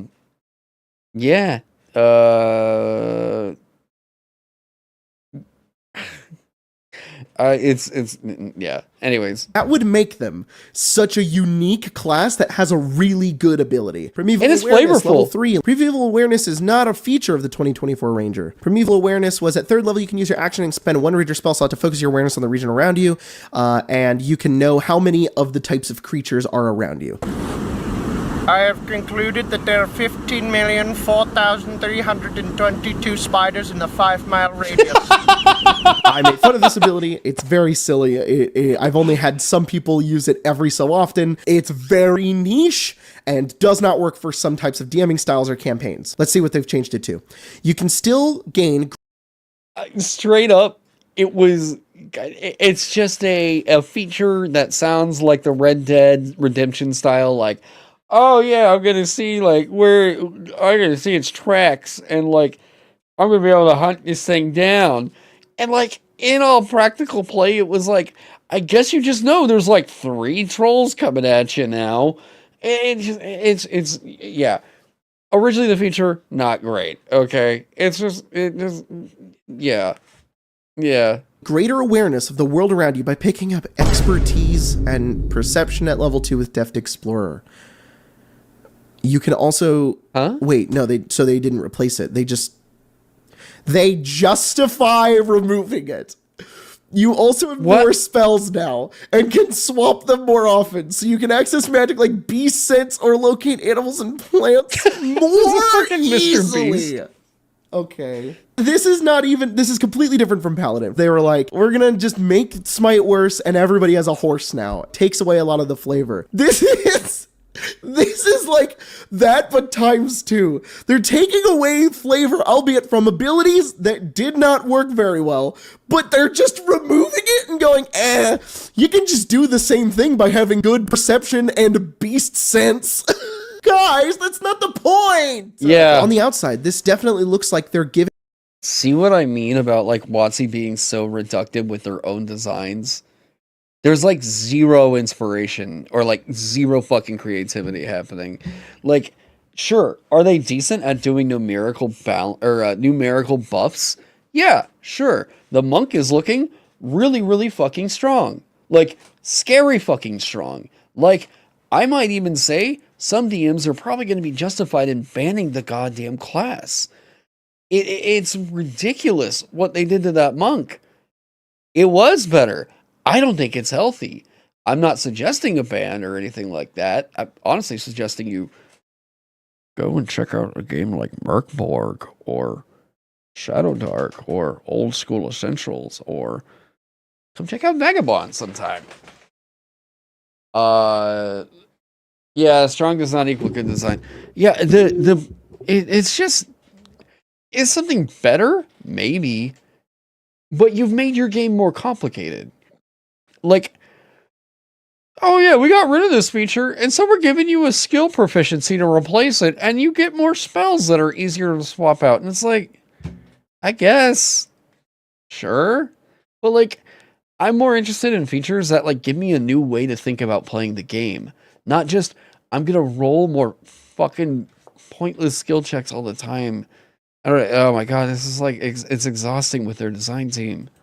Giving a lot more options to the Ranger because they're letting you cast more spells so you can have more abilities, like Warlock invocations. But Rangers can already spellcast. Rangers can already do this. And with a little bit of homebrew, you can do this in 2014 Player's Handbook. So you haven't exemplified the identity of the Ranger. You also haven't created more variety for the Ranger here either, except for the weapon skills and the fighting styles. You've just taken away a bit of their identity and gone, figure it out. Yeah, you guys have no idea how validating this is after I've been so critical on the way the design team releases character options. To have so many like mainstream D&D content creators that are like, what now, finally waking up and being like, what the fuck is the design team doing right here? Like, whenever someone told me about like Ghostfire Gaming doing like a whole intro where they were just like, the fuck is happening to this Ranger? What the goddamn shit? Like, oh, it is so validating after being called a hater for so fucking long. I'm like, guys, I think there's a legit problem with the design team. Yeah. I really only look at D&D class videos just to write down that I don't want. Yeah.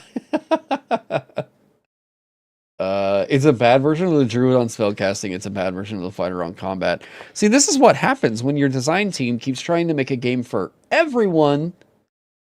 Okay? You're trying to make a game for everyone. What they wind up doing is making a game for no one. Okay? D&D has a niche.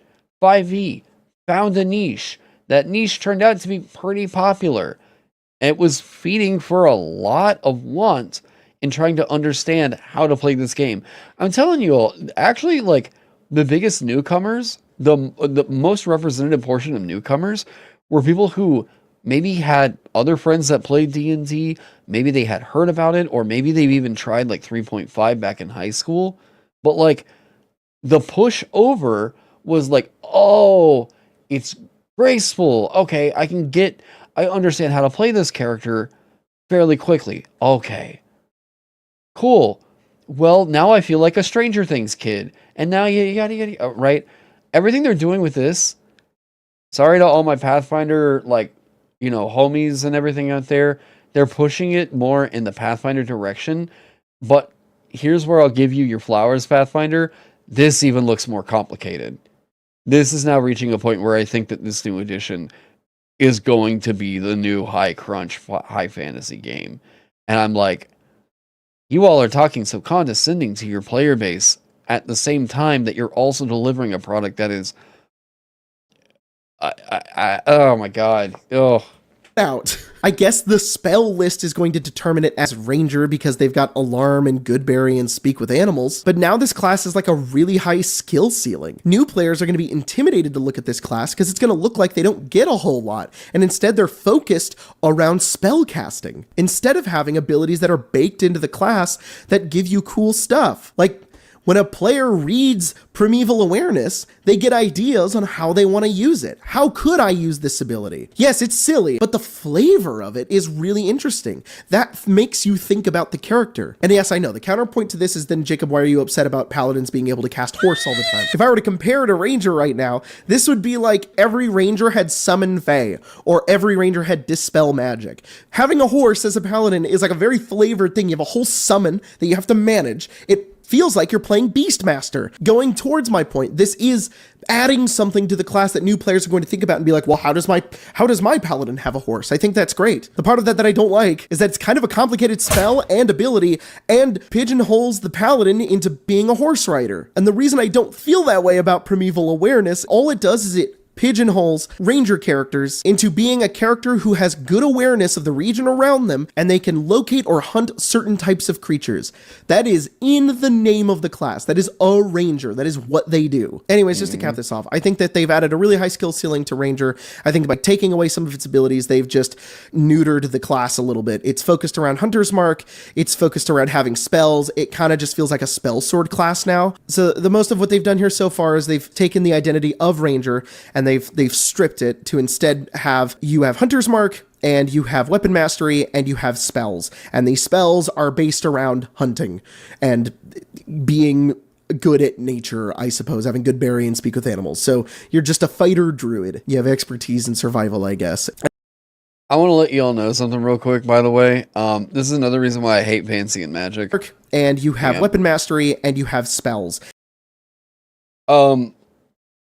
Spells are just features by another name, okay?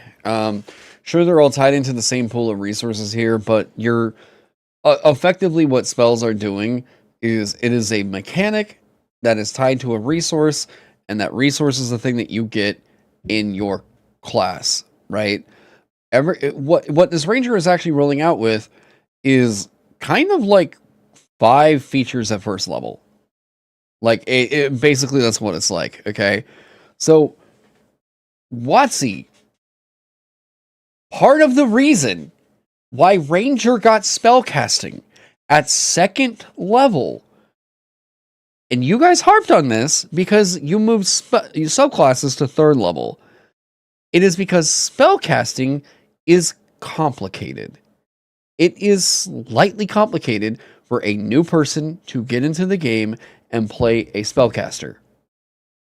It is for you to move subclasses to 3rd level and spells to 1st level on some, like, most people, whenever they hear D&D, they're usually thinking of characters that probably fit into the archetype of Ranger, Elven Archer, classic fucking high fantasy fare, right? Classic. Now what they're getting is like, okay, well, you're a Ranger, cool. Why the fuck am I getting spells? Oh, because, wait, why? Oh, wait, but Drew is also getting stuff over here as well. Okay, but my spells aren't as good. Wait, why do I have spells again? And I can cast Hunter's Mark. What is Hunter's Mark? Oh, okay, so I gotta go over here and find this in the book over here. All right, I'm gonna flip back over. By the way, you guys know this is how this is gonna be formatted in the book, right? I'm at Ranger. This is on page, like, I don't know, fucking 69, all right? And then I'm going to see Hunter's Mark. That's on page, well, it's not going to fucking say in the text because they still won't fucking cross-reference in their books, which takes all of 2 goddamn seconds to do. Instead, I'm going to have to flip back to the spells, which are probably over 120 pages away. I go and I open that up. I'm going to have to flip through, find Hunter's Mark. There's what that does. Okay, I'm going to go back to my class. What the fuck did that other thing do? Oh shit, I guess I gotta flip back and remind myself right there. I'll write that on my character sheet, I guess. How many words are in that? It's like a 40-word thing. Alright, here we go. God, I probably should have just used a computer for putting all this shit in there. I wonder if I'll go subscribe to their VTT and D&D Beyond in order to make sure that they can just do this stuff quicker. It's almost like they're designing this game to enforce, hey, you should probably play this all digitally because this shit's hard to track, motherfucker. Oh my god.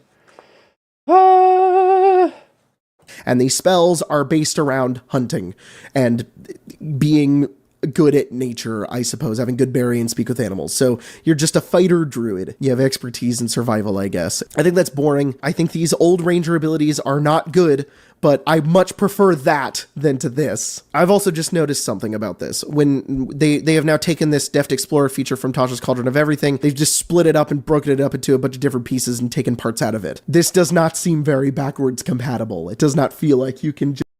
Because it's not backwards compatible. All right, let me show you all something. This is going to be my, like, fucking, this is my teardown on the claim of backwards compatibility, okay? All right. I'm showing this because I had to use it for reference. This is a PDF. I've had to use it for reference and research and everything, okay? I own this book. All right, Wizards of the Coast. I own this book. I have the PDF so that I am able to do research and script writing. If you motherfuckers would provide PDFs with your books, we wouldn't have to go through sketchy shit in order to just get the shit that we need to fucking give you pre-promotion by talking about your game. Oh my god, that's so insufferable. All right, so I want to show you guys something real quick.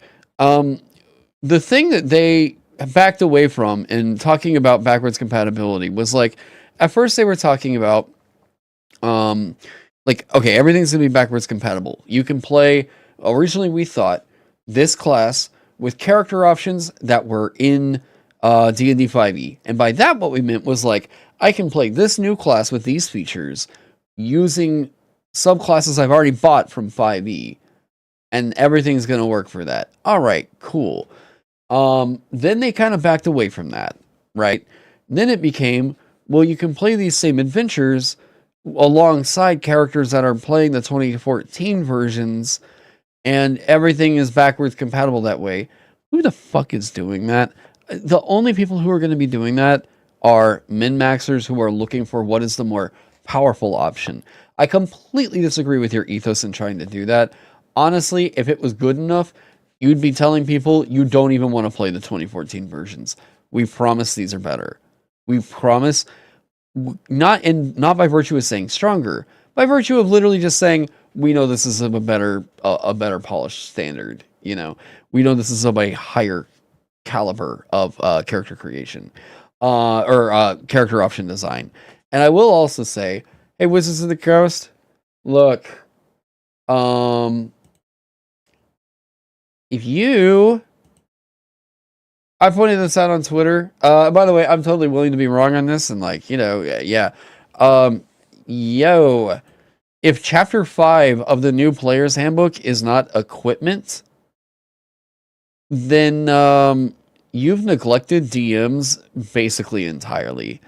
Your adventures, your new core rulebooks won't be backwards compatible unless they one-for-one sync up to the cross-references you guys put in here.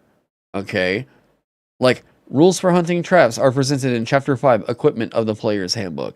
I don't care if they have an equipment section, if they have an equipment chapter. It's that you call it Chapter 5 of the Player's Handbook. Right? This is how you decide to refer to these. They'll reprint them or make you buy them again. Guys, oh god, there's so many things they have to change about the way that they make their adventures. I'm looking for, yeah. You see how they do this? See wilderness hazards in Chapter 5 of the Dungeon Master's Guide? If the new Dungeon Master's Guide doesn't have Chapter 5 as wilderness hazards, or that is not in Chapter 5, then, like, this isn't backwards compatible. Your core rulebooks, unless they literally sync up with all these cross-references in here, it's not backwards compatible, all right? I don't care that you include a wilderness hazard section in your book. You have it printed in here as Chapter 5. Like, you know what they could have done for this? Just put the goddamn desecrated ground mechanic in this adventure right here. Let this be the overview. Yep, that's the kind of rule right there. Just put the mechanic right here so I don't have to go look through another goddamn book. And you all don't give me the page number that it doesn't show up on. Jesus fucking Christ, I hate their product production. Like, WotC's product production is so goddamn lazy. Just plug in something from an old book into this. Anyways, formerly a part of the Deft Explorer feature in Taj's Cauldron of Everything, Roving has been split off into its own class feature with a slight buff, and now grants an additional 10 feet of movement instead of 5, but it does require you not to wear heavy armor. It still grants the climb speed and swim speed as before. They could have given that to you at second level, and it would have been way more evocative than the other shit they gave you at second level. I actually quite like Roving. I think that this is interesting. High mobility on this. Fine, it's cool, it's here. You're getting additional movement speeds and whatever. Put this at second level. There is no reason this should not have been at second level. Having more movement speed. Cool. Landstride, level 8. This is not a feature in the 2024 Ranger. Instead, Ranger gets expertise at level 9. Moving through non-magical difficult terrain costs you no extra movement. Why? Cool. You get expertise. Tireless. Level 10. With Tireless, you can use an action to grant yourself temporary hit points. I love using this feature as soon as... What is happening? I love using this feature as soon as literally anything seems off. Because you get several uses per day, and the temporary hit points don't fade until you complete a long rest, as soon as I hear a weird noise, I'm drawing my scimitar and using Tireless. Alright. This feature is nearly identical to its appearance in Taj's Cauldron of Everything. It's the same ability. Why are we acting like it's some cool new thing? It's nearly identical to Taj's Cauldron of Everything. It's also not a 10th level feature. This should not be a 10th level. This should be a fucking feat. This is so nothing. Absolutely so nothing. I would put this in terms of power up there probably with the likes of like Tough. This is good. It's not that fucking good. Especially not to eat up their power budget at 10th level. This is a horrible feature to be getting at 10th level. This was impactful at like 5th. Paladins getting their goddamn horse at 5th level. Give these guys Tireless at 5th level. And then I'm still probably like, wow, this is a little bit late for this to be kicking on, but like, here we go. You know, yeah. Yeah, another new feature that isn't new, yeah. Monkey went high. I forgot oh yeah, the right ranger. Fuck. Except now the number of uses is tied to your wisdom modifier, not your proficiency bonus. Oh, great! I like this tweak. The power represents your connection to primal forces, as does your spellcasting ability modifier. All right. Yeah! Tireless works off your wisdom modifier now. Whoa! Oh, now everything's connected to the primal forces instead of just my proficiency bonus. Just as in Tasha's Cauldron of Everything, Tireless also allows you to reduce your exhaustion by 1 level when you take a short rest. It's the same thing. It's the same thing. It's the exact same thing. Except it uses your wisdom modifier. Why is this hyped up in here? What are what are they trying to do? Hey, look at this big new ranger. Don't worry, guys. Guys, this is late stage toxic positivity, by the way. Here's the other thing. Wizards has been essentially surrounding themselves with yes men in terms of like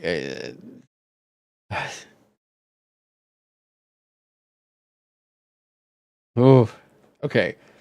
Wizards of the Coast really only tries to engage with people who will be willing to play the like influencer game. Okay. Now, like, everybody's got to get their paychecks. Everybody's got to work, and guys, there is no shame that I'm throwing on anybody here. This is all due to Wizards. The fact that, like, we had to really pressure them to start working with some content creators who have previously given them the most fucking mild of pushback or, like, critique for their adventures in the past.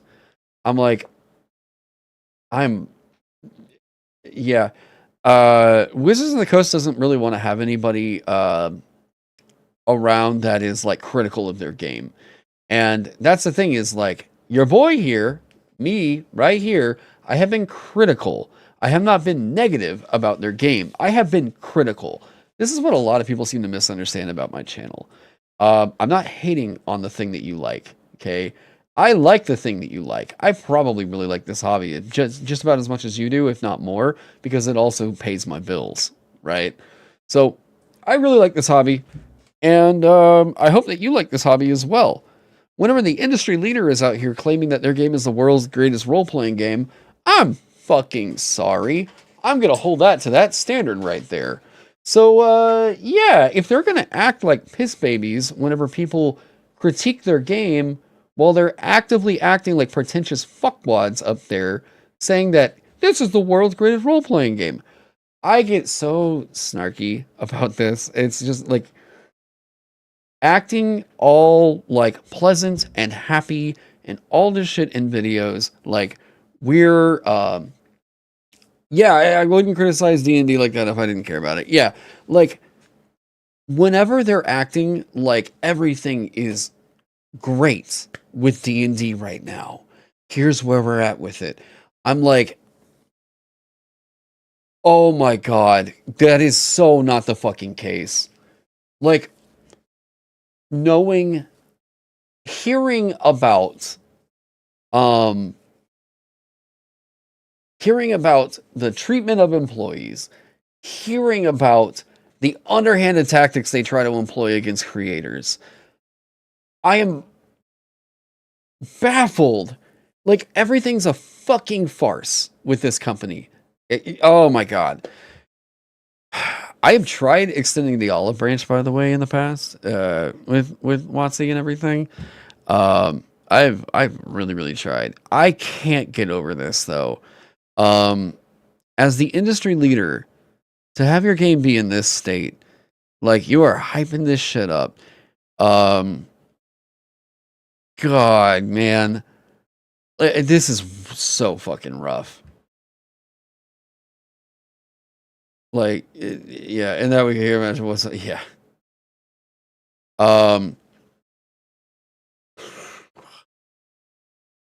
This is, it's exhausting. Like, some people have, especially in my audience or whatever, like, look, whenever you get me on live streams and everything, you're getting me, okay? You're getting me. I'm someone who has experienced a lot of bullshit in this scene. I'm someone who still to this day gets harassed by all kinds of people calling me like fucking Cyclops and all kinds of bullshit. that's not exactly coming from people working in the industry. It's just, it's a part of being an influencer, right? And whenever I do something like give someone critique and I am told that people won't work with me because they say that I'm either hateful or whatever, or I don't know. It's like, it goes to show that like how thin-skinned this company can be. Whenever somebody is just like, look, really love your game. I'd love to promote it. I'd love to talk about it. And then your response to that is like, you know what? You're just not big enough. We don't really think we'd like to associate with you until you get that sub count up there around that like 100,000, you know? And like, yeah, you know, if you want to get in touch with us, just like here's our you know, content creator email. Go ahead and send something over there and we'll get back to you. We'll talk. And then to fucking ghost people for like 4, 5, 6, 7, 8, 9, 10 years. Oh my god. Because like, oh well, I appreciate that, Key. I appreciate it. Yeah, no, it's wild. This is, by the way, this is also the only company that ever gets me this fucking riled up, and it's just because of the way that they talk about themselves. Yeah, actively, like, look, the fact that they call themselves the world's greatest role-playing game, and then the moment that, like, they get even mild pushback, it's like, well, I guess we just won't be speaking with you then. Oh my god. Kind of behavior that is that coverage is coverage. Like, you know, I just want to let you guys know something. So, you know what an actual company does? Like, an actual good goddamn company with ethics, whatever. Okay. Here's the cool shit that Free League fucking did for me. During the Dungeon Jam, I was trying to organize some international shipping. And whenever, like, because I didn't know who was going to win. The final winner was, you know, Pablo de Pina, and he lives all the way over in Spain. Okay. Free League sent the awards to my house because I stupidly said, oh yeah, I'll fulfill it from out of here. No big problem. I go to basically put my, I go to put my shipping information in, and it was going to be $500 for me to ship from Oklahoma all the way out to Spain. Woof. Oh, this sucked. This sucked so hard. Then I was like, well, shit. How do I get these awards? How do I get these awards to the winners and everything? On a goddamn Hail Mary, I messaged Free League. I emailed them and I was like, God, I'm hitting a bit of a problem. I don't know if there's anything you guys might be able to do to help here, but like, it's going to cost me like, you know, $500 to ship to some of the winners for each of the awards. So like, I don't know, do you guys have a warehouse maybe that we can talk? I can like send you these copies back. Is something like that. Fucking Free League just sent them free copies. They sent them duplicates of all the awards. Just sent them from their fulfillment, paid for my logistical fuck up there, and we're happy to do it. God damn, what a killer company. They organized it to fulfill from their warehouse over in Europe and handle all that shit for me. Didn't even ask me to send the awards back. Didn't ask me for shit. No questions asked. Filled out all the PDFs, fulfilled it all through drive-thru, fucking all the awards, everything. Would have cost me over $1,000 to do everything. Free League did it for free. What a sick-ass company. Not only have they sent me, like, review copies, not only have we had conversations about maybe getting people on the channel to do what the hell ever, they corrected my fuck-up with their sponsorship. Like, dude, that interaction right there saved what I thought was going to turn into a massive, huge screw-up with the Dungeon Jam. Free League saved my ass. Absolutely. 100%. If anybody's ever asking me like why I praise Free League so much, because they're good fucking people. All right.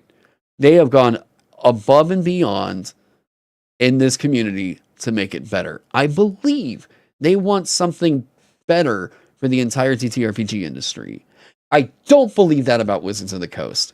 Not for a second. It's got to be with them. If it's not good for me, it's not going to be good for thee. Like, straight up. Yeah. Guys. It's the exact same thing. Guys, it's basically the same thing. We just took away those weird, dumb abilities you guys didn't like the hunting and stuff. Oh, really? Then what'd you give us in response? We just more spells. Like, you could just do that with spells, right? It's giving... Is this an April Fool's joke? You guys have phones, right? The Diablo mobile game. you guys have spells, right? You guys can just cast spells. It's the same thing. Hidden in plain sight. This is not a feature. And they took away hidden in plain sight. Or relentless hunter. Taking damage can no longer break your concentration on hunter's mark. If you want to focus on dealing damage, nothing so pedestrian as a fireball can stop you. You can now lose concentration on hunter's mark if you become incapacitated or die. I don't know what Jacob's reaction here is going to be. I'm going to give you mine right now. This could have just been part of their fucking first level feature, and you could have given them Hunter's Mark infinitely, and it would have been a pretty interesting looking first level feature. And this up here at 13th level is nothing. This is not even a slight power spike. No one's going to remember this.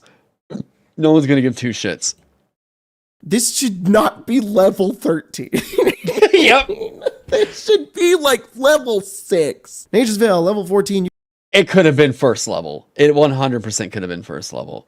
Yeah, it's 1d6 against one target. It's fucking nothing. You can turn invisible as a bonus action.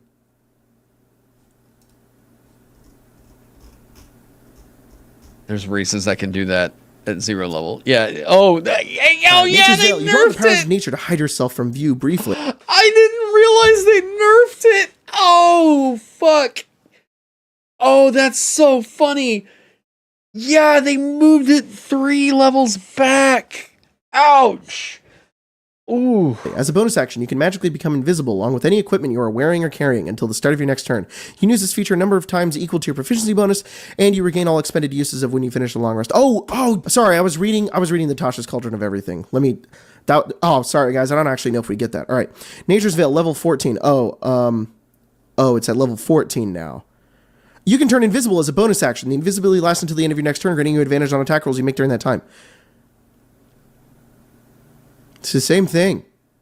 It's at level 14. Oh, thank God, it uses your wisdom modifier. This is why I'm paying hundreds of dollars for a new book. Just as with Tireless, I personally like this tweak. Turning invisible is presumably an act of magic. You know what? I'm going to tweak, dude. The fact that we think this is some brand new awesome feature that we now have at level 14. Vanish. It's not a thing anymore. We took it away. Precise Hunter, level 17. If a creature is marked by Hunter's Mark, you have advantage on attack rolls against them at level 17. These are so nothing. So nothing features. Oh, it's coming up. Oh, okay. The capstone is that bad? By this level, you have 6 free castings of the Hunter's Mark spell, so if you want to I'm going to try not to spoil myself on it. Slay your enemies. This is really interesting because there's a lot of abilities in the game, like the very many weapon actions and spells that they're giving us to allow the ranger to get advantage, but then now none of that is going to matter anymore because at level 17, you can just get advantage all the time. We're already taking everything from... It's already just on a single target. You could have done this at 11th level where like other marshals are getting a power spike, fighters getting extra attack where they can do 3 attacks now instead of 1. And like you having to wait that long to just do advantage on attacks against the target of your Hunter's Mark. Sure, it is just on, but like what are you worried about? Like Rogue being able to get that and just being able to spam nothing but sneak attack on it? And maybe that's why you put it at 17th level to make sure that the multi-classing of a... Oh my god, just get rid of multi-classic. Gee, fucking Christ. Oh. Tasha's anyways. Why don't we just make it the Tasha's version? Where you can just have a favorite foe. When you hit a creature with an attack roll, you can call on your mystical bond, making you feel like a ranger and a hunter and a fighter and somebody who goes out and like hunts things and is good at moving through nature and leading a party. Feral Senses, level 18. You now have blind sight out to 30 feet. Enemy mages slinging spells from behind cover and invisibility aren't safe from you any longer. This isn't new per se.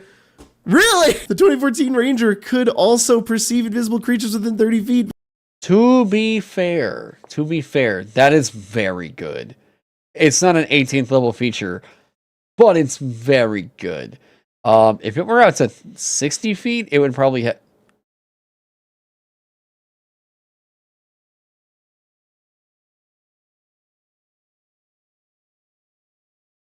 Yeah, that's really weird. Why is it only 30 feet? That is incredibly weird. Yeah, just make it make it 120 feet.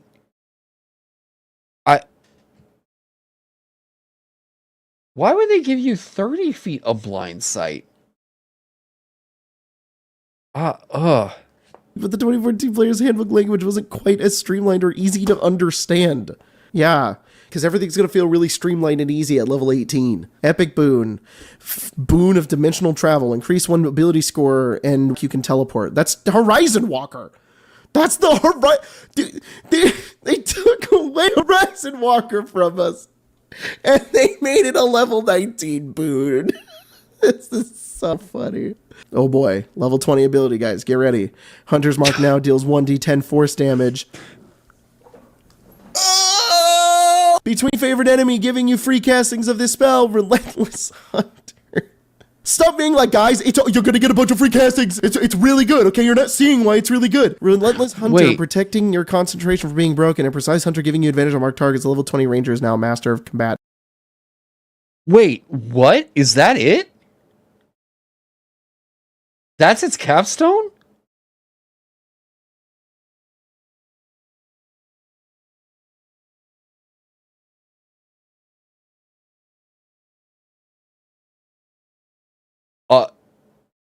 A +2 average to damage. That's its 20th level? Dude, I have clocked out on a lot of this. Shut the fuck up. Seriously? I was going off of what I interpreted from the fucking 6th level loadout that we had originally kind of looked over.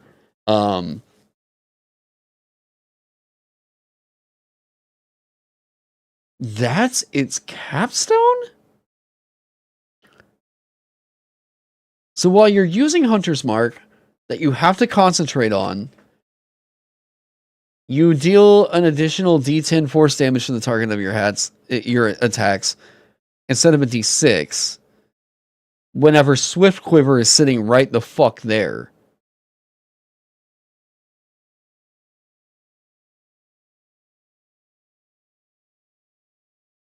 What?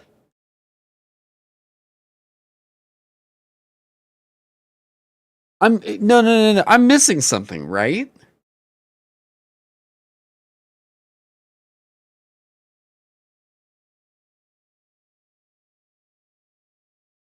There's no interactions. There are no interactions going on that I'm missing out on. There's not a way that this potentially... Well, no. Okay. So it could potentially double if you crit. Which would be cool if this class involved any form of crit reduction. But it doesn't. I guess you get advantage, so that does make it a little bit easier for you to crit.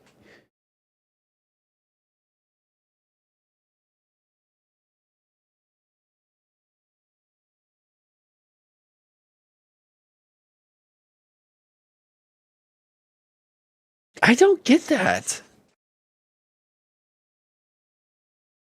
Like... Yeah, see, yeah. Sorcerer getting like limited wish, right? Monk, that it's actually, I think it's 25 dex. But that synergizing with like everything that monk is throwing out. And I think it's dex and wisdom. Like, This is...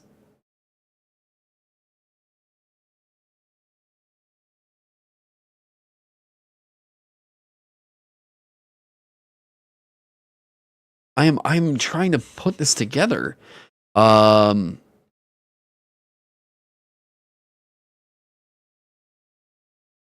They're absolutely taking the piss with this. They are absolutely taking the piss with this. This is just boring as fuck. This might be the most bland ass... Look, here's I want you all to know how this fucking tastes to me, okay? I want you all to go and get a potato, okay? I want you to take that potato, wrap it in a paper towel, and put it in the microwave for 5 minutes. And once it's done, take it out, let it cool, for sure, let it cool, and just eat it. Eat that bland-ass, dirt-covered potato so that you can feel what zero flavor tastes like. That just bland-ass, zero effort, no spice, not even anything pleasant involved. It's worse than a +1 magic weapon. Kinda. I'm honestly shocked.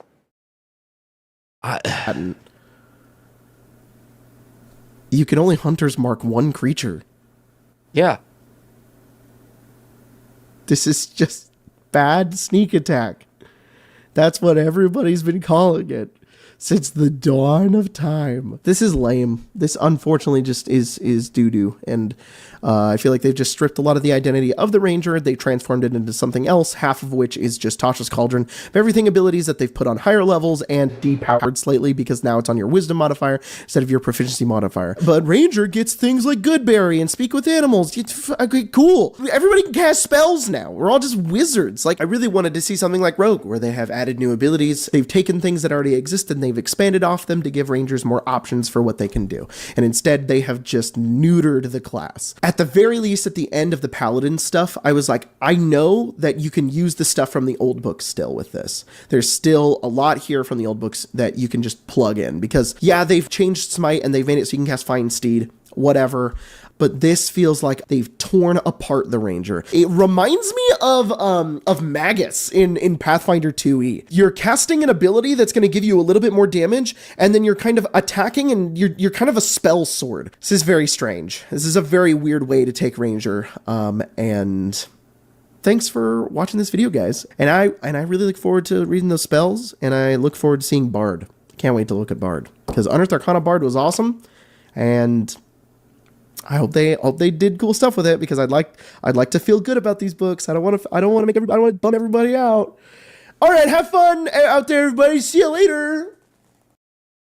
Yeah. Oh, by the way, if you're feeling bummed out, oh yeah, like, look, you all are fucking subscribed to XP to level 3. Go leave a thumbs up on this video, okay? Okay. So, yeah, there's not much new with it. They could have had some really interesting interactions going on. It's literally sitting right there for them to just sweep up.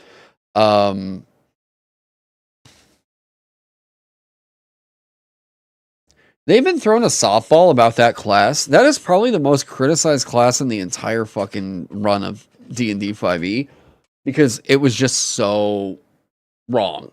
It was just not hitting the vibe that the majority of people would have really cared to see. Of course, there's a multitude of different reasons as to why that is. Personally, for me, I feel like Ranger should probably try and suit the mainstream narrative of it, and that is making like Aragorn or making like Triss Do'Urden, right? And like, you can't make either of them with the 2014 Ranger. You can't. So like, I guess you're just gonna have to ignore spells to do this, or So yeah, The reason why that always comes with a layer of frustration for me is I'm always thinking like, this is the industry leader, huh? This is the company that is sucking up literally all the oxygen out of the room 24/7 about, oh my god, there's so many other cool games out there to play. There are so many other cool games out there for you to check out. So, if you're feeling pretty unhappy about what's happening with the D&D 24 thing, and you're like, but Taron, I can't really get my table to get away from D&D. I don't really know what to do here. Okay, if you're the DM, table's either going to play what you want to run or they're not going to play. All right. So go check out some other systems. Hey, there's Vagabond right there, right? Yeah. Go check out some other systems that maybe do actually give a shit about what it takes to be a dungeon master. That do actually try to give you a bit more support for that. Go check out some of the really cool fucking bespoke ass shit happening in like the indie TTRPG scene. I'm telling you all, I have never been more interested to run shit like I have in indie stuff. I am currently going through Isle of Ix by Skull Fungus, probably one of my favorite cartographers I've ever seen on the entire like TTRPG industry. Oh my god, here, can I get to like, oh, it's just fucking fun. There's a lot of personality to it. Dinosaur alien adventure shit. This is killer. Okay. Look, do you want the actual like crazed cocained out cyberpunk edge runners thing? Cyborg. All right, it's Merkborg, but with computers and shit. All right. There are so many other games out there that you could be checking out to tell the kind of stories that you want to tell. If you want to do the high fantasy epic thing, like, trust me, there are so many options. Okay. Go check out. Oh yeah. Wait, if you think the books are currently expensive, hey, look, here's Cairn. This was $1.50 and it's a full fucking game. It literally, like, dude, a can of Sody Pop costs more than fucking Cairn, all right? And you're going to enjoy that Sody Pop for shorter times than you're going to enjoy Cairn. Shadow Dark. Oh my god. Improvements and cleanup on the 5e model, incorporating a lot of the easier mental load of OSR systems. Go check out Shadow Dark. Christ. Yeah.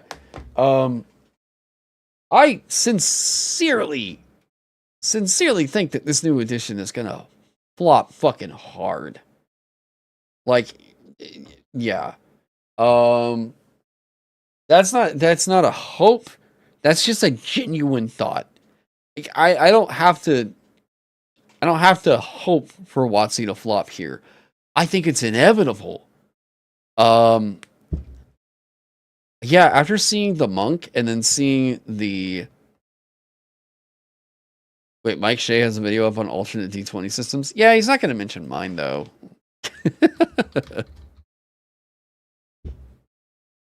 Like, did he just use one? Or did he just come up with one? No.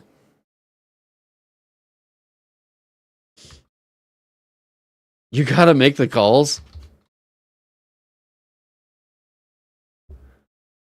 No possible alternate ones. 10 awesome TTRPGs. Oh, that was from a year ago. Yeah, I didn't even Oh god, and we gotta stop doing this. Okay. Mike, you work with Cobalt Press. I know, I get it. We gotta work the YouTube game, alright? We gotta work this, but we gotta also stop talking about it like this shit, alright? Let games be their own thing. Please, can we stop talking about it like, let's steal this rule for your D&D game? God, stop that. Okay. Alright. I am gonna take my nap. May see you all later. Depends on what all is going on with Amanda, what all plans she has, and blah, blah. There you go. I'll leave you all with that. Oh yeah, I also got caught up on The Boys, and goddamn, show's doing really good now. Yeah, I don't know. That's about it. I guess that's all I got. Anyways, guys, have a good night, day, or whatever the hell it is for you. Bye-bye. Oh shit, wait, how do I? Oh yeah, the button's here. All right, bye for real.